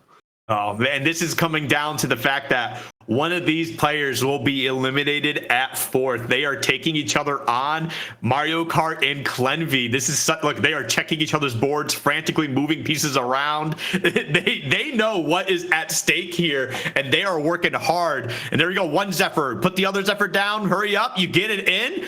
And that, okay, you know what? That's actually not bad. That's that Yasuo popping up there. You're not even going to have to worry about that Eternal Winter for a little bit. There's going to be so much damage. There's already so much chaos happening, Sonata. Oh, the Zephyrs were very, very crucial there. Taking the Aphelios out of the game and taking out that front line, because now the Udyr is just punching Syndra. And here's the thing. You know what's really good at getting through an Eternal Winter? A Nazir who just blasts through the unit in 1 go. It's doing a lot of good work here. Hui's doing a lot of good work. And this is, again, going to be a very narrow fight. Oh, and that just exploded. Clenvy clutching another one out. He still hasn't even hit Aphelios 3. That is terrifying. Speak of the devil, Sonata. Ask and ye shall receive. Oh my goodness. Yo, Clenvy was in so many, what we thought was a very shaky position, but just luck coming through. Lady Luck just blessing Clenvy at this moment. Now getting the Aphelios 3. We see these 2 stars coming up. You got those 2 Eternal Winters. You got Fated 7 on the board. That strong start to get this whole game going. And it looks like it's definitely paying off here. Now, this is definitely going to be a strong challenge. If I'm not mistaken, they are taking on just Jungle Book here, who actually put them down to 1 health. So this could be the end. Yeah, now Clenvy tried something really clever. Tried selling one of the units with a Zephyr on to replace it and try and get the perfect Zephyr onto what looked like Volibear. It may have just misaligned, or they may have wanted a different target in mind. This, again, it's going down to the wire. It's the Tristana you need to keep an eye on, bouncing around, back, handing out the damage. But this time, it's going to be the Aphelios that clutches it out. Clenvy guarantees a second. Wow. We're going to see this fight at least 2 or 3 more times. This is coming down. 7 fated, 8 duelist, 8 points on the line. I cannot wait to see how this unfolds. And they're thinking about it. They're going to take that Aurelia there. Yeah, you actually stop a potential 2-star Aurelia in the back line, depending on how they roll. But man, Clenvy is the Grim Reaper of the end of this game right now, going through every player just above them on that score on the right side and knocking them out. They went through, I don't think they took out Appies, they might have, but they took out Mario Kart, they took out Pizza, and now Jungle Book is in their sights. Now, granted, remember, Jungle Book put them down to that 1 health, into that position that they cannot lose anymore. But that Aphelios 3 has been the game changer. The first time it was Aphelios 2, and that was down to the wire. But now in this position here, we still got the Zephyrs coming through, so that's not bad. You do get rid of a couple of their players, but now it's just a matter of, can you make this work? Can it all come together? Yeah, interesting. It seems like the set was very much targeted there with the Zephyring. Volibear punching that set down. The case here, take out the front line, get in really close, and this is the thing, these units do not want to be punched in the face, and that is going to clutch it out. Jungle Book, Zephyr brings the winds of change, secures is the first. Oh, what a lobby. That really had it all. That really did. That was great. I did this whole build-up about Clenvy being the Reaper, and now getting that game-changing Aphelios 3, and it just all falls apart immediately, just getting stomped out. But that's what Duelist does sometimes. You get those right items on the Duelist, and they just go crazy. They're doing so much damage. A lot of them can be tanky as well. And as we saw before our very eyes, that's exactly what Jungle Book needed, as he just ran through Clenvy at the very end there from what we thought could have been a crazy comeback. But it is what it is. Jungle Book takes that big old W, but Clenvy, again, really got to hand it to them, pushing all the way from what seemed like a potential last or 7th, all the way up to a 2nd, just hitting some key pieces. Beautifully played, really good TFT. Yeah, and I think there's 2 things that are really worth calling back to there. Clenvy's hyper-aggressive push there. We saw at the start of the lobby, there was a lot of players looking at Fated, had the duplicators, and immediately went, Aphelios 2, I'm doing that 2-1, picked out a route and stuck to it and pushed it through. Now, the other thing I think was really interesting there, and I'm not sure what the reasoning was, maybe there's something I'm missing. Clenvy took a Story Weaver crest they couldn't utilize off that final carousel. That didn't impact their board. I don't know if they were trying to deny it from Jungle Book, but you wonder, could you have just had an item that had a little bit more impact there? Could that have helped clutch out fights that were going down to the wire? Something there, even a bit of more like Shred, Sunder, Anti-Heal could have made all the difference. I'm curious what the reasoning was.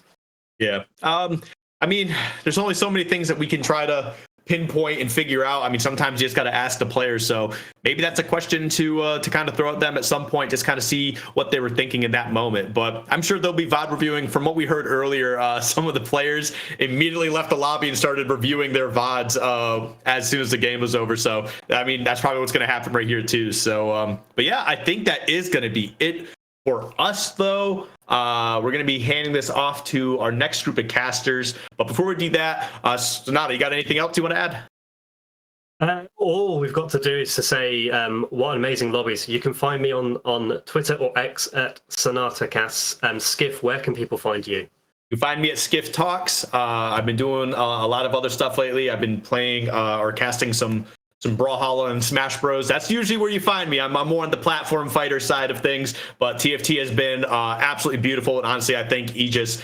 for bringing me on to be able to cast this game that I've fallen in love with these past few months. So really appreciate it. Thank you, guys. No worries. So that'll wrap it up for us 2 today. We've got 2 more lobbies, and you're going to be left in the excellent hands of Sabak P and Molly Cookies. Don't go anywhere. We will be back in a short amount of time.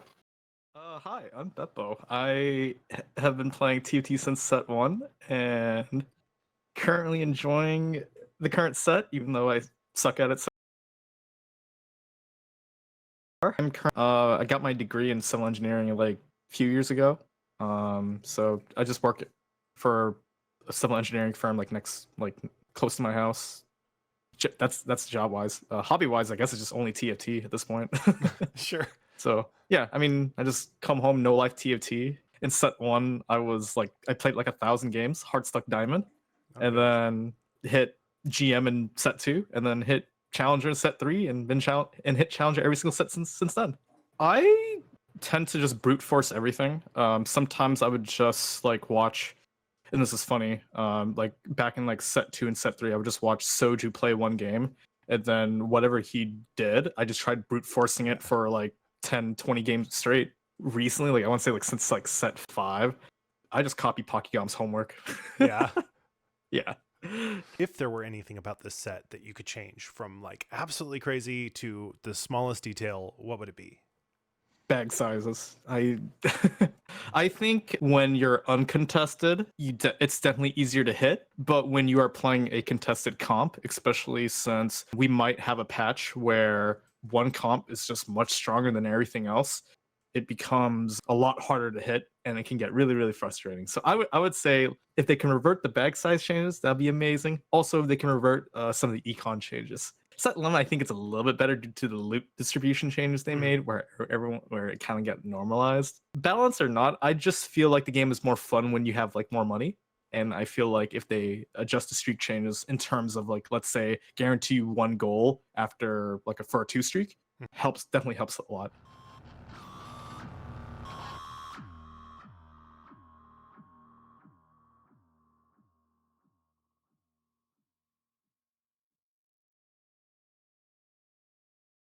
You are the best at being the worst. You are the best at being the worst. With a little bit of love and a little more hate, it always hurts to say. You are the best at being the worst.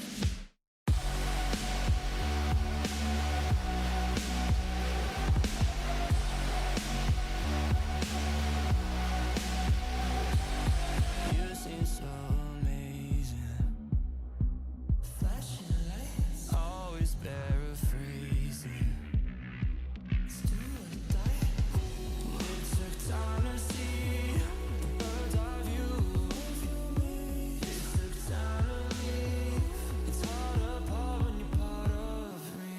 So I say, you are the best at being the worst. You are the best at being the worst. With a little bit of love and a little more hate, it always hurts to say. You are the best at being the worst.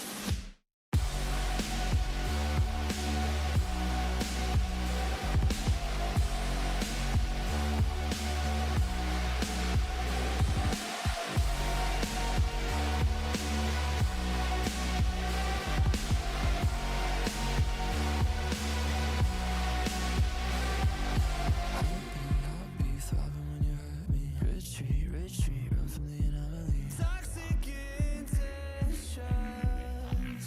Ooh, the reality. It took time to see the bird's eye view of me. It took time to leave. It's hard apart when you're part of me. So I say, you are the best at being the worst. You are the best at being the worst. With a little bit of love and a little more hate, it always hurts to say.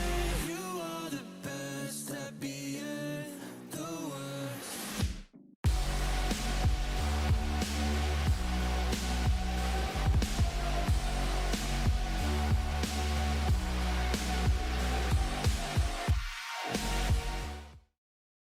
Welcome back in, ladies and gentlemen. We are on to the final 2 games here on day 2 of our tournament. I am Sublak B here to bring things to you as the play-by-play, joined now by Molly. Hi, pleasure to be here. So how are you feeling? This is like a really big tournament. I don't think I'm used to casting with so many players. True, yeah, we have an insane tournament. We started off at 400 players yesterday, of course. This is the first day of broadcast, but yesterday was the first day of the tournament, a 3-day extending all the way until tomorrow, and now we are getting onto even more cuts. We are down right now to 88 players only, and then after this game, we'll be down to 64. So as games go by, less and less players are left to compete. Yeah, so the top 64 will be making it to the final day.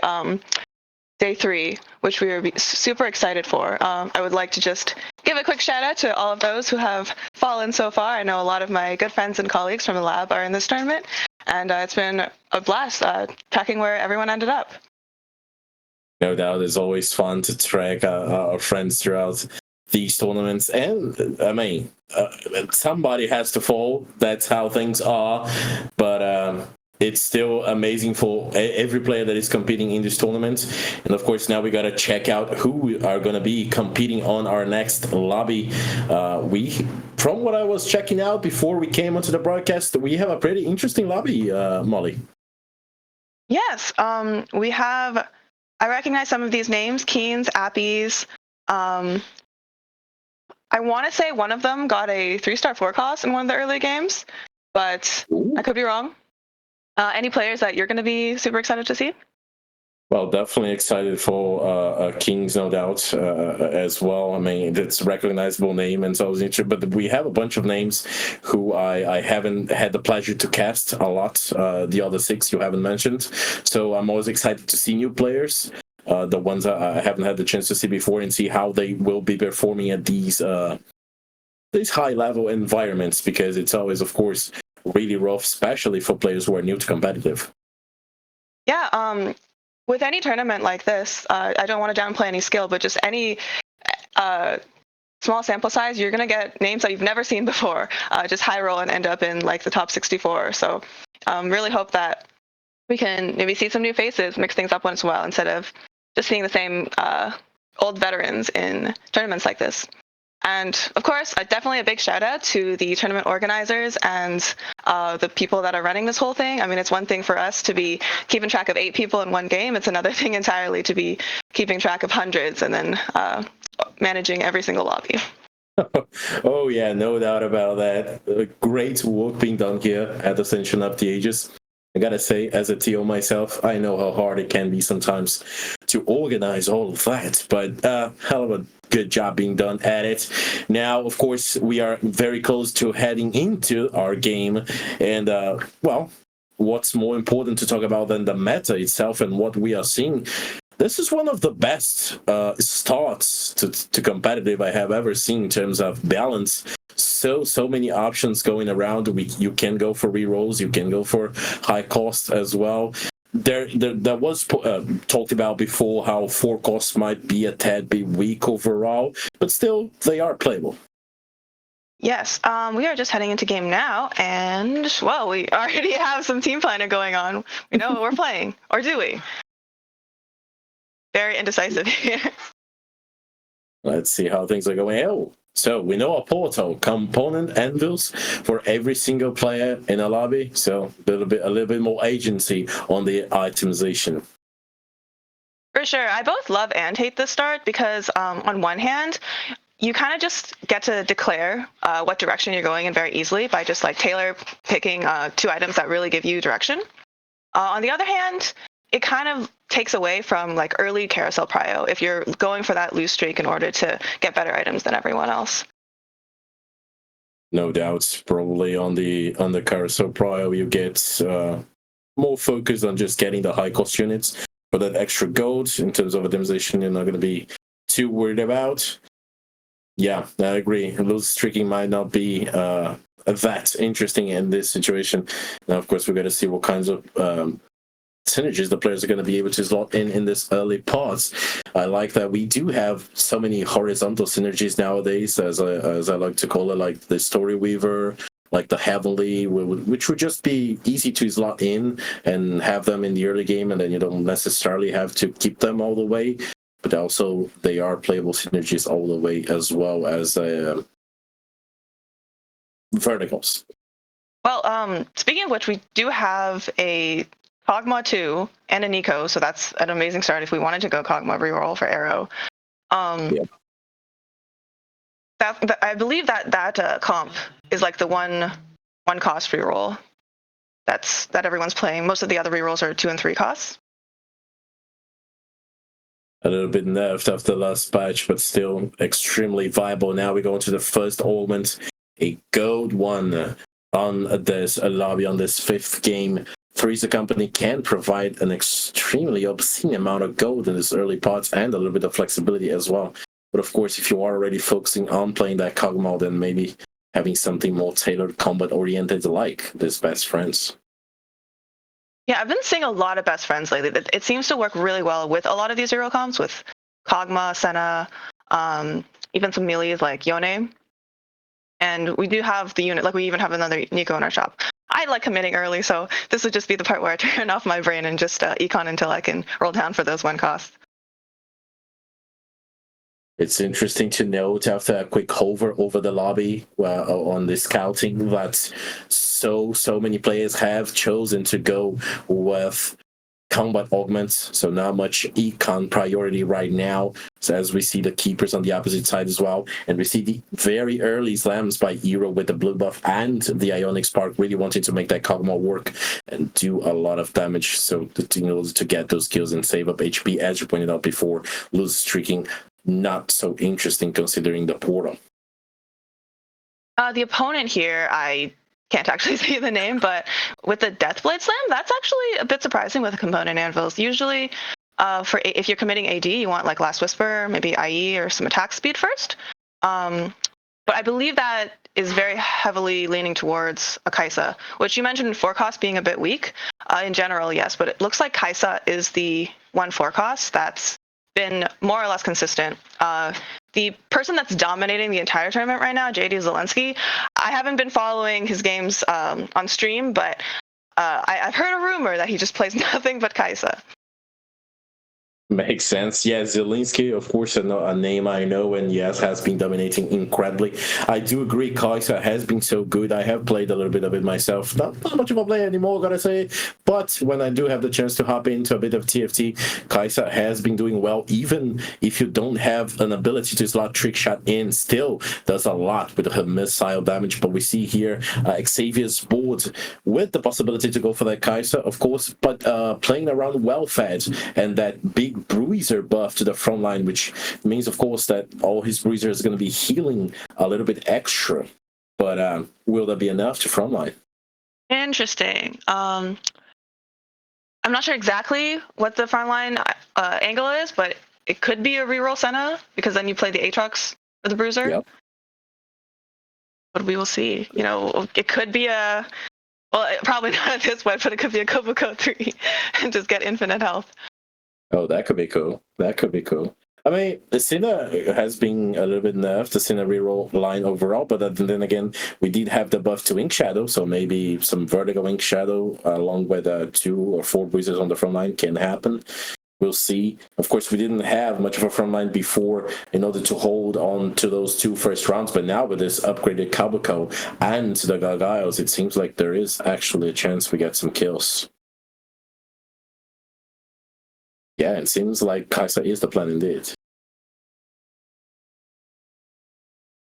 Looks like a standard trick shot comp based on the team planner though. So it's like I predicted the future Kai'Sa for possibly more than 1 player here. Yeah. Actually, it could be a Bard game now that I think about it, because Rageblade looks more like a Bard item. We'd have to, yeah. We play around the Tom Kench then. Yeah. Well, yeah, gotta see. Bard, of course, loving the double Rage Blade plus something like a Gunblade to heal up the team.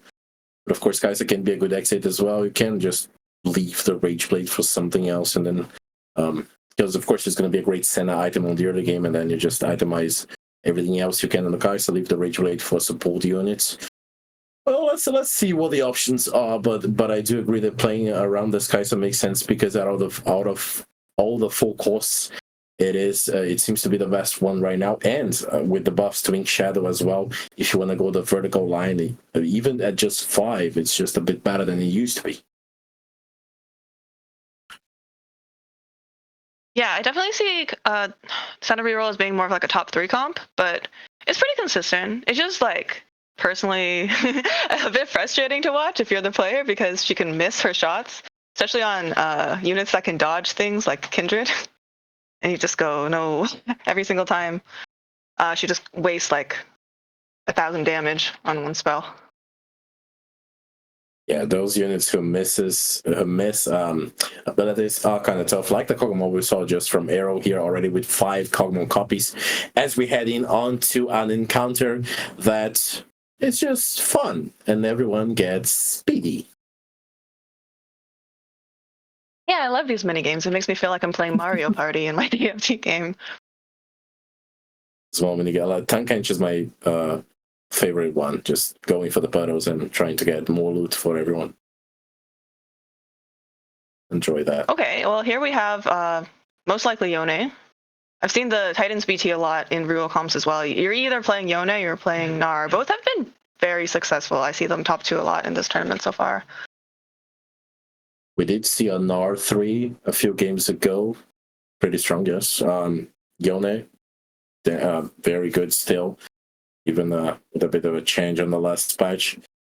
Now we see Kings, one of the players we were talking about before coming into the game, one of our favorites to watch. Still haven't had the ability to watch his POV, but playing around that Shiv and that Ahri doing tons of damage, especially considering that Ahri does do a bit of AoE as well, and you see the power of that. Comboed with the Shiv does get so many kills, and that is the reason Kings keeps the win streak alive. Yeah, it was the 2 win streakers facing each other, so unfortunately, both of them could not keep their win streak throughout stage 2, and Kings came out on top. Thankfully, Shiv with the MR reduction plus the Morelos for the anti-healing cut on that Darius did enough of a job for Kings to keep the win streak going, so that's going to be the only player on fire, sitting at 100 health going onto the Krugs. We have a few players all the way down, like Arrow and Yone, below 80 health already. Arrow, the player we know, is playing that Kog'Maw reroll already, closing in on fighting that Tristan Cog. I totally brain farted when I said that it was only Gnar or Yone, and then we scouted and we saw Yone. I forgot. Okay, this is probably going to be Volibear because Yone is definitely already taken by the other player with the Gargantuan. Yeah, nowadays it's impossible actually for. Well, I mean, unless you have duplicators, it's impossible for 2 players to reach the same 3-star 3 cost. So yeah, being contested is very rough. Ooh. But we're actually being griefed in more ways than one because not only does I missed who it was they scouted, but they have a Yone with double Gargantuans, but they also just have a volley too with no item. Yeah. Yone, yeah. So it's gonna be hard to get the volley as well. We're not gonna get our units very soon here. Whatever units you want, I am taking all of them, the opponent says. But now we see Xavier's Wards here already on level 6, still having a rough time going through this Darius. The Meeps coming in hard from the bot, but that Darius is just amazing. And the Umbros take down the level 6 Xavier. Now we go into the 3-2 augment. It's Silver 1, things slowing down a bit, and that is a good thing for some of the players. Ooh, it's a bit late for featherweights. We're not playing 1 or 2 costs at this point. Yeah, team building can be great for the slow rolls, but now we go onto the unified resistance. Yeah, I think most people we're just assuming that nobody is crazy enough to contest like Volibear at this point, so we're going to assume that we hit it eventually. I just want to go back to Xavier's. From what I saw of that last fight, they are really in trouble because they leveled to 6 on 3-1 and went down to 10 gold, although I think they made 20 at the end there, just to lose. So I was excited to see that they got that Bard like I predicted, but looks like their econ is not in a great space. Yeah. Trying to make a play to save up some HP, not even on a win streak, making a hard push to 6. Interesting decision. And it seems like not paying off, as you pointed out. So let's see what they can make out of that. Of course, already having that bot is going to do a lot for them, but going to have to find a way to save up back that economy and go all the way back to 50. Now we see the power of the stairs still smashing through everything. And Unified Resistance giving a great buff to the units. Now we are heading on to another encounter for this game. This time around, Molly, we have Jax. And now people can choose between rerolls or some extra champions. Yep, pretty easy decision there. and we're hoping for a Vivali 2, which unfortunately we're just going to get Syndra's when that's like definitely a 4 cost we can't use in this comp. Meanwhile, look at this. ooh, I'm guessing that Era also picked rerolls, and we got our Cog 3. So pretty stable at this point, although it is kind of an awkward spot to be in if you're rerolling 1 cost, and it's so asymmetrical because we have the Cog 3, but we really don't want to just keep rolling for more of the 1 cost front lines because we're so far. So we do have to level, but we're going to be a bit weaker in our front line because of that, because we're not going to hit those 3 stars.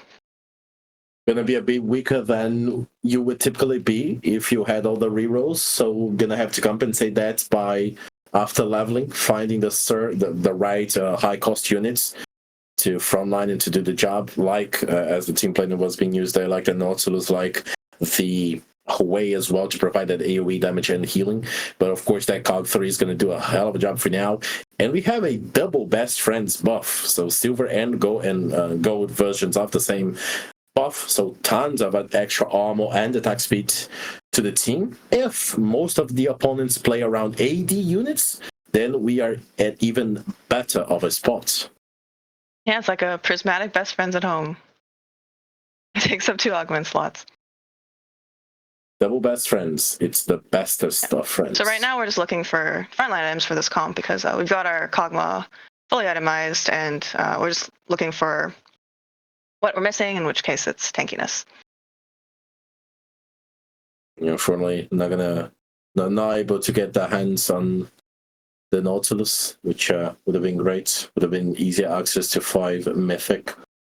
And needs to find out when we are able to finally level to 6, we're going to be able to proc those 2 augments on 2 extra units. So that is going to help a lot in terms of the front line as well. You know, when your tactician is faster, it actually does change like what items you can get on the carousel before the person across from you. And you can kind of see like there's 2 types of players in this world, like the ones that just like spam click and the ones that like kind of just they know they can get it or they know they can't. So it's funny to see that when we do have like stream POVs. Yeah, when I'm speedy, I'm like, oh my, I don't know. I'm probably gonna miss if I go too fast, so gotta watch myself out, and yeah, that changed things a little bit. You see the power of that cog just sniping away those units, BIS items for the Kog'Maw, and so even a level 5 arrow still keeps going. And we pointed out before how Xavier leveled to 6 and lost, then leveled to 7 and lost as well. Xavier trying his best to save up HP, but unfortunately sacrificing tons of economy in exchange for it. See how well that goes for him. And now we go on to Tankage, the encounter I mentioned how much I like. So everyone goes onto the puddles, and a bunch of extra loot comes in for everybody. It almost looks like Tankage is like trying to lick the players. Well, who says he isn't? Maybe. So what are we getting for everyone? Oh, artifacts. That's interesting. So frontline, it is the option here, no doubt. So that Anima Visage is going to make that Cho'Gath extremely tanky. Remember, Cho'Gath also provides anti-healing on his kit every time he breathes that cone of fire. So that's pretty. It is going to be pretty good to make that Cho'Gath survive a little bit more. Yeah, based on these matchups, I definitely think Arrow's going to go into stage 4 with a win streak and is in a really good spot. There's another Bard with the exact same items. Copycats. Yeah, well, Bard, it is pretty much the premier Rage Blade holder. But it doesn't necessarily have to be your unit all the way through. There are some 4 or 5 cost units which will be able to make use of that item as well. So you can just have him as the holder, pumping up on the other side as well. So pretty late game oriented augments. Meanwhile, the Kog'Maw just keeps going non-stop. And we see that we already have 2 players sitting up below 40 health. One of them being Epis here. One of the players that we were mentioning how maybe could be doing well in this game. Unfortunately, so far, it's not going to be the case. Yeah, I think it's going to have to be a huge spike on 4-2 angle. And even then, I can't see a top 4 unless he high rolls massively. Just because, like, you're going to be at 1 life in stage 5. It really needs to find a way out of this. Still playing around that board and keeping the rolls that he got from the previous encounter to be able to make a decision when he powers through to the level 8, which probably going to be happening around in the next round, I'm assuming. So going for a 4-cost play, as it seems. Yeah, I've definitely heard like this is one of the major complaints about the encounter system, is because if you are planning to spike your board at like a later stage, but then everybody else gets that temporary benefit, Appies is like forced to hold it, right? Until like, because it doesn't make sense to roll at lower levels, and then it's just completely sacking stage 3 and so much HP because of it. That is true. Being obligated to find different ways to countermeasure that until he can actually make use of the rolls. But unfortunately, as you pointed out, losing tons of HP. Meanwhile, Little Bard can't really do much. Yeah, especially with that big D claw providing so much MR. Now, 4-2, last augment, gold 1 once again. Let's see what choices players are going to make it. Here, especially, Epis really needs to make something out of his board quickly. Okay, interesting. We're going for... What were the... Oh, he hasn't picked it up yet. Yeah. Right, where are you? Just buy all the 4 costs. And maybe luck into a 2-star out of picking up the orbs. That Ash could be interesting, but no, we want to play around the board anyways. Oh, a Wukong.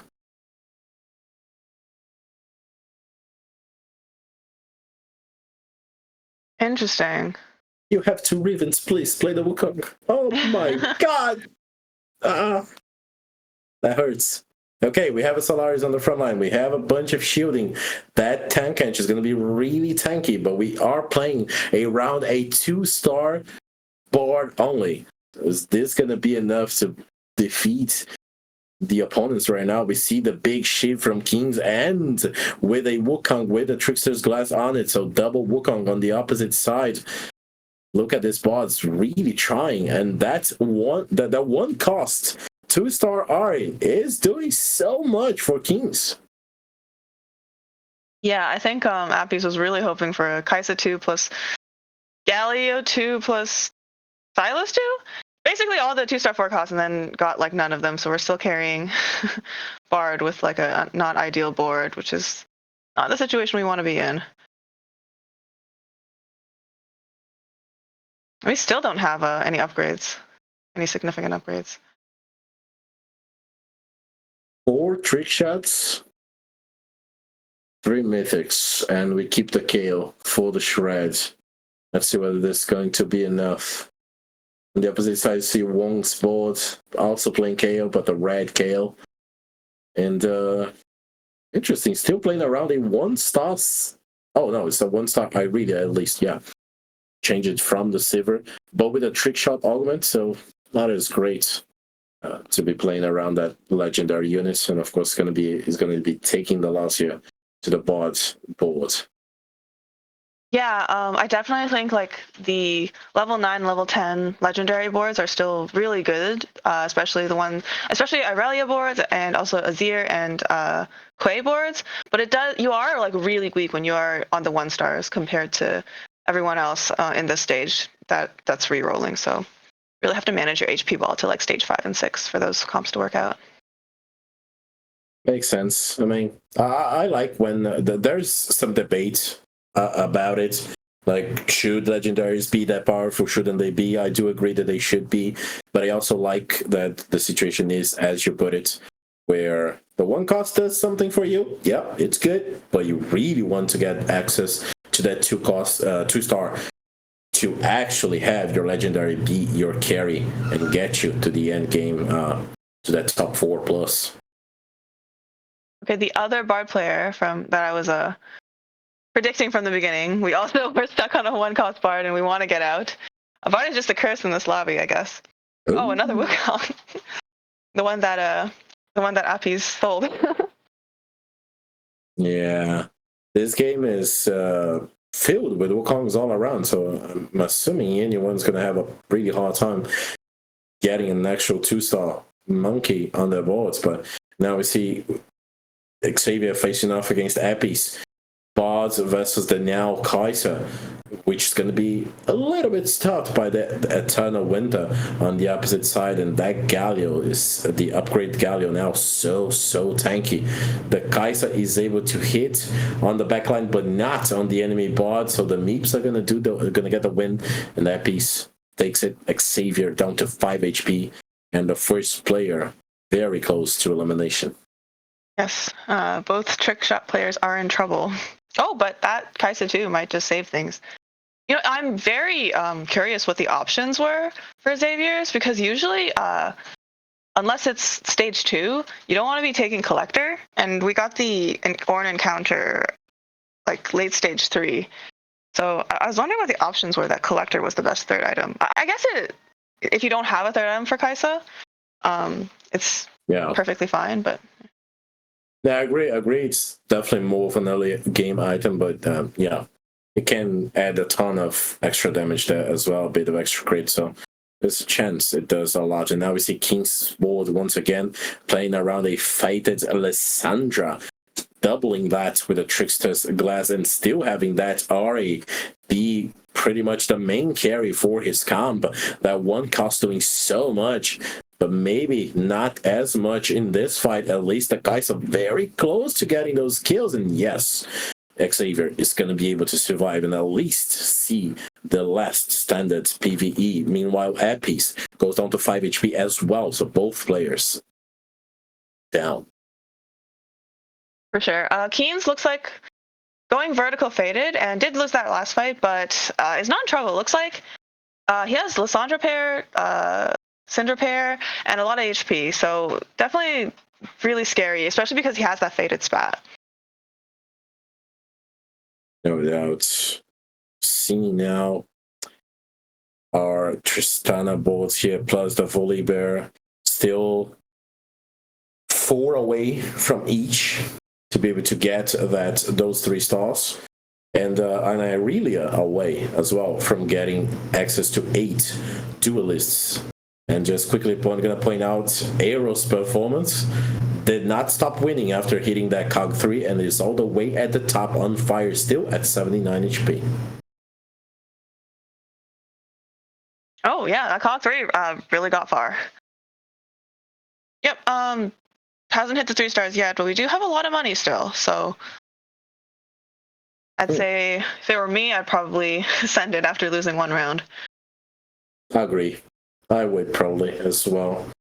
Tristana positioning here very good. It means it's not going to be hitting that Eternal Winter and being stopped by that effect. Now it is, but did have enough time to just hit a bit of the backline first.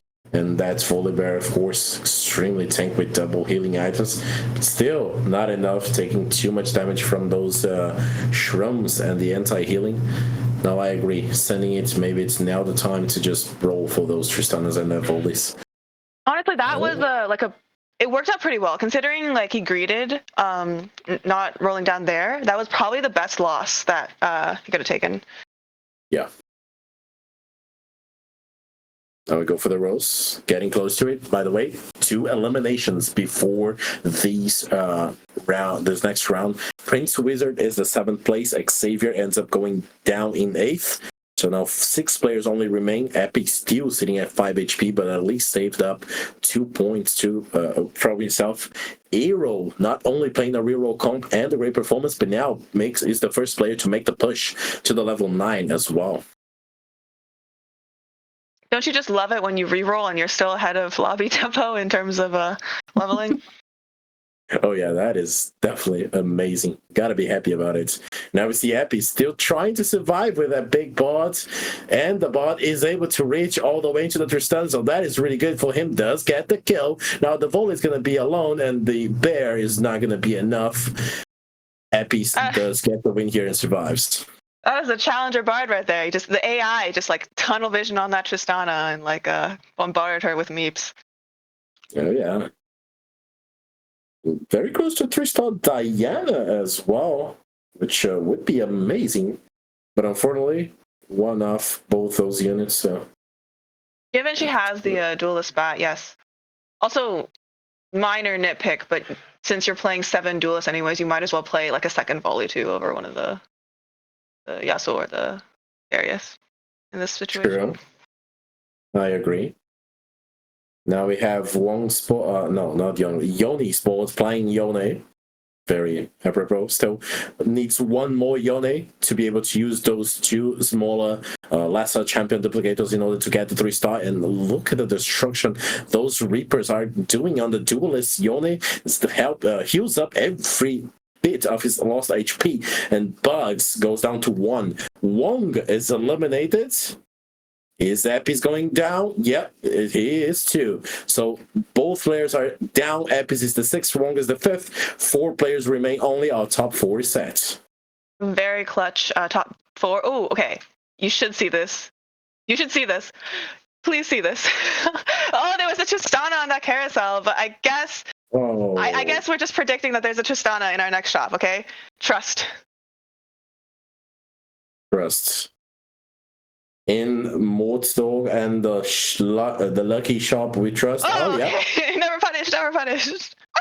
And 2 volleys. Oh my, but we do not have the gold for that. Okay. Interesting situation. Yone 3, hit by Yoni, finally. Arrow still upgrading his board on level 9. Insane Kog'Maw play. Now we gotta see whether these duelists can survive long enough for these Volley and Diana 3 stars to come online. But they do have to face off against a massive 3-star Kog. And by the way, even after leveling, we were able to get to the 3-star Choga as well on Aerosport. So that is just bonkers. With the Jeweled Lotus added on top of the board means all the units have a chance to crit. So that Kog just snipes away everything. And that means the end for the duelists. So Aero keeps the win streak alive. And now 3 players only remain. Kings and Yoni still fighting. Not anymore. Yoni takes the loss. So it seems that maybe Kings versus Arrow is going to be our final battle. Yeah, based on what I've seen so far, I believe that the 3-star Yone board could still outcap this Kog'Maw board, just because it's the Gargantuan giving so many extra stats, and it looks like he had 4 of them. 2 on Yone and 2 on the Kayn, but I haven't seen the matchup yet, so we'll see how that goes. I'm excited to see. Big positioning game when it comes to Yone. If he does get access to the Cog and is able to kill it, then yeah, it can be a game changer. But otherwise, it's complicated. Now we gotta see whether Kings is gonna be able to make more out of this fated board. Of course, saving the gold, as you can see, trying to make that push for level 9 and cap out his board higher, finding the legendaries as well. That Sandra with the Giant Slayer is gonna be able to melt through high HP units. But then again, she doesn't have the blue buff. She takes a while to cast, and it's a rough time for the Fateds right now. So Arrow still keeps going strong. Both of his opponents took a loss. Yoni 1 HP away, 1 life away from getting eliminated. Ooh, I wonder whose ghost Yoni was facing, because it definitely doesn't look like Keen's board is that strong right now. He's still saving to go level 9. So maybe this Cog board is just dominating this entire lobby. Yeah, it seems like it. As you pointed out, I mean, if you reroll and then you get ahead of the lobby in tempo as well, I mean, you just have the perfect game. For sure. I think as soon as I saw like the component anvils plus just a natural 2-star Cog on 2-1, I was just like, well, this game's probably going to be a top 4. This is a guaranteed level 10 if we want to go there. See, if we want to, we're just going to choose to reroll Kings. Set to upgrade now, so Fated board getting a bit stronger. Another Sandra, so maybe a 3-star Sandra to change the game. A 2-star Lissandra as well, so the legendary upgrades came in for Kins. Now we probably seeing the elimination of the Yone.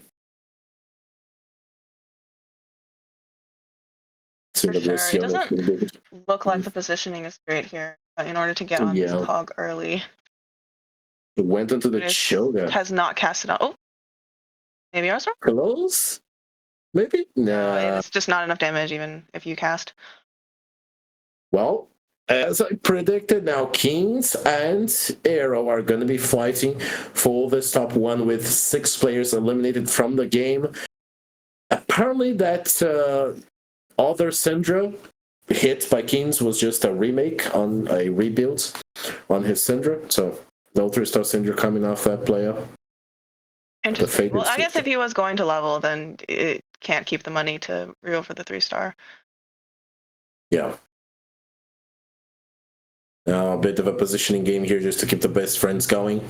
Now got to see whether this cog is going to be able to snipe away the right units. There is a 2-star set on the opposite side, but not great items on that TG. There are 2-star Lissandros because of that Trickster Glass, but are they going to be able to boil the right opponents? The set is all the way to the cog perfectly. Slams him down, and one more time with the punches does get the kill. So amazing play by the Fated and the Legendaries get into the backline in the perfect way in order to stop Arrow's win streak, but that is only one win. There is still 60 HP left on that bar, so a lot of that's going to have to happen again if Kings One takes the win.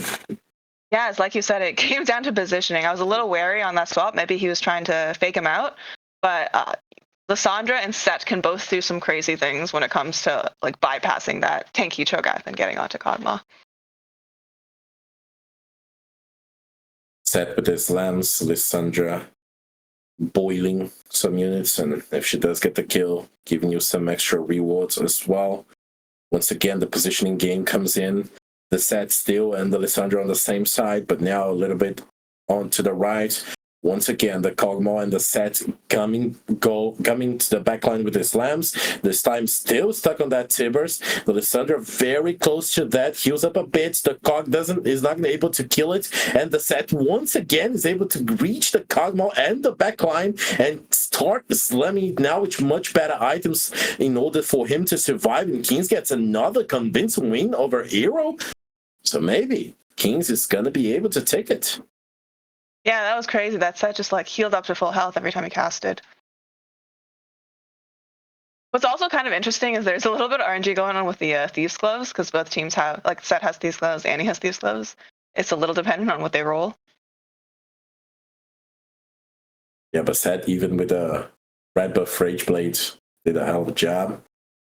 Now this is interesting because leveling here, we can add one more legendary to the comp. Easier access to 2 starting legendaries like this Hue, for example. This Azure can also Wondering a bit about what our 10th unit is. It looks like it's Azir for now, which is fine. Yeah. Sand Soldiers and another Best Friends procced once again because of the level 10 and the even number of units. Now this time around, the Kog'Maw is safe and sound in the right side, very far away from both the enemy legendary units, and let's see what that makes a difference. That Cho'Gath, of course, extremely tanky, very hard to kill, and now that Kog is safer, it seems to be able to snipe things away, but we see the healings that come in on the opposite side, how hard it is for Kog to actually finish off units, and the Set is once again going to be able to make it to the backline, slam the enemy carry. It's going to be the carry on each side facing off, but the overtime helps the Cog get the kill. Now we go on to another encounter for the only 2 remaining players and extra components for everyone. Yeah, interesting. Okay, we're going for a second carry. Way. Oh, I like it.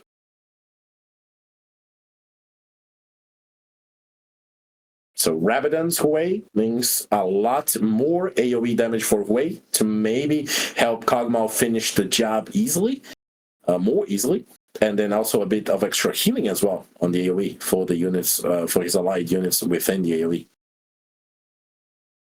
Yeah, I think the key to these fights is just like, can we keep this Set distracted long enough for Kog'Maw to snipe everybody in the back once he's got that increased range? This time around, the Set is once again at the same side of the Cog. See if the slams make him get direct onto the cog. Now it is on the Huey, so that is not good, but at least it's not the main carry. One Muslim comes in, the Huey still not dead. Now the Sad's starting to lose a lot more HP than he used to be on the last fights, and now it's finally gone. So maybe now the Kog'Maw has a chance to actually get this win, but that Choga is melting away and got boiled by that porcelain Lissandra. Now the Cog still fighting through and is going to be left alone against the 3 units. Is the overtime going to be enough in the gunplate healing? No, it is not. Kings takes another win, and that fated Omni-Vamp buff from the set is doing so much for Kings. And Lissandra farmed an item there to go with that last component from the encounter. It all ended up working out perfectly for Kings. Yeah, Kings 1 level down, but a lot of power up apparently. Yeah, I was pretty surprised. I thought the Cog was going to win that because we did manage to kill the set, and the Cho'Gath, like the big tank, was still alive. The set items rolled Shiv and Nash's, which were pretty non-ideal in that fight. So I think that was like the best fight he could have hoped for. But we ended up still losing because we just have too many legendary upgrades on the side of Kings, I think. And the 7 vertical faded is just very powerful. No doubt. Okay, now we have the option. We were able to upgrade the Nautilus, now the Azir as well. Now thinking about if there's a chance to slot in this Udyr, it could actually be really good to just maybe pick up the set and go away with him, or even go into the backline of the Lissandra and the Syndra. For now, we're keeping with the Azir because it's an upgraded unit, now with the blue buff as well, so we're going to be able to throw in a Sand Soldier really early into the fight and make extra frontline for this cog to work. The set once again slams and goes into the backline, but still far away from the cog. Deletion comes in easily. Kog'Maw gets so many kills. Tibers with decent items being really tanky. The Shoga comes in now, and the Lissandra is made quick work off the Kog'Maw. Snipes away everything. Huey still alive as well, so all 3 main damage units here alive. Big win for the Kog'Maw comp, but still not the end. We have one more fight. Yeah, they're really making our voices go hoarse in this series. If both games go to 7-2, but definitely exciting. You have 2 players just completely dominating the lobby, and they're slowly wearing each other down. Oh, look at the any items now. That is bonkers. Positioning game going around. Where do I want my units? Gotta get away from the Lissandra, gotta get away from Set, gotta have best friends still active for every single one of my units. Set is in the very middle, Lissandra all the way into the back there. There is a second Lissandra on the right side, of course, with a higher mana bar. Now the Set is very far away, applying Morelos to everyone, which is really good, but still not ideal items. The Kog'Maw is sniping things. That Nautilus upgrade was big because that unit's still alive to this moment, especially with that road gargoyles from the Ornn delivery. And now the Mythics just became so much better, and they got an easy win over Kings. So the game gets turned around once again, and Eero ends up in the first place. Yeah, I definitely felt like the late game was unstoppable force versus immovable object, with how many upgraded 3 stars and 4 costs and 5 costs, like everybody itemized. That was kind of crazy, but eventually that Mythic board did just outscale. Yeah, it's amazing to see how that, as we pointed, the hero was able to reroll and then still get ahead of the entire lobby in tempo. Kings posed a really hard threat there with his Fateds, but in the end, Hero was able to find his way onto the win. So that was the end of Game 5. That means we are now cutting, Molly, from 88 to only 64 players. So 22, if my math's correct, I'm not a math guy, are gone. Or are we cutting to 88 and then we're cutting to 64? 24. And then we're cutting 64 for day 3? No, we are correct. Yeah, 64, and then we start off the next day with 64 as well, if I am not mistaken. Oh, okay. Gotcha. But yeah, anyways, so that was the end of our game 5, which was really fun. We still have one more to go, so we're going for a very short break, and then we go back for VATS.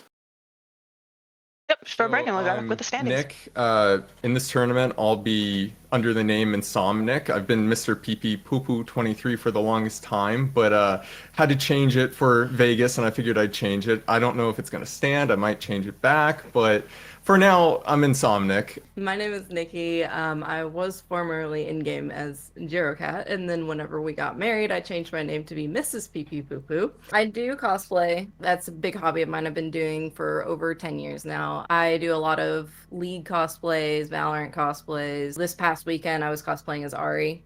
For the whole weekend, I had the whole 9 tails and everything. At Vegas, I cosplayed as KDA Kaisa, so that was fun, getting recognized by the Riot crew and having the devs kind of come up and be like, whoa, like seeing the real thing in life. So you have like a like Instagram or Twitter handle you want to drop? yeah, Shout yourself out? My Instagram is Zerocat. It's XEROKAT. I play a good amount of TFT. I haven't yet for this set. That's going to be this week. But I like playing music, exercising. We've got 2 high-energy dogs, so I play with them all the time. And then I make YouTube videos full-time is what I do. Not TFT. I'm considering doing some TFT, but it kind of, I don't know. I don't want to take the fun out of it for me where I get done with my job, and then go do more videos. So I'm not sure. We'll see. I've been playing since the end of set 1. I've peaked challenger. I played in Vegas, did horrible, and I'm looking to do better this tournament. I'm still a very casual TFT player, but last set 10, I peaked as Diamond. We've both also been playing Double Up, and we reached Challenger in Double Up last set as well. Yeah, we've been dating since before TFT came into being, but we got into League in 2019, right as TFT also released. So I just caught the end of set 1, got into it, got her into it by set 2. Then she played set 3, and then set 3 was my favorite set. And then she was on hiatus from TFT until about set 10 with Vegas, and now she's getting back into it. I've been just playing on my own. I'm really getting into the preparation for this week. This week is the first week that I'm really working on it. Have you worked on it? You're playing the game. You're learning the set a little bit. We probably will have a little study session. I watch a lot of streamers to prepare. Like I've been watching a lot of Box. I've been watching a lot of Dish Soap, Setsuko. I watch them nightly. When I go to bed, I'll like put their Twitch stream on. He's still playing, but I'm watching them. Usually anytime there's a new patch rundown or something that comes out from Mort, we'll immediately be like, hey, did you see the tweet? Like, what's going on? What's changing? Good luck to all the players. We'll be watching. He'll be playing. Hopefully I'll be playing. It'll be a lot of fun. I'm okay if the other players have bad luck, though.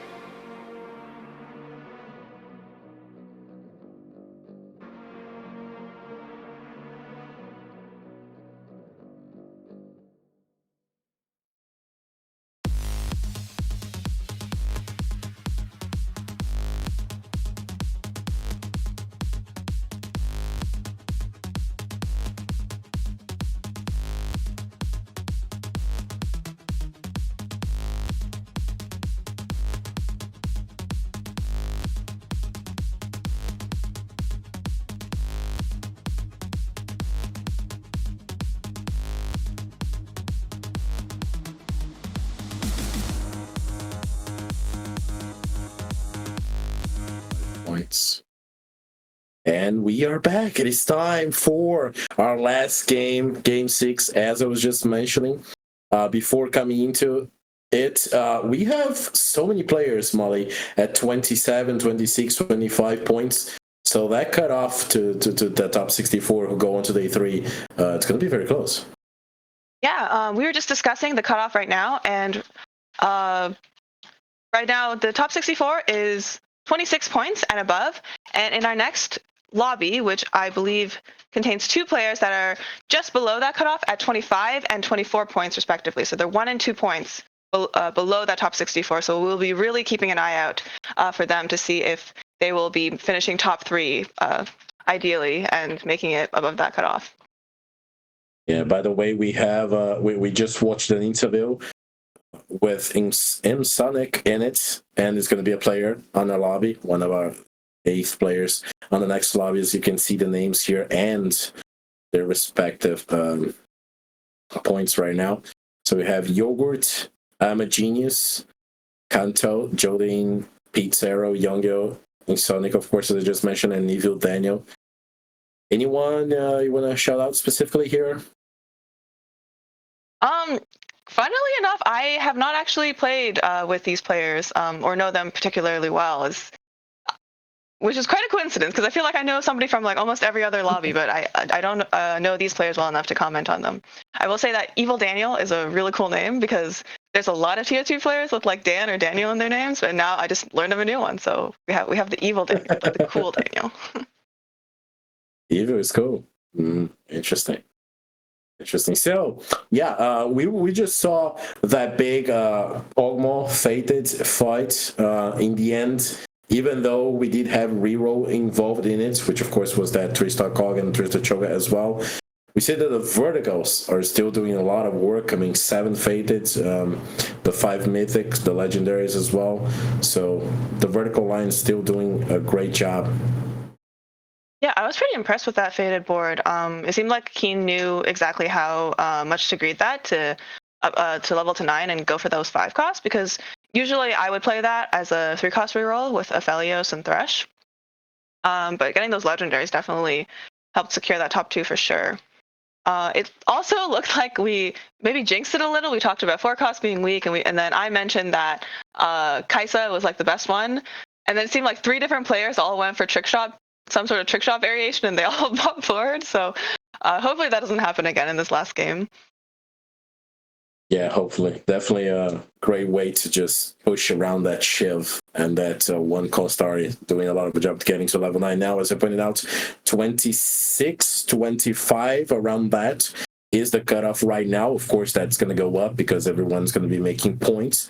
But from that, you can just gather that Kanto here, Jodine, Pete Zero, Youngyo, Sonic, Daniel, all of these players are very close to the cutoff, so all of them are hoping for a very strong performance. Our 2 top players there, Yogurt and missed the other name now, but anyways, are a bit safer, but still, of course, everyone got to perform because it's anyone's game right now. We only have JD Zielinski sitting at 41 points, which I would probably say extremely safe from getting cut, but everybody else actually has a shot if they go 8th.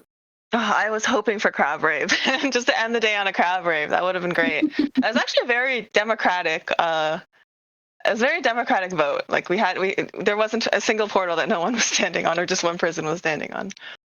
Yeah, I would say Crab Rave would be fun, no doubt. But we go with the gold opener. So the first augment is going to be gold. That's simple. And then the rest, we don't know. Maybe we have a prismatic at least to make things a little bit more fun for us.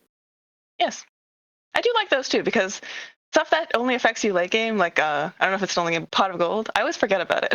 And then when it comes, I'm like, oh, I should have prepared for this. Yeah, sometimes we just forget about it, like, I didn't even remember that was a thing that was going to happen, and I didn't really plan, but yeah, now it is here, and I got to do something about it.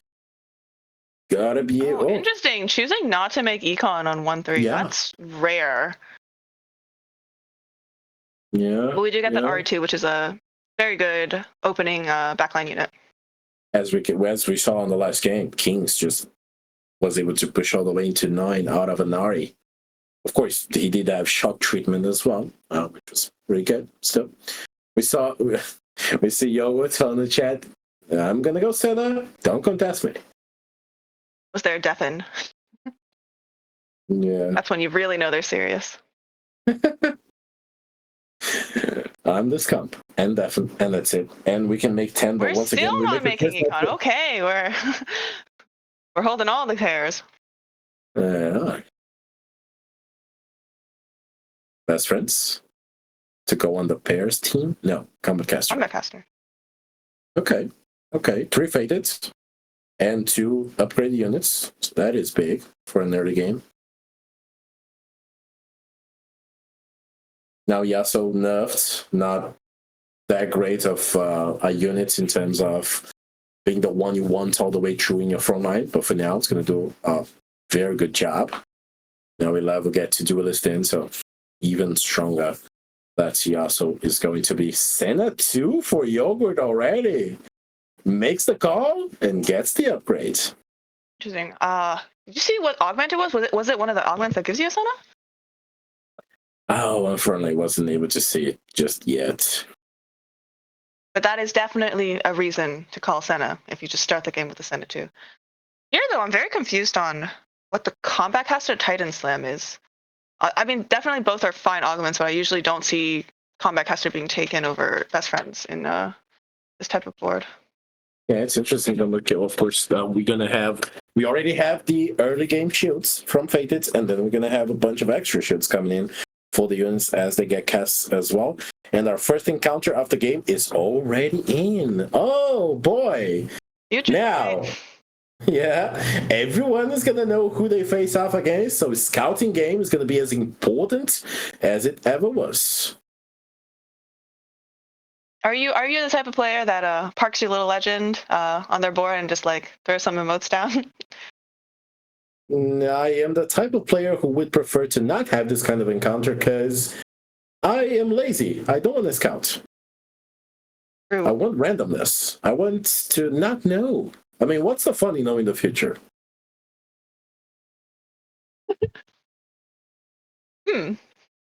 No? I don't. Yeah? I mean, Yeah. Things being unpredictable, that is fun. That's true. I mean, as a competitive player, I disagree, but as a player that like whenever I like luck out on the matchmaking where it's like I got the 1 in 3 that I really wanted to fight, that works out well for me, it does like just feel really good, right? When it is random like that. And you're never gonna get that feeling when you have future sight. Exactly. And if I know who I'm facing against and I miss position, I can't blame Mortdog. I have to blame myself, and that's just not fun. Right. Okay, Yeah. so the Senna 2 with 2 items actually lost, which is pretty funny, and that just goes to show how like strong the faded like upgraded opener is. Yeah, that's the one thing you just don't have too much counterplay around shields. It's just too much from the faded themselves, and then combat caster on top of it. So, I mean, unless you have something like that Kha'Zix we just saw, in order to go onto the backline bypass that Yasuo and kill the Ahri easily, this Ahri is going to have a very safe time doing tons of damage in the early game.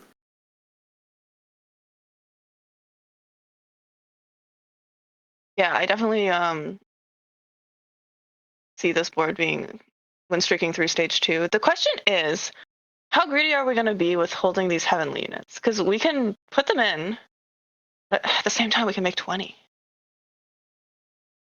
Yeah, we could make 20. And there, okay, we pre-level. That makes sense. Is fine as well. Yeah. Yeah. Because I was going to say, this board is so strong. And depending on whether we can get a decent item made out of these gloves, there is a word in which this fated board actually makes it into the Krugs at 100 HP, still at level 4. I'd say the only weakness right now is that we only have 1 item, and we don't have any healing on our Yasuo. So if he dies really early before that Titans can stack, our other units can't really pick up the slack. But We'll see if a 3 gold as last pick is pretty good as well. And that armor means we can get Steadfast Hot on that Yasuo, so that he's going to be extremely, obscenely tanky. Let's see But what I would probably grade it as like I'd probably just like hold it and see if I really needed to win streak, because it's definitely worth the win streak, but maybe those items could be better used. For example, if we're going like we need a healing item if we're going for a Titan, so for like a Hodge or something. Yep. Let's see. Of course, now we know who we're fighting off against, so not going to be I think that Darius board is really strong as well. We did see the Darius last game, the 3-item Darius just completely dominate early. So Last Whisper not as impactful on the Darius as a Ionic Spark would be, but still, yeah, doing decent work. They also able to stack the Titan, so yeah, easy job there. Darius is already gone. Saw the board, knew he didn't even have to slam anything. Was going to be able to take the win anyways. Unified resistance, not so resistance at all. Yeah, the faded bonus is just so deceptively strong. Extra AP for the Arty and the Yasuo. The extra AP also means extra shooting for the Yasuo every time he casts. So that plus his innate shield plus combat caster, that is just too much.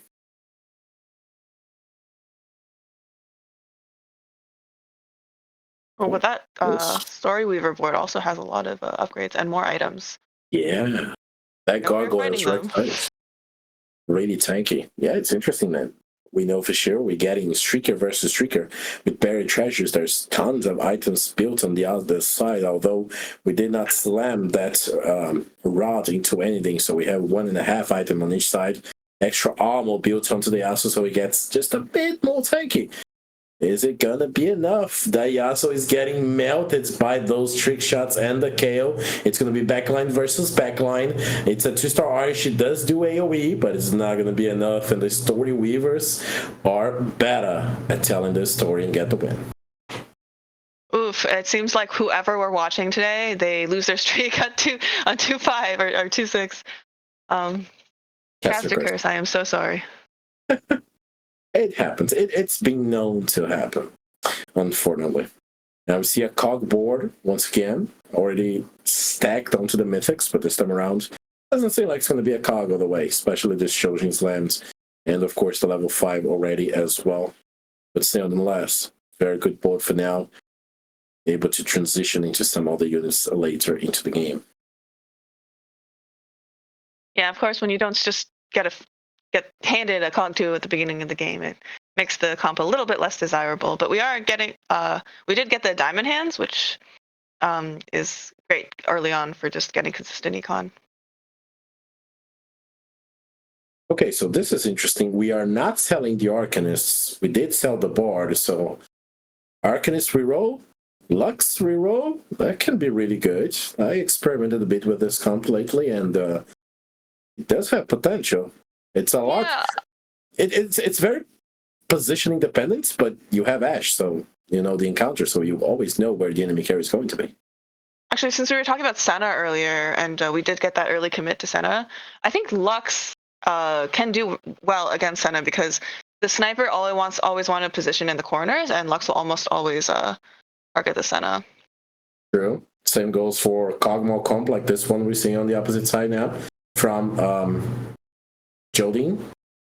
6 cogs, so 3 away from the 3-star. So yeah, in this kind of situation with this Ashe encounter into play, Lux reroll, which is already pretty decent if you can get it online, might be even stronger. Now on to the 3-2 augment. And still a gold one for our players. Let's see if we can get something Arcanist oriented for that Lux and all these units to be just a bit stronger. Everything Must Go could be very good. We're rerolling now. Oh, nope. Interesting. I see the logic because we have like a really tanky Cho'Gath that's going to synergize well with it. I just don't know. Like, I think overall you're going to get so much more gold with everything Must Go, and I don't think the item itself is as valuable here. We'll see. Yeah, we'll see. Gotta see how many AP versus AD players are in the lobby as well to see how much that Declaw is gonna proc. Typically, from what I've been seeing, a bit more ADs going around, so yeah. Well, I did see a Yone too. I don't know if that was the opponent. Yep, Oh. and there it is.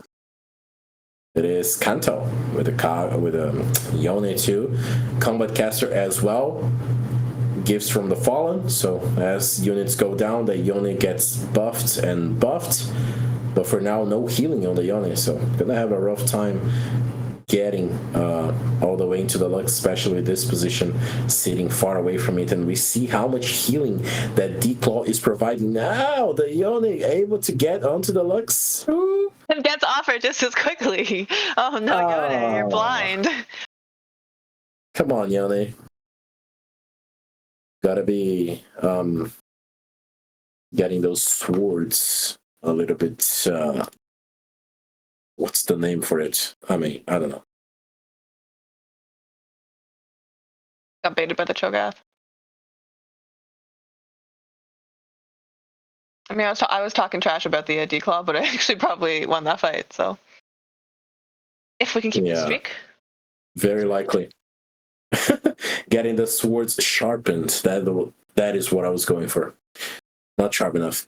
The Cog 3 just hit by Jodin, by the way. So, big upgrade there on the Mythic board.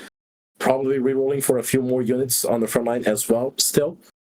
But as we saw, Cog reroll can be really good, can be a game-winning comp even if you do hit it enough. And now we see red plus blue KO there with a trick shot buff up to I'm a Genesis aboard, trying to get that Sivir to carry his comp for now. And by the looks of it, it is. Keeps the win streak going. Very close fight. Like we're gonna need some like damage item on this Lux. Back to an encounter. I missed it. What is this one? It's Mumu? Yeah, it's a Mumu. And it's all 3 costs. Ah. That is the fun of it. So, in terms of gold, doesn't matter. Maybe there is a copy of the 3 costs you're going to be able to upgrade to 2 store.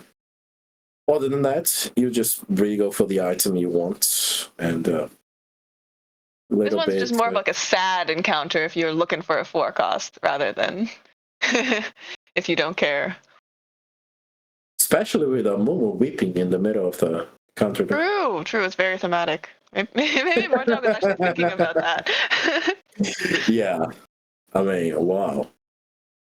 That makes a lot of sense. Now we move over onto Evil Daniel's boards, leveling to 7 now. Bit of a transformation on his arena here. Youngil just leveled to 7 as well. Pete 7 as well. So many players making that push, trying. I'm a Genius as well, trying to keep the win streak going. So far, being able to. So lots of players trying to make that hard push, save up HP, save up some points. For now, Yasuo is still the main carry on this comp. Is it going to be enough? Interesting rolling.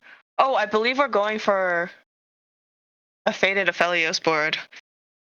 I'm excited to see that. I don't think I've seen that much today, but I think it's really strong, especially if you can get the Aphelios and Thresh 3. Yeah. Thresh now changed after the last patch in order to be the unit you actually want to frontline in a faded comp instead of the Yasuo. So it does make it better for you to reroll this specific line with the Aphelios Thresh as well, both being 3 costs. You can reroll both of them at level 7.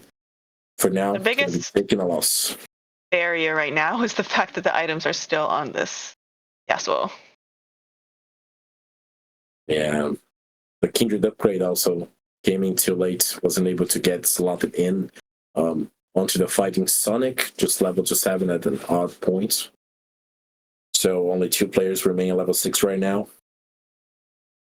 And gotta see whether this Aphelios board can come online. Aphelios is really good, especially because it does have Shred imbued, no, not Shred, Sunder imbued into his kit, yeah. Evil Daniel is definitely going to have to transition this board soon to save HP, but based on those combat augments, I can definitely see this board doing very well late game because we have 2 combat augments that sort of like synergize with each other. One that gives attack speed and one that gives like a damage multiplier. Both are really, really good on Aphelios. So Aphelios can end up becoming very powerful. Now we get a little bit of an insight into the player's mind, and yes, Aphelios and the 5 Fated is exactly what we're thinking about. Very and close we fight kill the win streak. to get the win. That is good. That is good. 7 Fated, of course, if you can get to the Seth. We did put a Nash on the planner. No. It's Aphelios. Yep, Ash is going to be the second sniper, but Aphelios is the carry.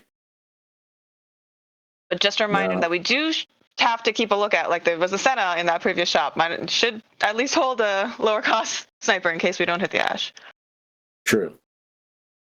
Look at this. Youngo makes the push for 2-8. Found a Seth, but chose not to go with it. Thinking about what we want to play. Okay, get some decent upgrades to the boards, but still looking a bit weird. Yeah, I think this clearly wants to be trick shot, but I think that's Little Buddies. I'm not entirely sure, but it looks like Little Buddies to me. And we definitely don't want to be carrying 3 costs if we're playing Little Buddies. We actually only have 1 4-cost onto the board, which is the Silas. So, yeah. We did have a pair of Ashes, which unfortunately ended up throwing away because we wanted to upgrade the units that we had on our board currently, which is an interesting decision. Of course, does save up HP, does get you to a win now, but is sacking a bit of the augments, as you pointed. You really want the 4 costs and the 1 and 2 to buff up the 4s. Now, and the 5s as well. And now on to the last augment. Hey, we do have a prismatic to end things. So. Wow, you are very good at predicting. I mean, you should play TFT more. Like, I feel like if you can predict the future this well, like, you'll just be able to predict what your next shop will be and when you should roll and when you should level, right? That's true. Maybe I should. I don't know. I have given up a bit on playing, but maybe this is a sign. We did end up taking that new recruit, so it's a bit of like a Hail Mary. Like I think we want to see 2 4-costs in our next shop that we can Nikos. And the thing is, we do have a very decent boards to survive for now and save HP. But yeah, we do have to find a way to slot in a bit of 4-cost here to change this board into something else, like the Ash, for example, which we did have a chance to, but didn't end up happening.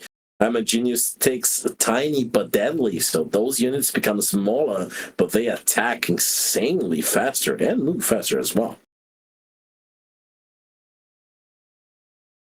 And you look at that. This board still getting away. Oh, that was close. Bard clutching. Usually, Last Wish for Bard doesn't usually win those, but we were against a very tiny Sivir, so. Yeah, but at 33 HP, we take those. We really want those wins. Oh, Kaiser, okay, that's a very good carry to have here. And of course, it's going to be profiting from that extra effect. 4 trick shots, 4 bruisers. Haven't seen that board before, I believe, but seems solid. 4 trick shot is pretty common, as is maybe not 4 bruiser, but I think we're just missing a Galio. Like, we really, really want a Galio on this board. True. Galio would add so much flexibility for us, not only being a 4-cost in order to proc those later buddies, but also Story Weaver, giving a little bit more agency into slotting in an extra synergy or something. Now facing off against drop the Zoe for another little buddies proc. Yeah, exactly. Finding a legendary, any of them. Yogurt still needs 1 more Senna in order to be able to use that champion duplicator to have the Senna 3. So even though lucked into a very early Senna 2, it's having a rough time finding the 3-star. Jode now down to 28 HP, so the first player to go below 30. And we are going to be watching Kanto's POV sitting at 69 HP, the only player on fire at the very top with the 6 duelists and the Volley and the Tristana. Yeah, definitely. They're definitely sitting pretty comfortable there with that Volley 3. Very good items on the volley as well. That Crown Guard, so good. And it looks like the last. It's not Lucky Gloves. It was the Ornn artifact one, yeah. Yeah. Because if it was Lucky Gloves, I was like, oh, maybe we're going to go for more RTGs, but we're not. It's the. Oh, and we have an Irelia. Wow.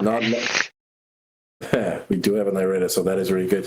It's the support gloves. So 2 support items, which is really good there. Tons of extra AP to the 5 frontliners. And then has the Shred as well, which is going to help that volley and the Tristan do so much damage. The Shred and Sunder. Irelia, of course, does have a bit of Sunder in her kit as well, but for now she doesn't have items, so she's not going to be doing that much. The Tristana and the volley are the stars right now, especially the 3-star bear, becoming unbearable for the enemies.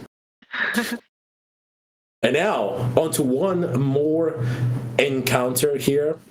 F46. Let's see what players are going to be taking.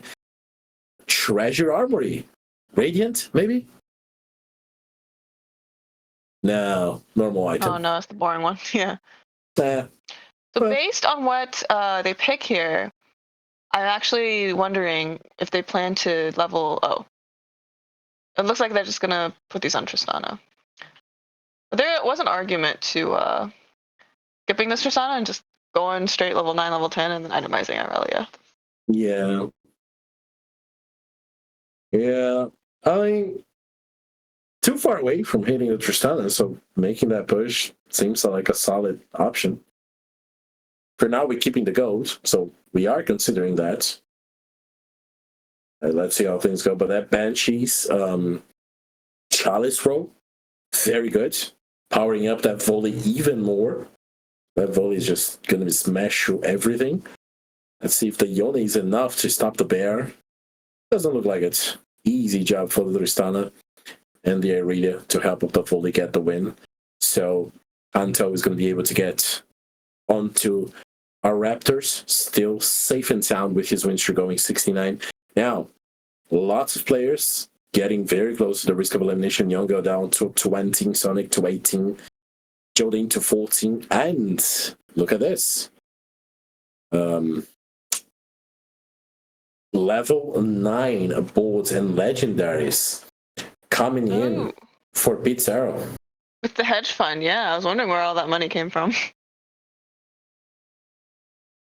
As mentioned before, we're keeping an eye on Evil Daniel and Insomnic as players just kind of on the cusp of that cutoff.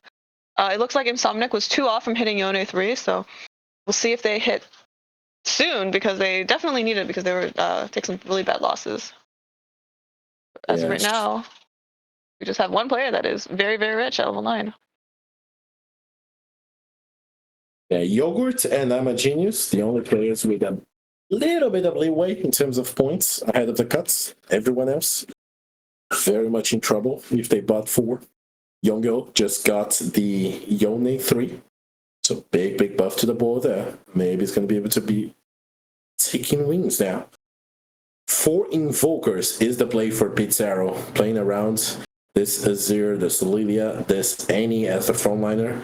Has a Hui as well, so both of these mythic units here in the back are going to be able to do a lot of damage, and still has 40 plus gold to rolling during the combat in order to find some units. Not going to find a win. Leaving 4 units with like 1 hit like that is the most painful feeling in the world.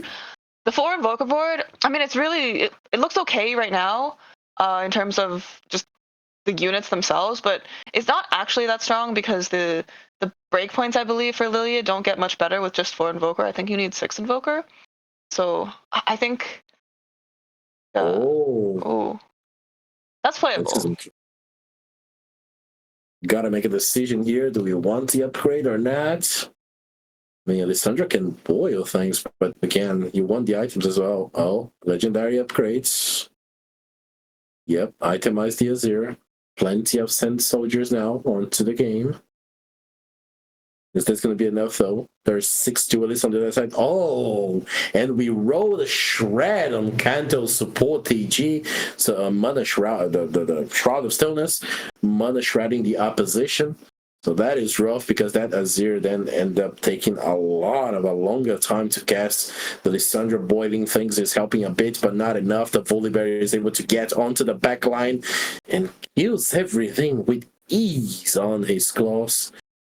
Yeah, bear versus bear. Yeah, the Volibear. One of these bears has more items.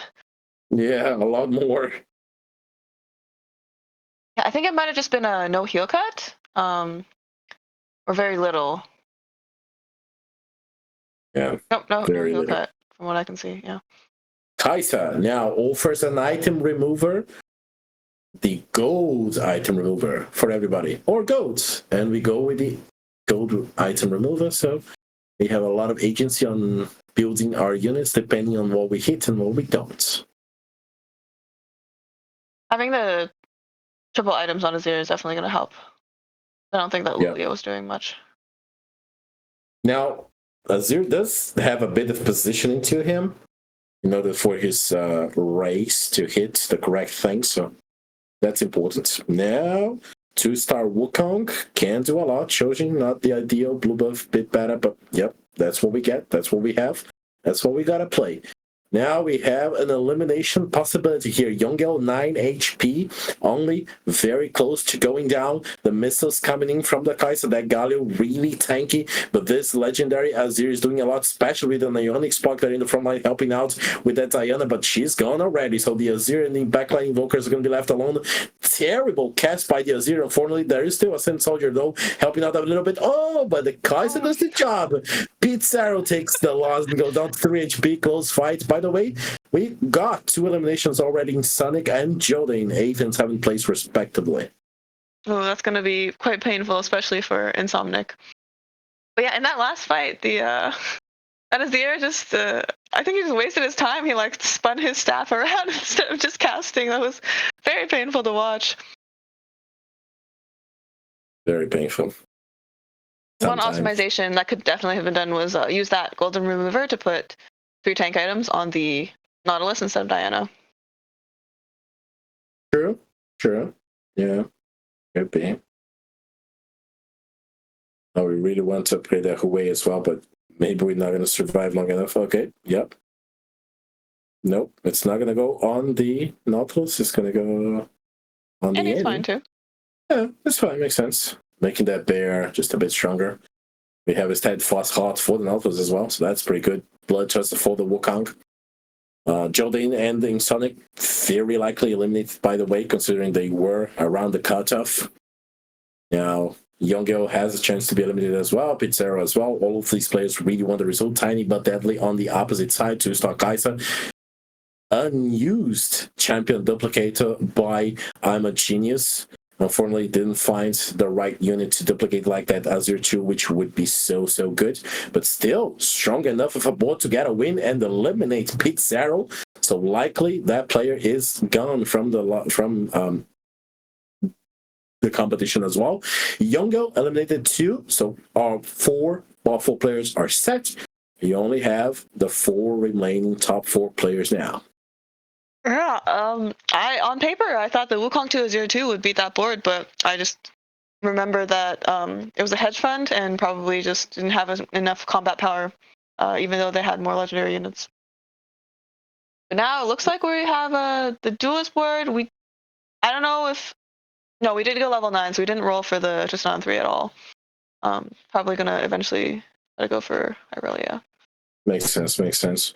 Evil Daniel and Kanto, the 2 players with the most on their HP bars right now. A lot of sniper focuses on the other side's back line, and these duelists are starting to melt. The Volibear is gone. The Tristan is going to be left onto the game, but she's not going to do much because she's easy to kill, squishy units. So Evil Daniel gets the win. Kanto's win streak is stopped on its tracks, and Evil Daniel is taught its own.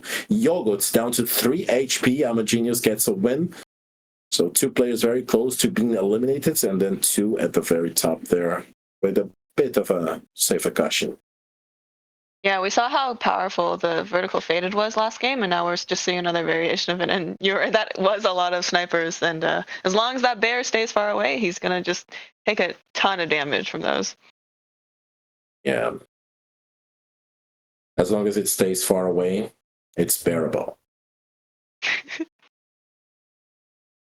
Right. See what I did there? Yeah. Well, anyways, leveling to 10 or rolling for that Irelia. What do we want exactly? That's what I want to know. And yeah, maybe this Irelia 2 is what we're having. Unfortunately, not too much luck on the rolls. No Irelias. I am confused on what else we could be rolling for. Or Dragon Lord, that's pretty good. Oh, we already have a Lee Sin too.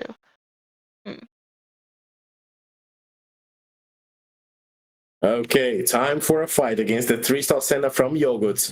Took too long to hit that unit. Finally did it. Was able to top 4 with it. But can it push through on an even better result? Senna destroying too many things. That Randuin's roll was great for the Chen. It meant all the frontline units got so much tankier. But look at the Senna taking damage from the Tristana and the Runans. Is enough. It was a close fight. But the Yogurt is gone on the 4th place. So now 3 remain. Evil Daniel went down to 18 HP. I'm a Genius 16. So very close, those two. And then 55 health still for Kanto. Oh boy. The Irelia is on. Itemless Irelia 3. Or Irelia 2. We do have the remover, so. Yes. Not the BIS items for Irelia, but still, I believe she's gonna do enough with it. And 4 Dragon Lord means a ton of damage coming in onto the enemy board in that AoE, ton of attack speed for these duelists as well, if they don't already have enough from their synergy. So that is a big. And now we see Amachinis' tiny but deadly boards. Are they so deadly? Apparently they are, because look at that. The duelists are just melting like they're nothing. And Kanto takes a big loss.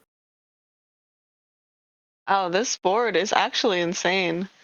So much hidden power in that prismatic augment. Yeah.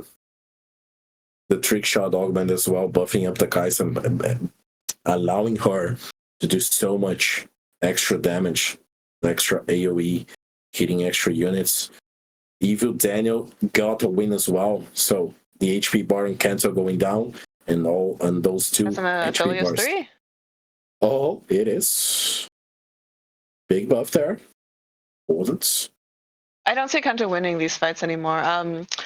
Like they rolled it down to 0, but there's not much more that they can improve this board by.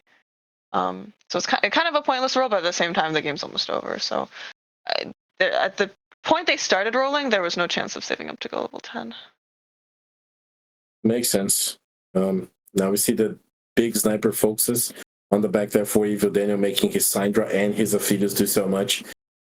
Too much of a rough job. The biggest downside for these duelists is the fact that they are front to back. They don't really have any kind of backline access. So their only way to get to backlines is if the Volibear and the Irelia get some easy kills and then go around, which is obviously not happening anymore. So yeah, ends up being really rough for these duelists to do anything, and so the HP bar is just going down and down and down. One thing that we can hope for is if Daniel or Genius, one kills each other and we get top 2 Willis. Duelist pet, could we get to 8 Willis? We would need a Darius, which is going to be hard to find. Yes, definitely something you don't want to be rolling for at 9. But maybe. Boom. Hoping for a 1 cost on level 9. That is not a situation I want to be in. Or we just take out the weakest duelist, yeah. Yeah, that's true. And yeah. It probably would have been Yasuo. This Wukong Sage buff is pretty good, actually, because that's a ton of Omnivamp for all the frontline units, and it's a ton of attack speed to his duelist as well, if they don't have enough. So now, by the way, this is a ghost. Evil Daniel and I'm a Genius are facing each other. So there's a chance somebody dies there, and we get at least a top 2 guaranteed for Kanto. So that is a really good matchmaking situation. keep your eyes on the right side there to see who of the other two players are going to be taking the win. Easy win here It's for like Kanto a very, against the very Ghost. small chance that they don't die. Oh, 1 HP. And that small chance was occurred. It was enough. It actually happened. Good support items once again here. Roll for Kanto. The Shred and then the Zerat, the extra units. I'm just so confused why they kept the two Lissandras for this long. Yeah, not much to do with it, unfortunately. That is just the reality. Now, Uh-oh. I hope that Diana didn't get stuck. oh, she did. Oh boy. Taking the long She's moving taking around. the scenic route. Taking the same route, but she is able to find enemies to fight against. I'm a genius with that upgraded Azir. Took a long time to get there with a champion duplicator, but finally did. And those units are indeed extremely deadly. They take an easy win over Kanto once again. Now, is the third player still alive? Evil Daniel facing off against a ghost. Oh, actually eliminated by the ghosts.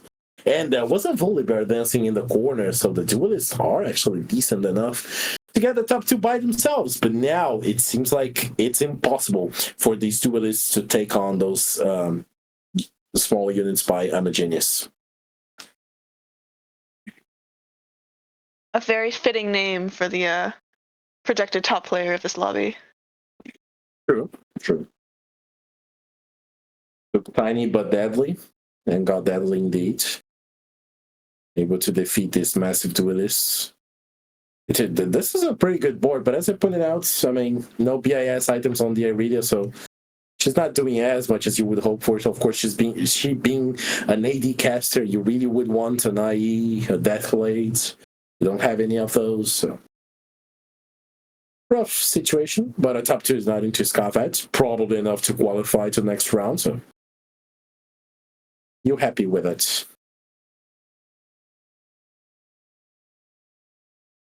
Oh, we do have a Zephyr. Is that going to help at all? I do wonder. A Zephyr with an Aegis together, kind of rough to position around, but For sure. Didn't Zephyr anyone too important, unfortunately.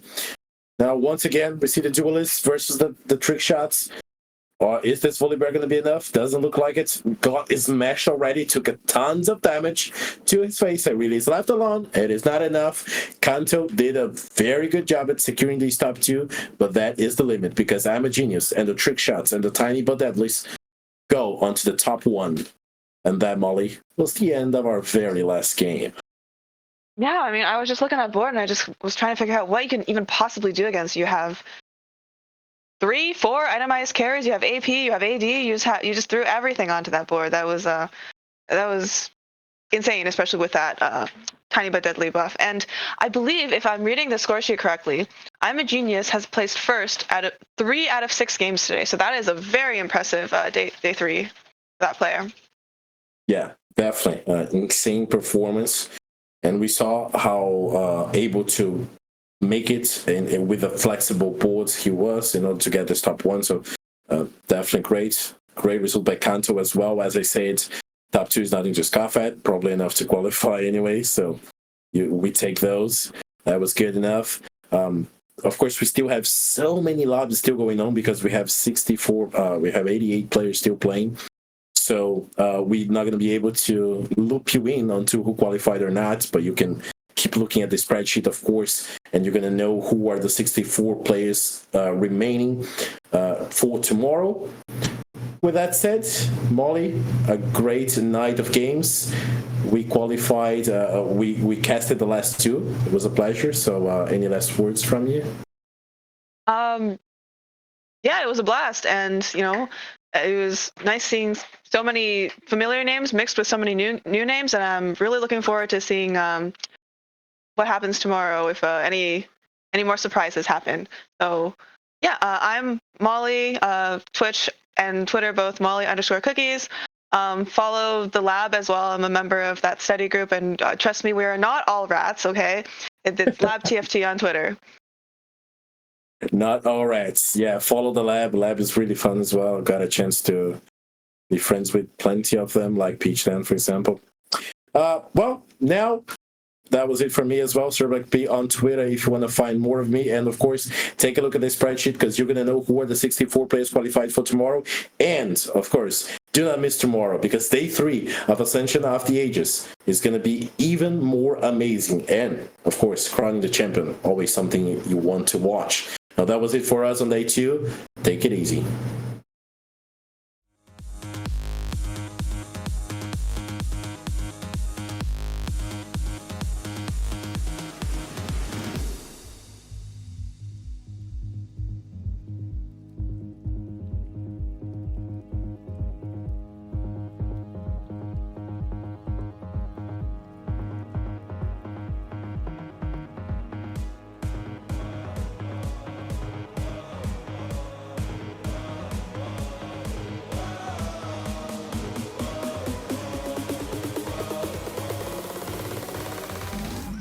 Savage.